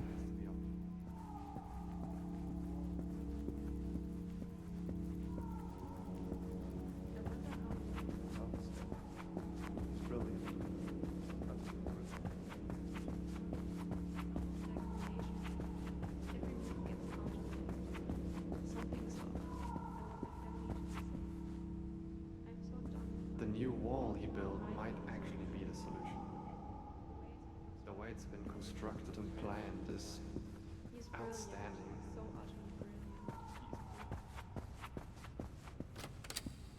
The new wall. I think everything else is the same. Did it even let you go over here?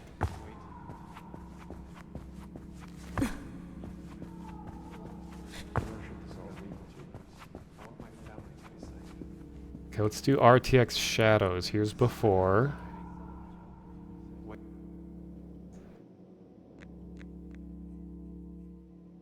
Oh, nice. You can just like click between them.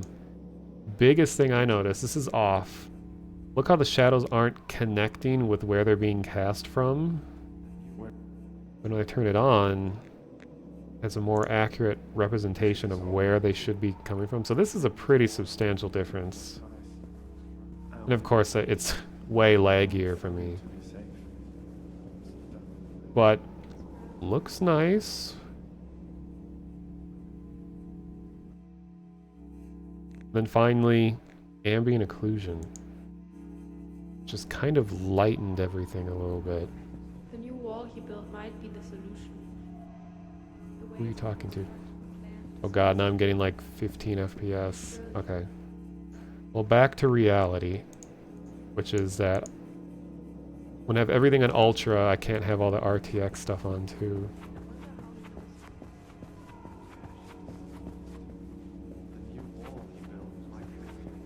Oh, another note. Ah.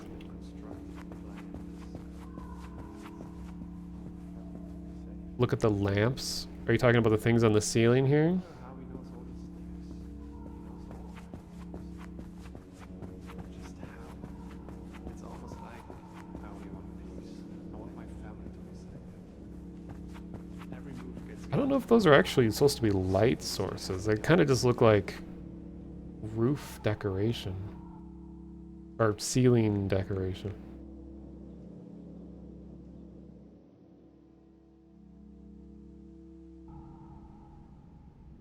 Where should the soul build to?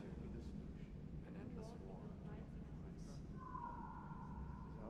That's the thing that was talked about. Like, you guys might not be able to see it, but when you have RTX reflections on, there's a certain type of smoothing that happens. Because like the reflections are updating constantly, but I'm seeing them ripple. It almost looks like steam coming off of them or something. Yeah, like a film grain. I wonder how he knows all these things. Because in Battlefield 2042, there's some areas that that I think really benefit from real-time RTX reflections. Like there's a data center that has really vibrant light coming off of LED screens or LCD, whatever you call them, screens that are floor to ceiling. They're huge and emitting vibrant light everywhere, and it has like a shiny marble floor, and that area looks really nice with all the reflections on.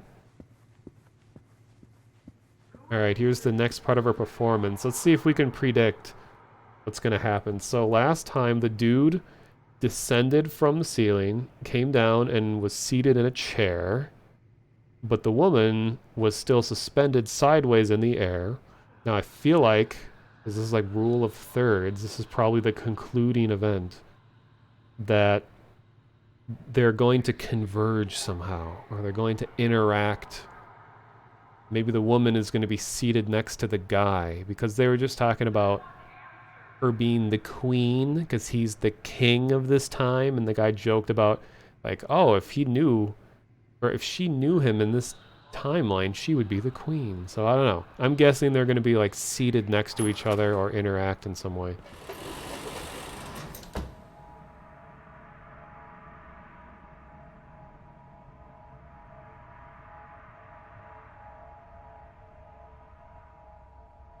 He's holding something. I can't tell what it is. Was it a bird in a cage? Can't zoom in at all.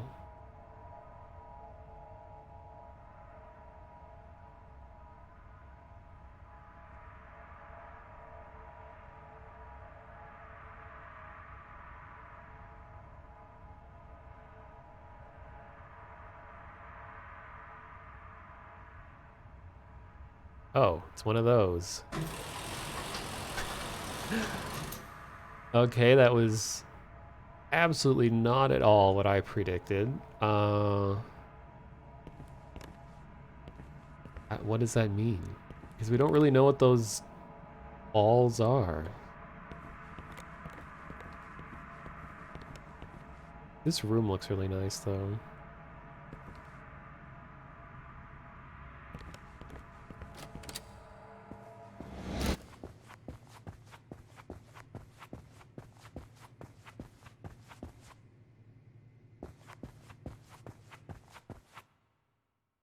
Oh, that's the technology that he brought with him that changed the world, right?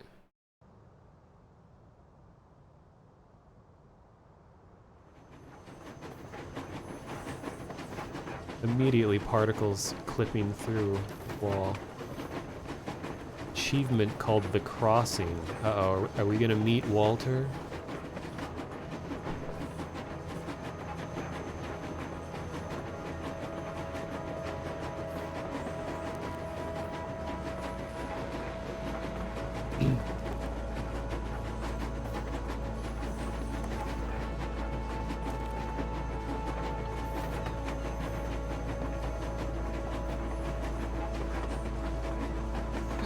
Of course. Hey, do you read me? Looks like the gates are closed.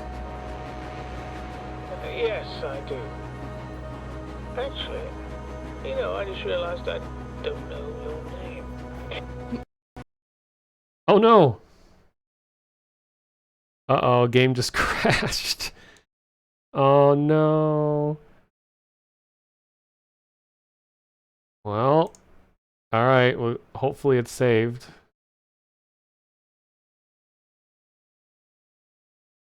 You've read about this crash?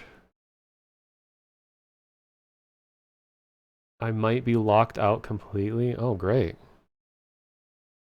Game's made by 2 dudes, by the way.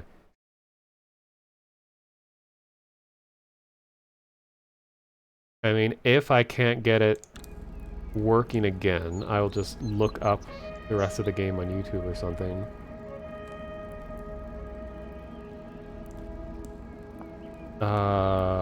Is this autosave? Yeah.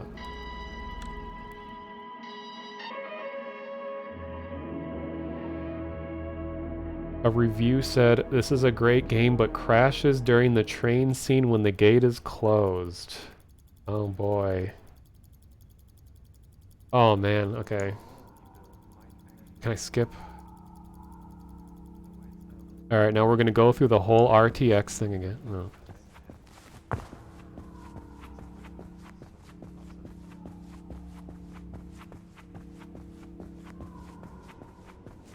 See, do GoldenEye 64 strats where you look at the floor to increase your frame rate to move faster.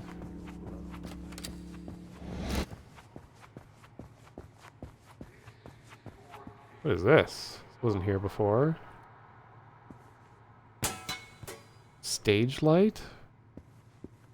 Or this is one of the things that gets pulled out of the machine when, like, when you open a door. Weird.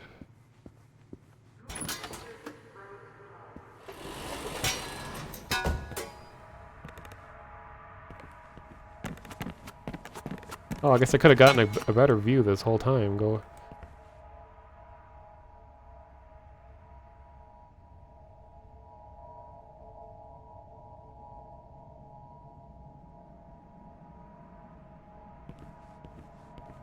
Okay, it gets big. The balls get big, I repeat.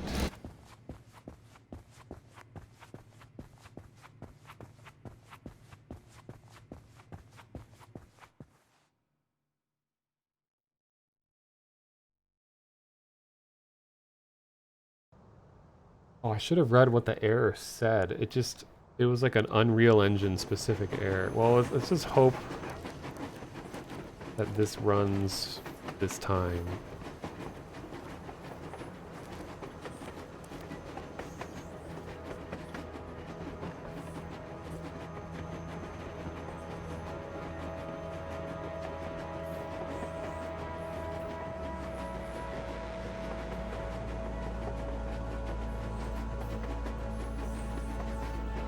Yeah, it's like the Muppet Show. Welcome to the Muppet Show, yay! And then black and white suit man sets ball on do you read stage. me? Looks like the gates are closed.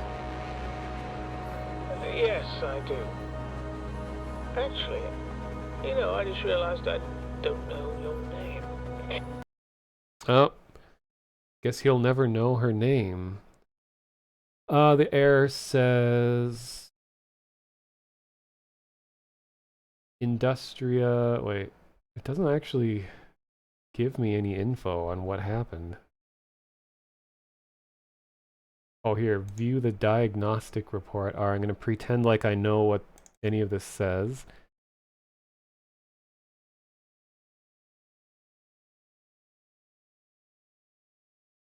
Memory dump. I'll open it in Notepad. And cannot be read. Okay. Oh.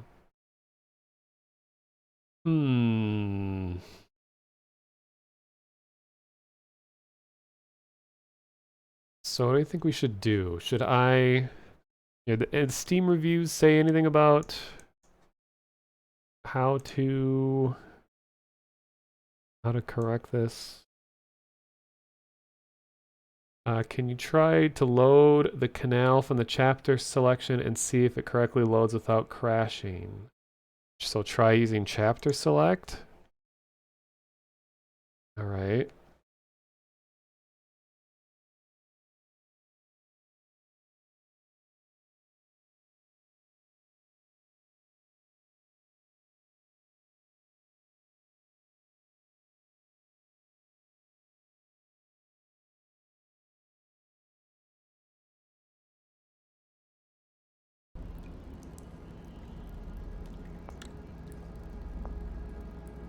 Oh, it doesn't even give me that chapter though. Unless Old Streets is supposed to be the one that we're on right now. That sounds like that would be way back there though.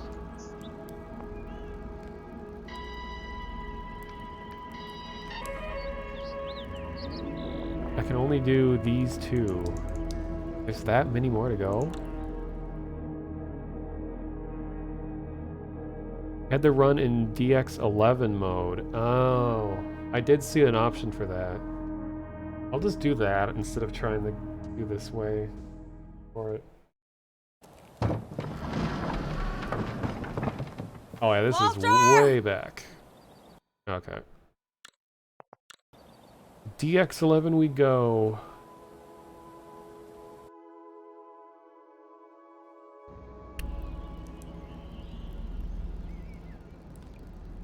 Oh yeah, I hope the autosave doesn't overwrite with an older or with a further back progress.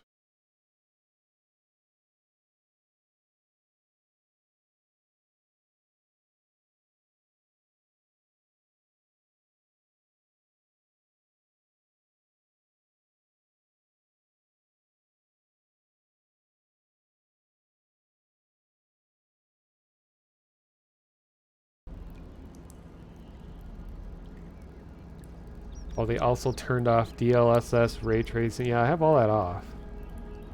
Turned off crosshair? What would that have to do with it? And stay looking at the floor on the train. My god.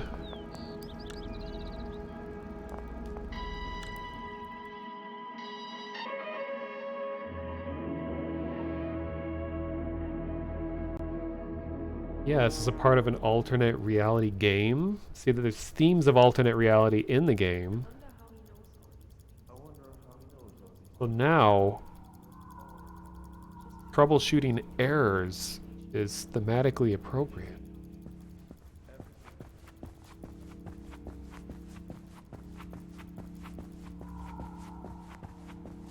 The new wall he built might be the solution.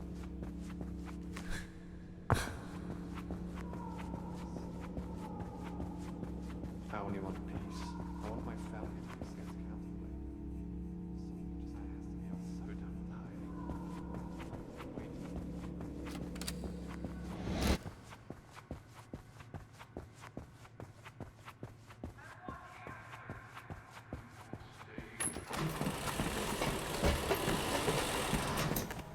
Seen it. I'm glad it lets you skip.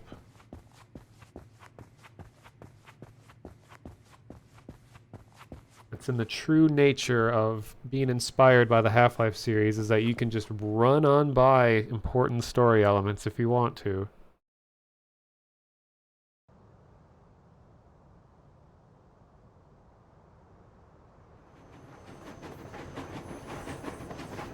Alright, I'll stay looking at the ground too.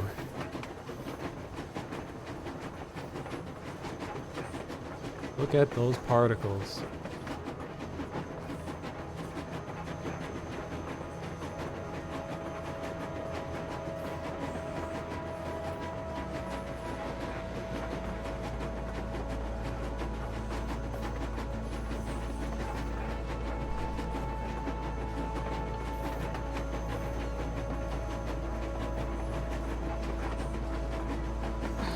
Of course. Hey, do you read me?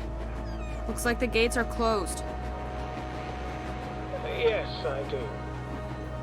Actually, I just realized I don't know your name. Uh, it crashed in a different way. It's like frozen instead of the quitting completely. Hmm.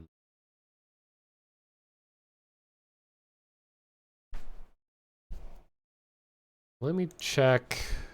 Here.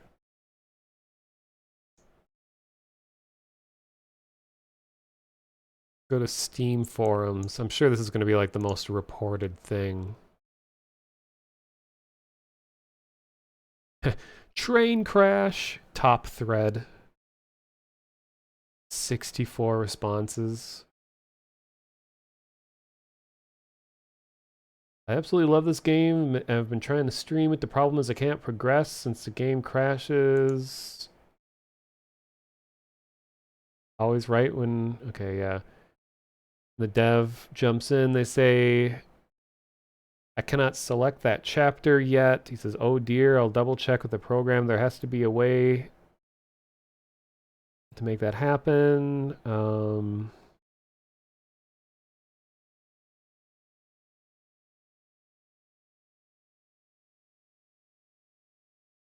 People are also getting crashes on other parts of the game too. Tried uninstalling, reinstalling, didn't work. I was using colorblind mode, and when I turned it off, everything worked again.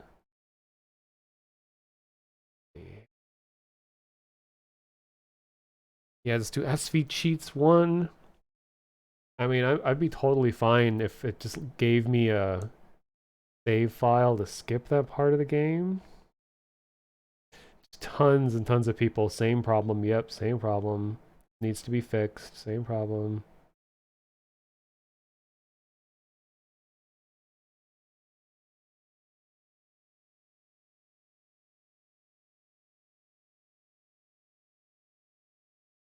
Turn down render resolution. Turn off subtitles. It's just so random. I have to do stuff like that. And someone else says that they tried all of those things and it worked for them. Okay. It seems so strange that that would fix it, but... Okay, and then they were using... Oh, cool. Steam resets where I was looking when I scroll back. Okay, I got to turn off subtitles and render resolution to 25%. You can do it from DirectX 12. I'm going back on 12. I mean, most of the people watching right now are actually asleep too, so... But there's not much I can do. I didn't make the game.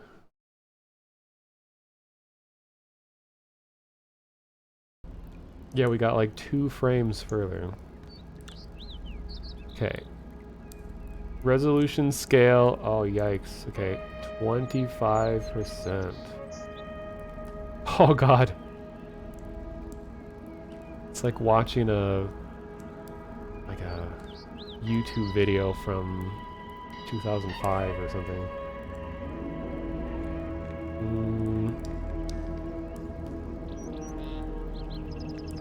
Well, let's just put everything way down. Yeah, now it's gonna turn into a retro-inspired game. And then some reason turning subtitles off, I guess, and crosshairs off. And that off. All right.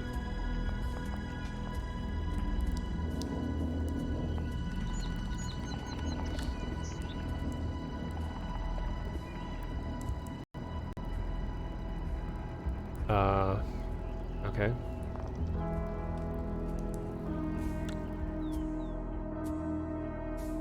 Yeah, I gotta be getting like 400 FPS now.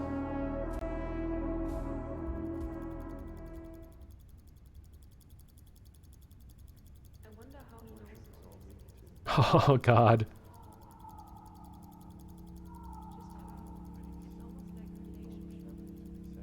Yeah, it just looks like we're playing Teardown. Where should the soul lead to? It has no shadows at all. It's brilliant. So utterly brilliant. I wonder how he knows all these things. We still... Oh, we still have physics.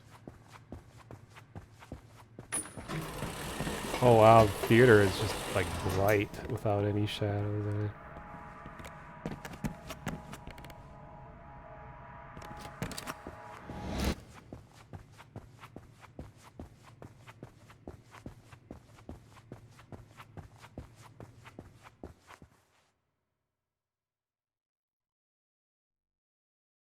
And according to the guide, do what I did before, go into the... Yeah, into this place and just look straight down. Maybe he'll learn our name this time.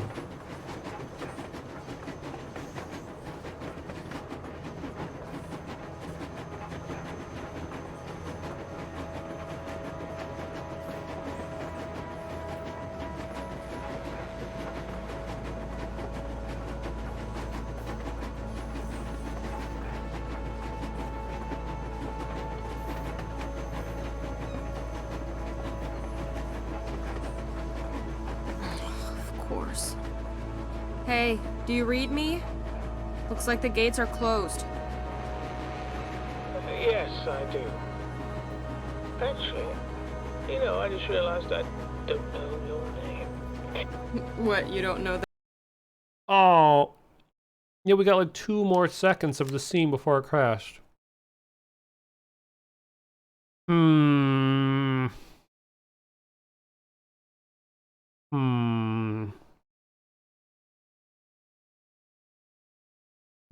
Okay, the last thing I'll try doing is see if I can get a save file that is progressed beyond that point.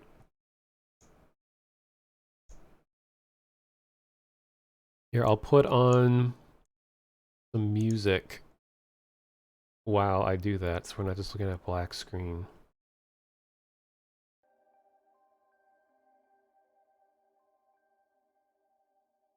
That's probably going to take me a little bit. I don't really have a BRB screen. I only have like this, which usually means I'm starting or stopping. There's some more Mirror's Edge.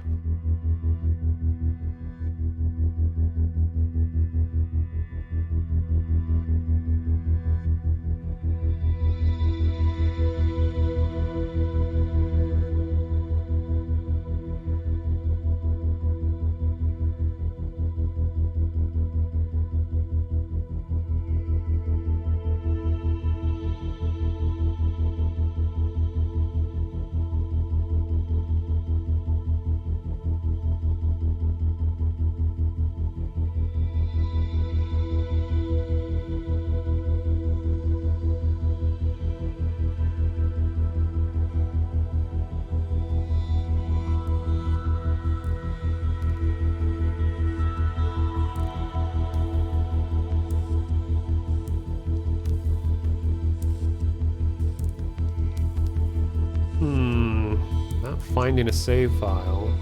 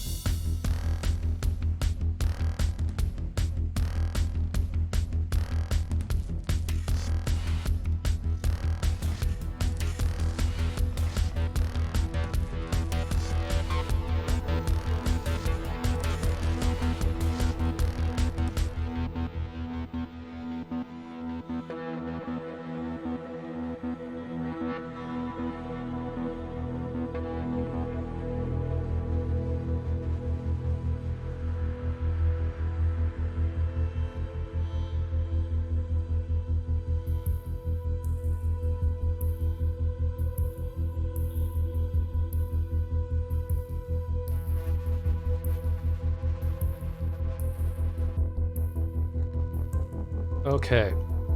So,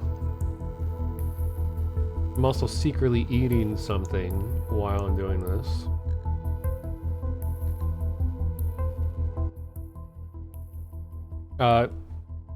I can't find a save file that goes beyond it, but I'm looking at a video walkthrough the game, and we are pretty close to the end of the game.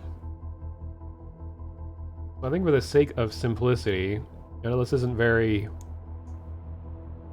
I don't know, not very desirable, but I think we'll just watch the rest of the game on a different channel.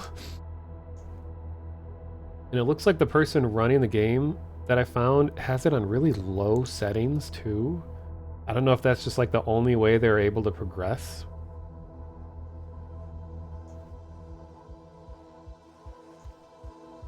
Oh, okay, here's a channel with much better graphic settings. Yeah, all the people, they claim that they have different solutions, but they're the same things that we just tried. They're like, oh, run it in DirectX 11 instead of 12, and then yeah, put the graphics down, and then look at the ground for that. And but I couldn't find anywhere to like download a save file. The game doesn't appear to have any cheats, where I could just like skip the scene or something.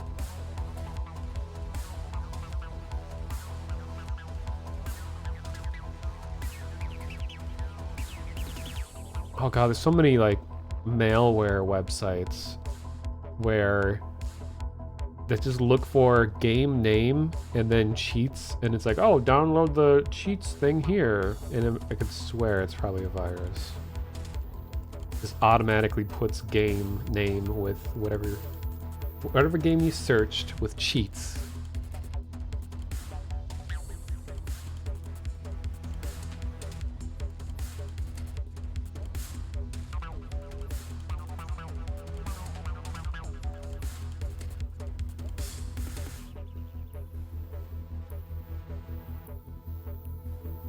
All right.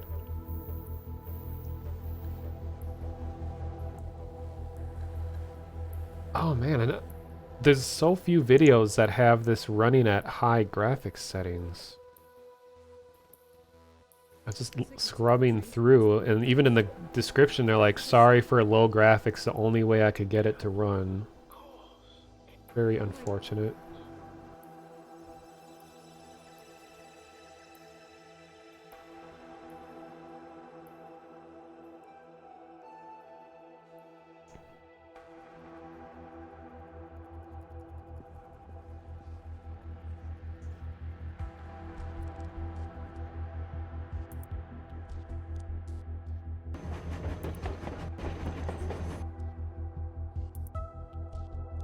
Okay, I'm just gonna do that. I'd rather just watch the part of a video than have to sit troubleshooting this on stream. It sucks, but I think that's the best we have. So first of all, I'm gonna link this person's stream. I mean, they have 20k subscribers. I don't think they're gonna be care too much about something being watched on stream. And interestingly, their video was split right when the game would normally crash. So they probably had the same issue.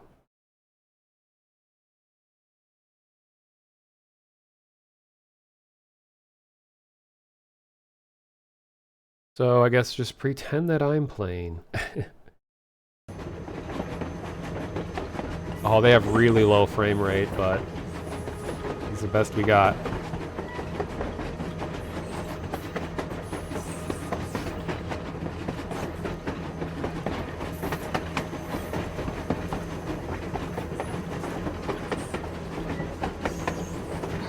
Of course. Hey, do you read me? Looks like the gates are closed. Yes, I do. Actually, I just realized I don't know your name. What, you don't know the name of your queen? I am unbelievably sorry.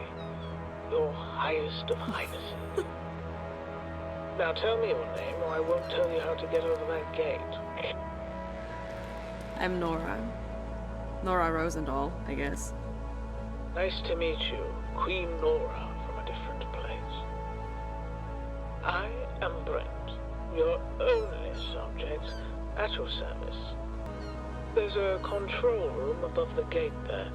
You have to cross the beach and some buildings behind it to reach it. All right.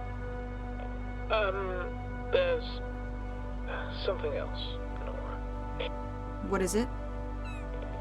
I used to live here, you know, before the war.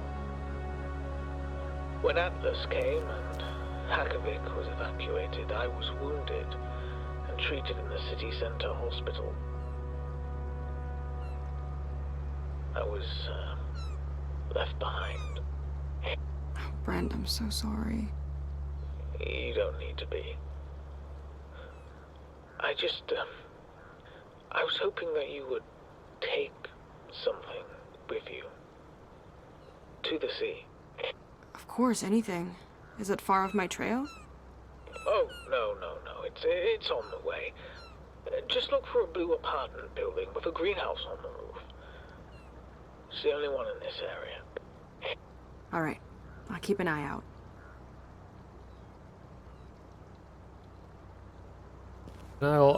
I'll be skipping around through the video as well. So I'm not going to watch every single thing that happens. I just want to kind of go to the story beats or any like interesting things that happen. Like, okay, so that's the part we missed. You know, like climbs up the gate.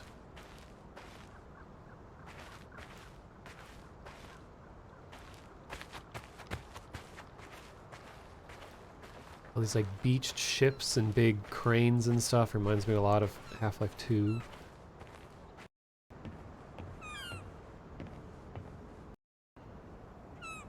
Man, this frame rate.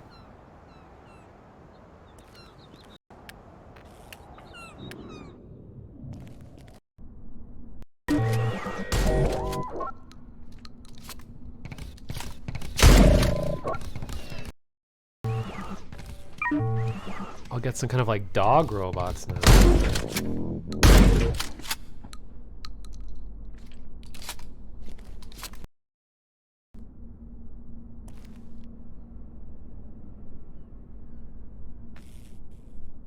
Yeah, this brings back memories of playing games in like the early 2000s where it was before people would really get special gaming computers. So it's like if a new game came out and your computer is really outdated for it, you just would, you know, trudge on through the game even though you're getting, yeah, like 5 FPS. Like, whatever, I just want to play a new game. There's not many games out. Like, I remember I played the original Doom, also Wolfenstein 3D, and Marathon.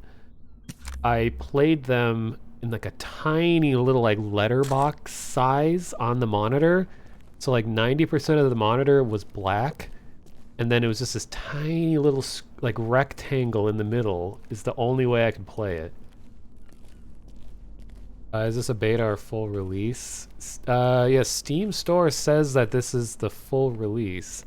And kind of the developers, they said they released a patch like a few weeks ago. But from the wording of the Steam forum discussion, the devs kind of say it like that they're not really going to do any more substantial updates to the game. Like they said, they're talking in the past tense. Whoa, frame rate suddenly got better for him.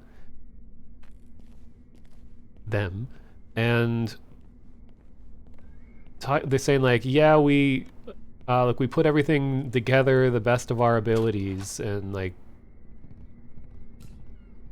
I don't know if that's just like a language difference, but talking in the past tense as if like it's done and out the door, we're not going to do much else to try to fix things. How is it running smoother now that there's like 30 dogs with lights attached to them?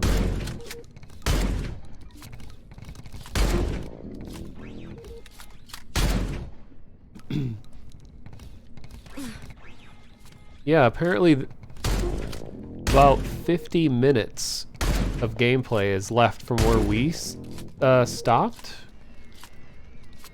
But that screen showed room for more chapters, so it's unless they're just really short chapters.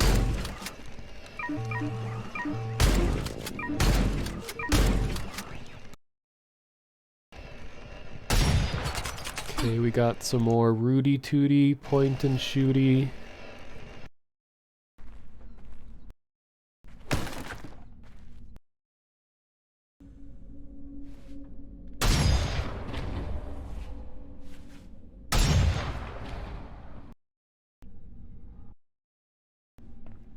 Oh yeah, and like your Vladimir, you're saying earlier, it's like, did they not bake any of their lighting or any of their shadows? It is kind of weird, because when I had the shadow quality and everything as low as possible, in theory, you should still see the baked lighting and shadows everywhere, but everything was completely bright. So I don't know if somehow putting shadow settings that low would also not even render the baked lighting, or if they actually just rely entirely on real-time lighting for all of their lighting.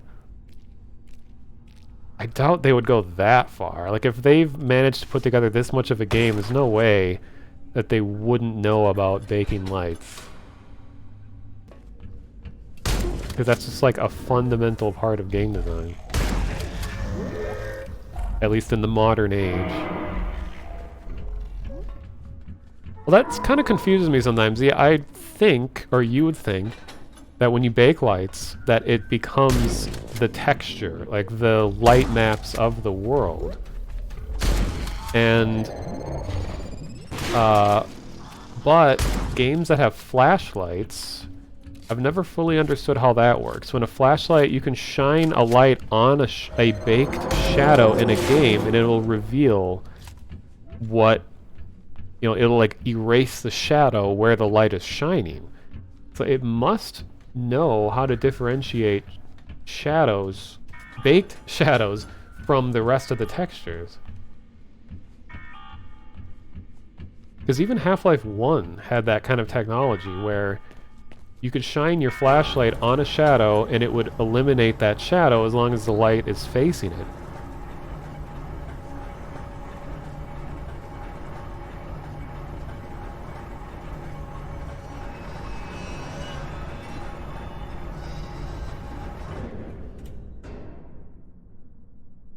Yeah, it must just be that the shadows themselves are exactly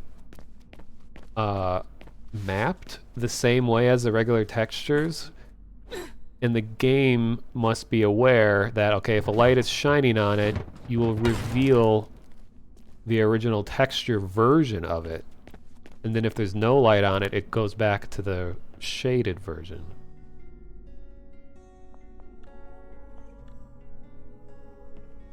And there's some other bugs people are getting that said that if you save your game using the typewriter things at any point, it could potentially corrupt your save file. And there was instructions to go into the game directory and to delete your save file, because by having the corrupted save, it like wouldn't let you play anymore or something like that. I mean, it's a pretty massive problem to have in a game.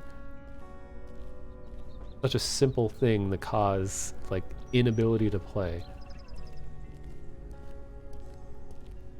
Split the diffuse, the color map from the baked shadows, then combine the baked with real-time shadows. Yeah, and I know a lot of times people don't differentiate between real-time lights and real-time shadows, because it's like shadows are the taxing thing, or at least the most taxing thing, because it has to like calculate angle, and if it's like a hard or soft shadow, it has a lot of extra things to do. But like real-time lighting is something that's been in game engines for a very long time, like including like the original Silent Hill has real-time lighting, but it was based on geometry, like the three-dimensional shapes, and not by pixels, which is like the big difference between older lighting tech and newer, is that Silent Hill would look at each of the the vertices of a model and with light based on like the polygons, which is why sometimes a hallway will look really janky because there's just not enough like geometry there for it to render correctly. But then pixel-based lighting is actually looking at the resolution of the texture that it's overlaid on, and it's way more taxing, but it's different technology than the shadow generation. Something you talk about a lot, being able to get photorealistic assets but not being able to actually make them coherently working graphics.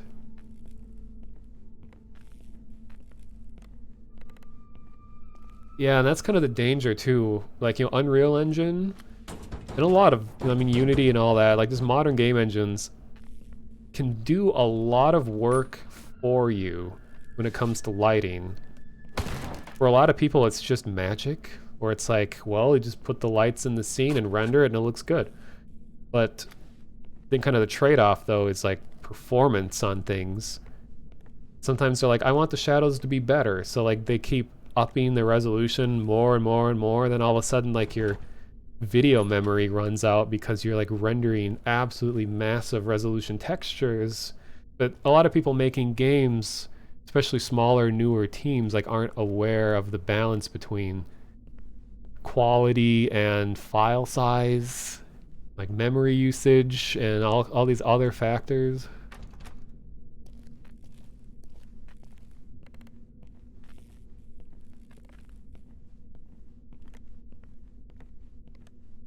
When they had ray traced reflections in the library off, it looked like they were reflection pro, where it couldn't use screen sight, so it's weird they didn't seem to be any here. Yeah, there was clearly some use of like reflection probes going on. Otherwise, yeah, if I turned RTX reflections off, there should be no reflections at all, but there were. Just didn't look as good.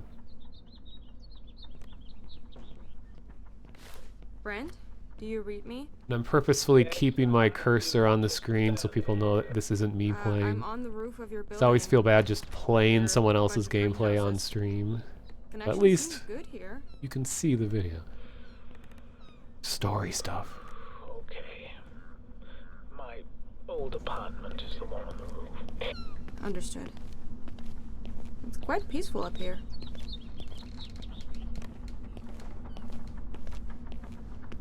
Oh, that's all I have to say. I've always liked the idea of rooftop gardens. Like, such a interesting thing. It's like, alright, we've completely bathed this land in concrete. No nature to be found. But on the rooftops of these buildings, we can kind of bring a little bit of nature. Just slap it on top of this concrete structure.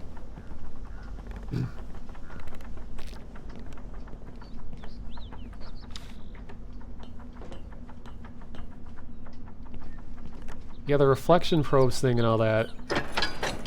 Oh, you said the lowest setting is screen space reflections. I always get those confused. I think...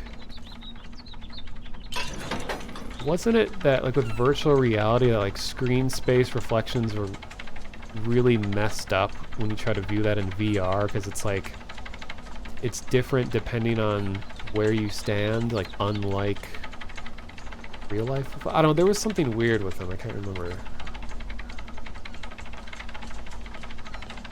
I just remember a lot of games that were trying to make VR happen, that lots of shaders broke because it just couldn't be rendered because of they're using weird tricks to make it look convincing that just didn't work in VR.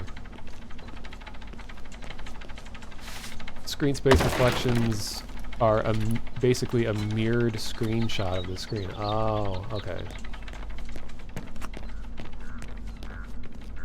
Skip ahead a little bit. That's, Oh, The story. windmill out- keep talking. I'm in.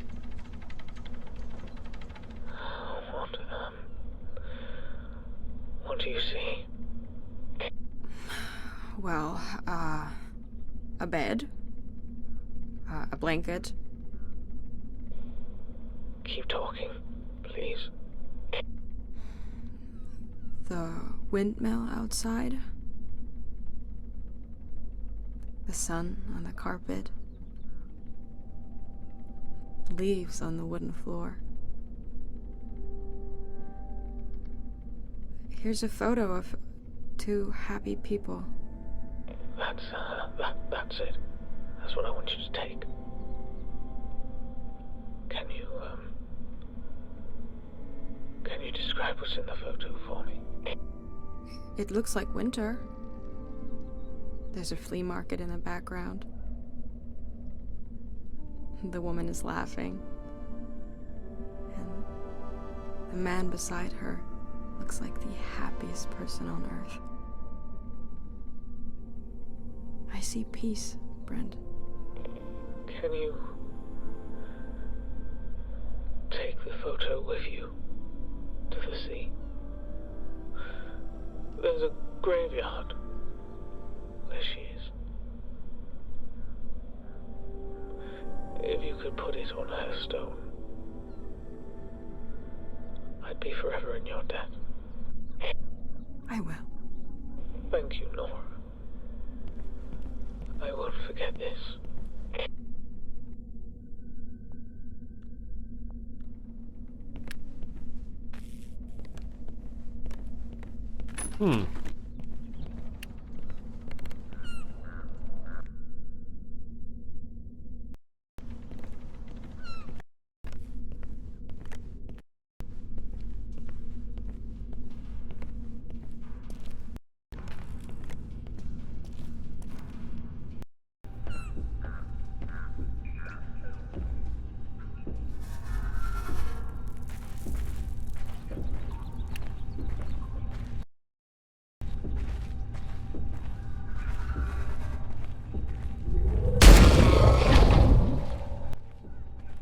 I'm guessing that must have been where he lived.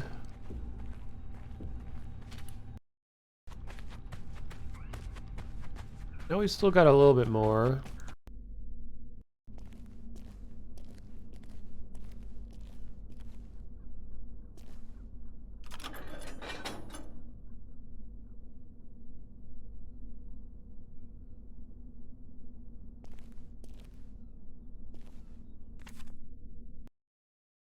So what is this? Gate Field Report, year 2000. Northgate, Hakovic, the position is established. Full troop strength, multiple machine guns are set up. Keep the metalheads as far away as possible. 2204, 15 of my soldiers dissolved within a few seconds. Within a few seconds, when a wave of Atlas troops rushed over the bridge, those who made it out had terrible cuts. There was no chance to treat them. At 4 a.m., no chance to hold this line any longer. The only thing that keeps us going is the fact that they evacuate hundreds of people through the south gate. At the moment, it's quiet. Only the seagulls call. Officer Sander, Royal Hakovic Army. There was a big battle?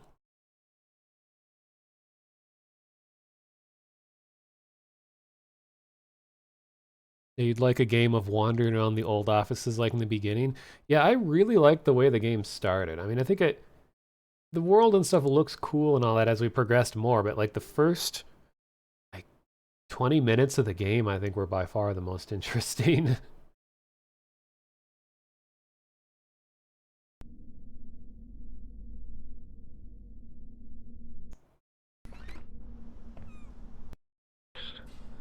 Certainly nice. There. Yeah. All right, back to the train. There. Yes? Yeah, I'm here.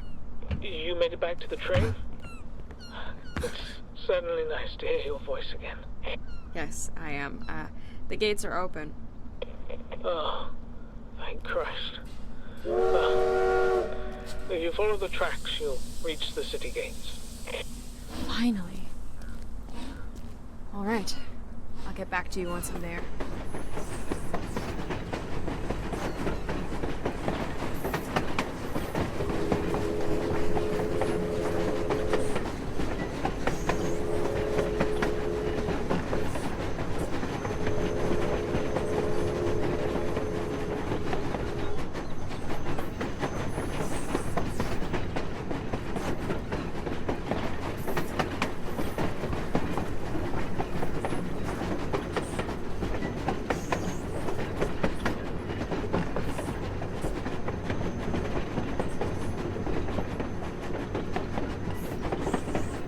can't remember where he first got in contact with the guy.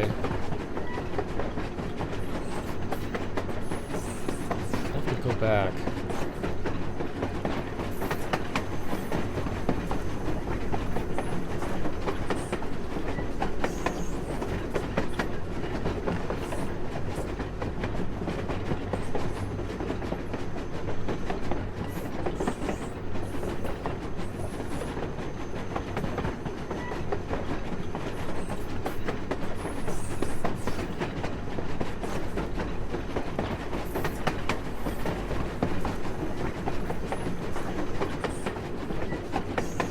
Hey, Brent.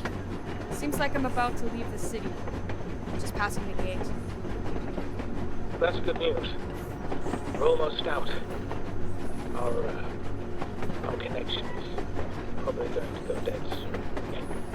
What about you? Oh, don't worry about me. I'm made of tough stuff. My place is here. If you say so. Take care of yourself, okay? I would not have made it without you. I enjoyed hearing your voice again. After all these years. Now, go on. I don't know. I wish you nothing but the best of luck. Bye, Brent. All for me to say. All right.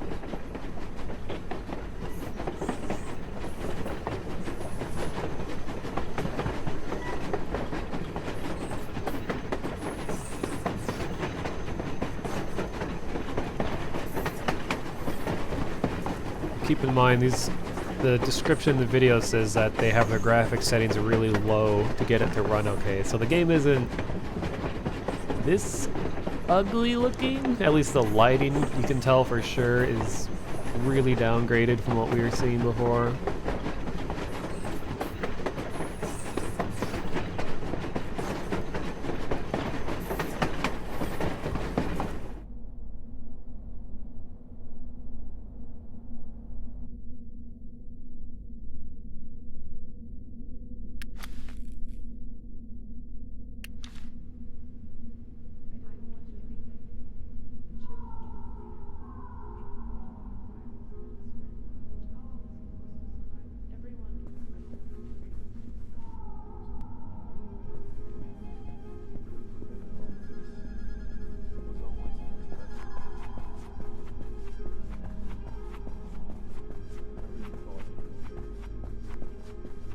I don't know what to think anymore. Just yesterday, the number was... Oh yeah, there are more people falling. This is a continuous thing. Over time, more and more people. Oh, there's more of those, like, fuses or whatever on the ground. Alright, is this the conclusion? Big balls man. Strapped to a chair.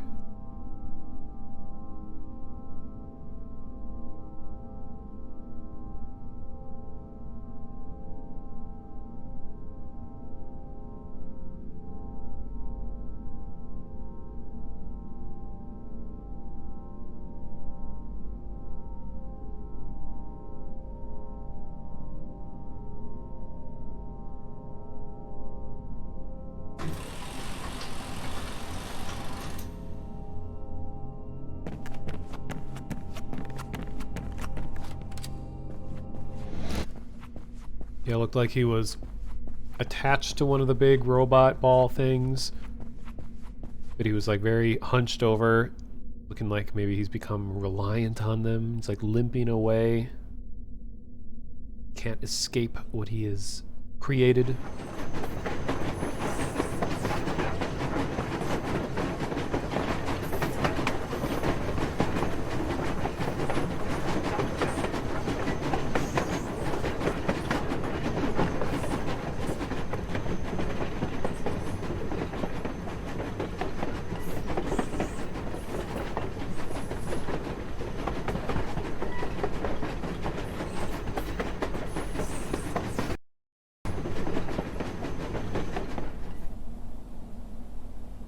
Oh, that's the fastest I've ever seen a train stop. So that's where you are, Walter.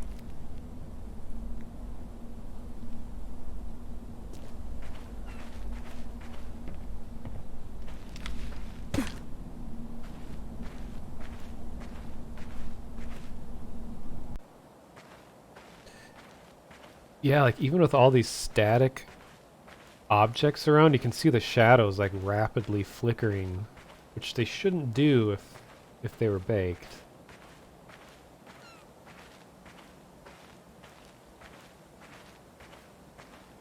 Well, we saw those cars in the beginning, but this is like this alternate dimension.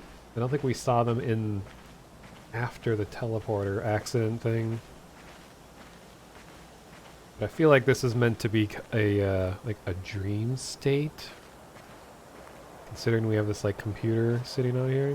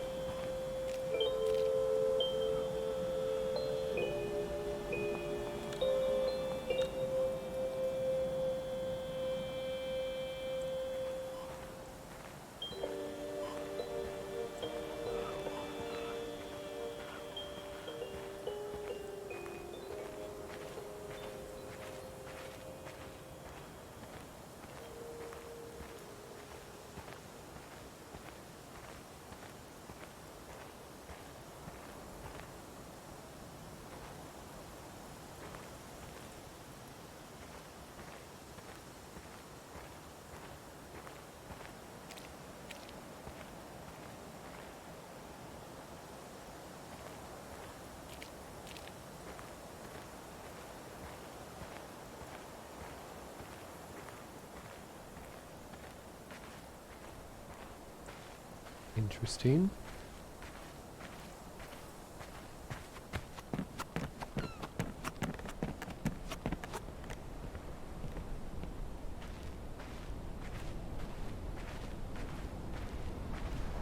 Well, I feel like this is supposed to be kind of abstracted. That it isn't literally like pieces. Well, actually, wait. Considering the teleportation technology, maybe these things are literally there as they're seen. Maybe they were, because they're talking about like the random stuff being teleported around and all that. But I don't know.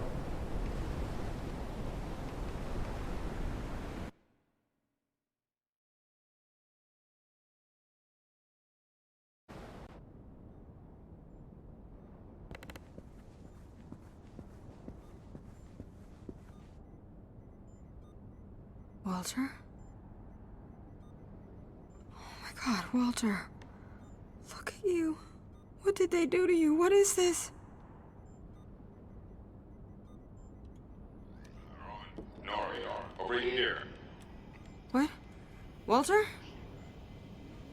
What? But... Don't be scared. Come here. Trust me, Nora. I don't understand. I purposefully didn't prevent Atlas in the beginning. You... Wait, you what? I wanted our program to progress.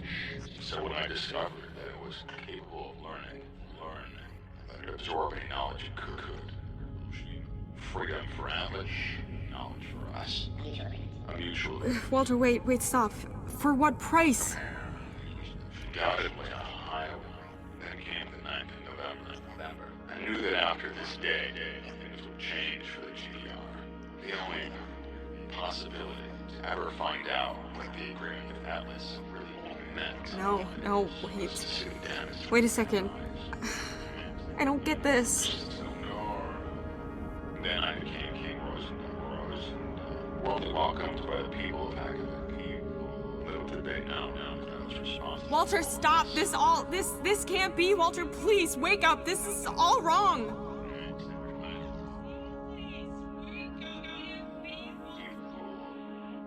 After years of fighting fire, I will continue with science. Now, I'm a parasite.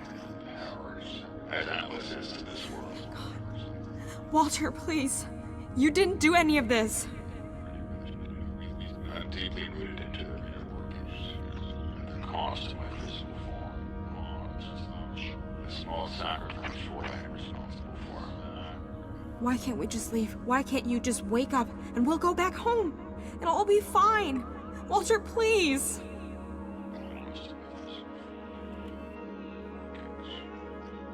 It's too late, Nora. We are stuck here, and the librarians want us to fix it. I don't even get who they are. Where are we anyways? What the hell? Where was I for the last 20 years, Walter? Such it's slim. I know you have so many questions. But time. No, you're not doing this to me again. You don't leave me again. I never wanted to drag you into this. I'm so sorry. Don't leave me. Please stop. I'm so sorry. We'll see each other again. Please. I promise.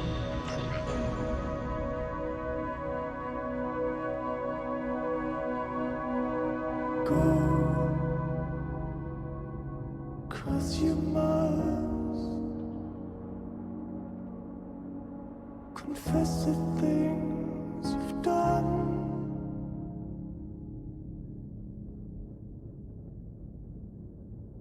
Go, All right.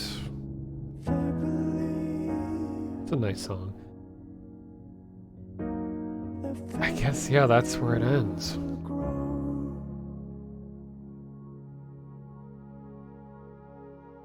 Yeah, for people just joining, like Roy, it kept running into a crash that apparently was continuously happening to people, and I couldn't get past part of the game crashing over and over again, so we just watched the last, like, 30 minutes of the game on someone else's video. Now, I was given a key for this, and even if I did buy it, I'd still...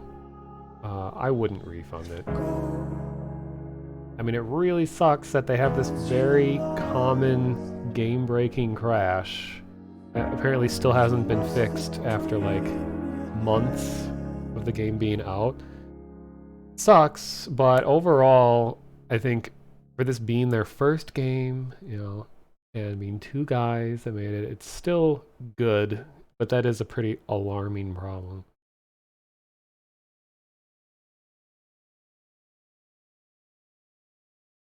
Actually, I should be watching the credits. We were just talking about the team. What did it say? It has...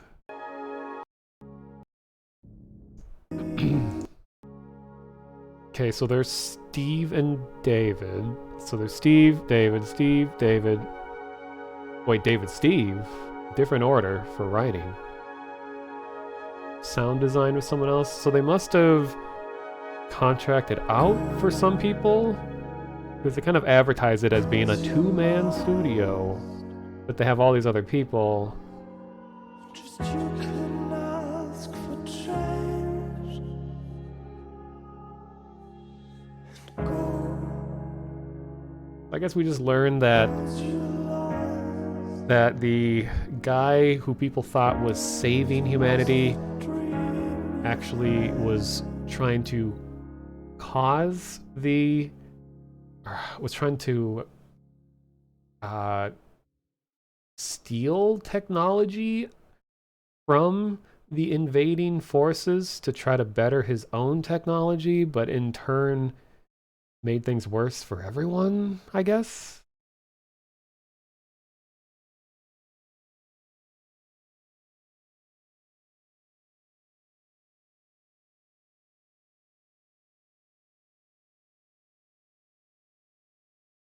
Yeah, kind of Bioshock-ish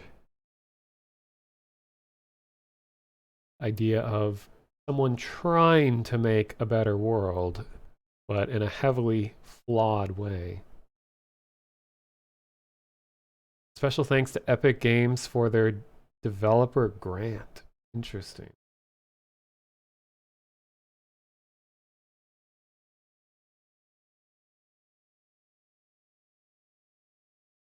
Yeah, I wonder. Oh, the creators of Half-Life 2 referenced there. Nice. Frictional games, which is like Amnesia. Oh. Uh, Penumbra in those games.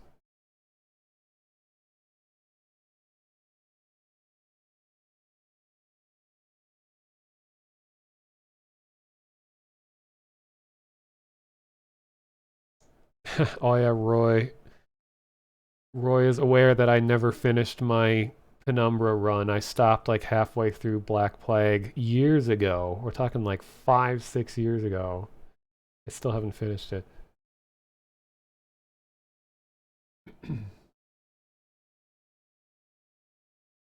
Oh, that's right. In the beginning, there was the police car. So I think, like you said, the catalyst for all these events was the place getting raided. So he must have just abruptly sent these machines into the future that caused all these problems.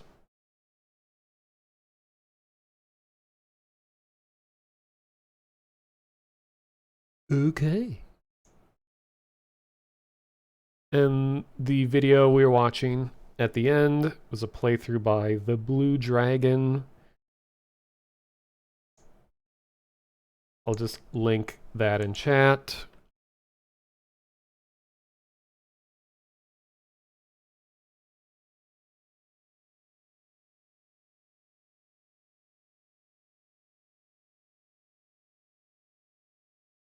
Okay.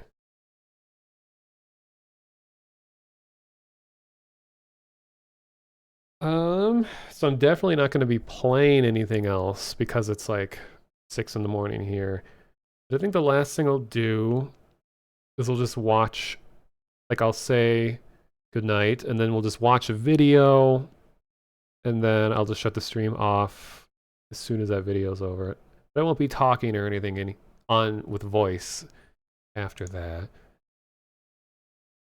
Yeah, I already kind of said my feelings towards the game. Just really impressive for what they had available to them. Gameplay wasn't all that interesting. It's just kind of your standard FPS affair with some like light puzzle solving. AI wasn't particularly challenging, but everything looked really cool. Story was all right. Mostly just like the way everything looks. But apparently there's a lot of like optimization issues and such like that. But whatever game they make next, hopefully they will have learned a lot from this experience.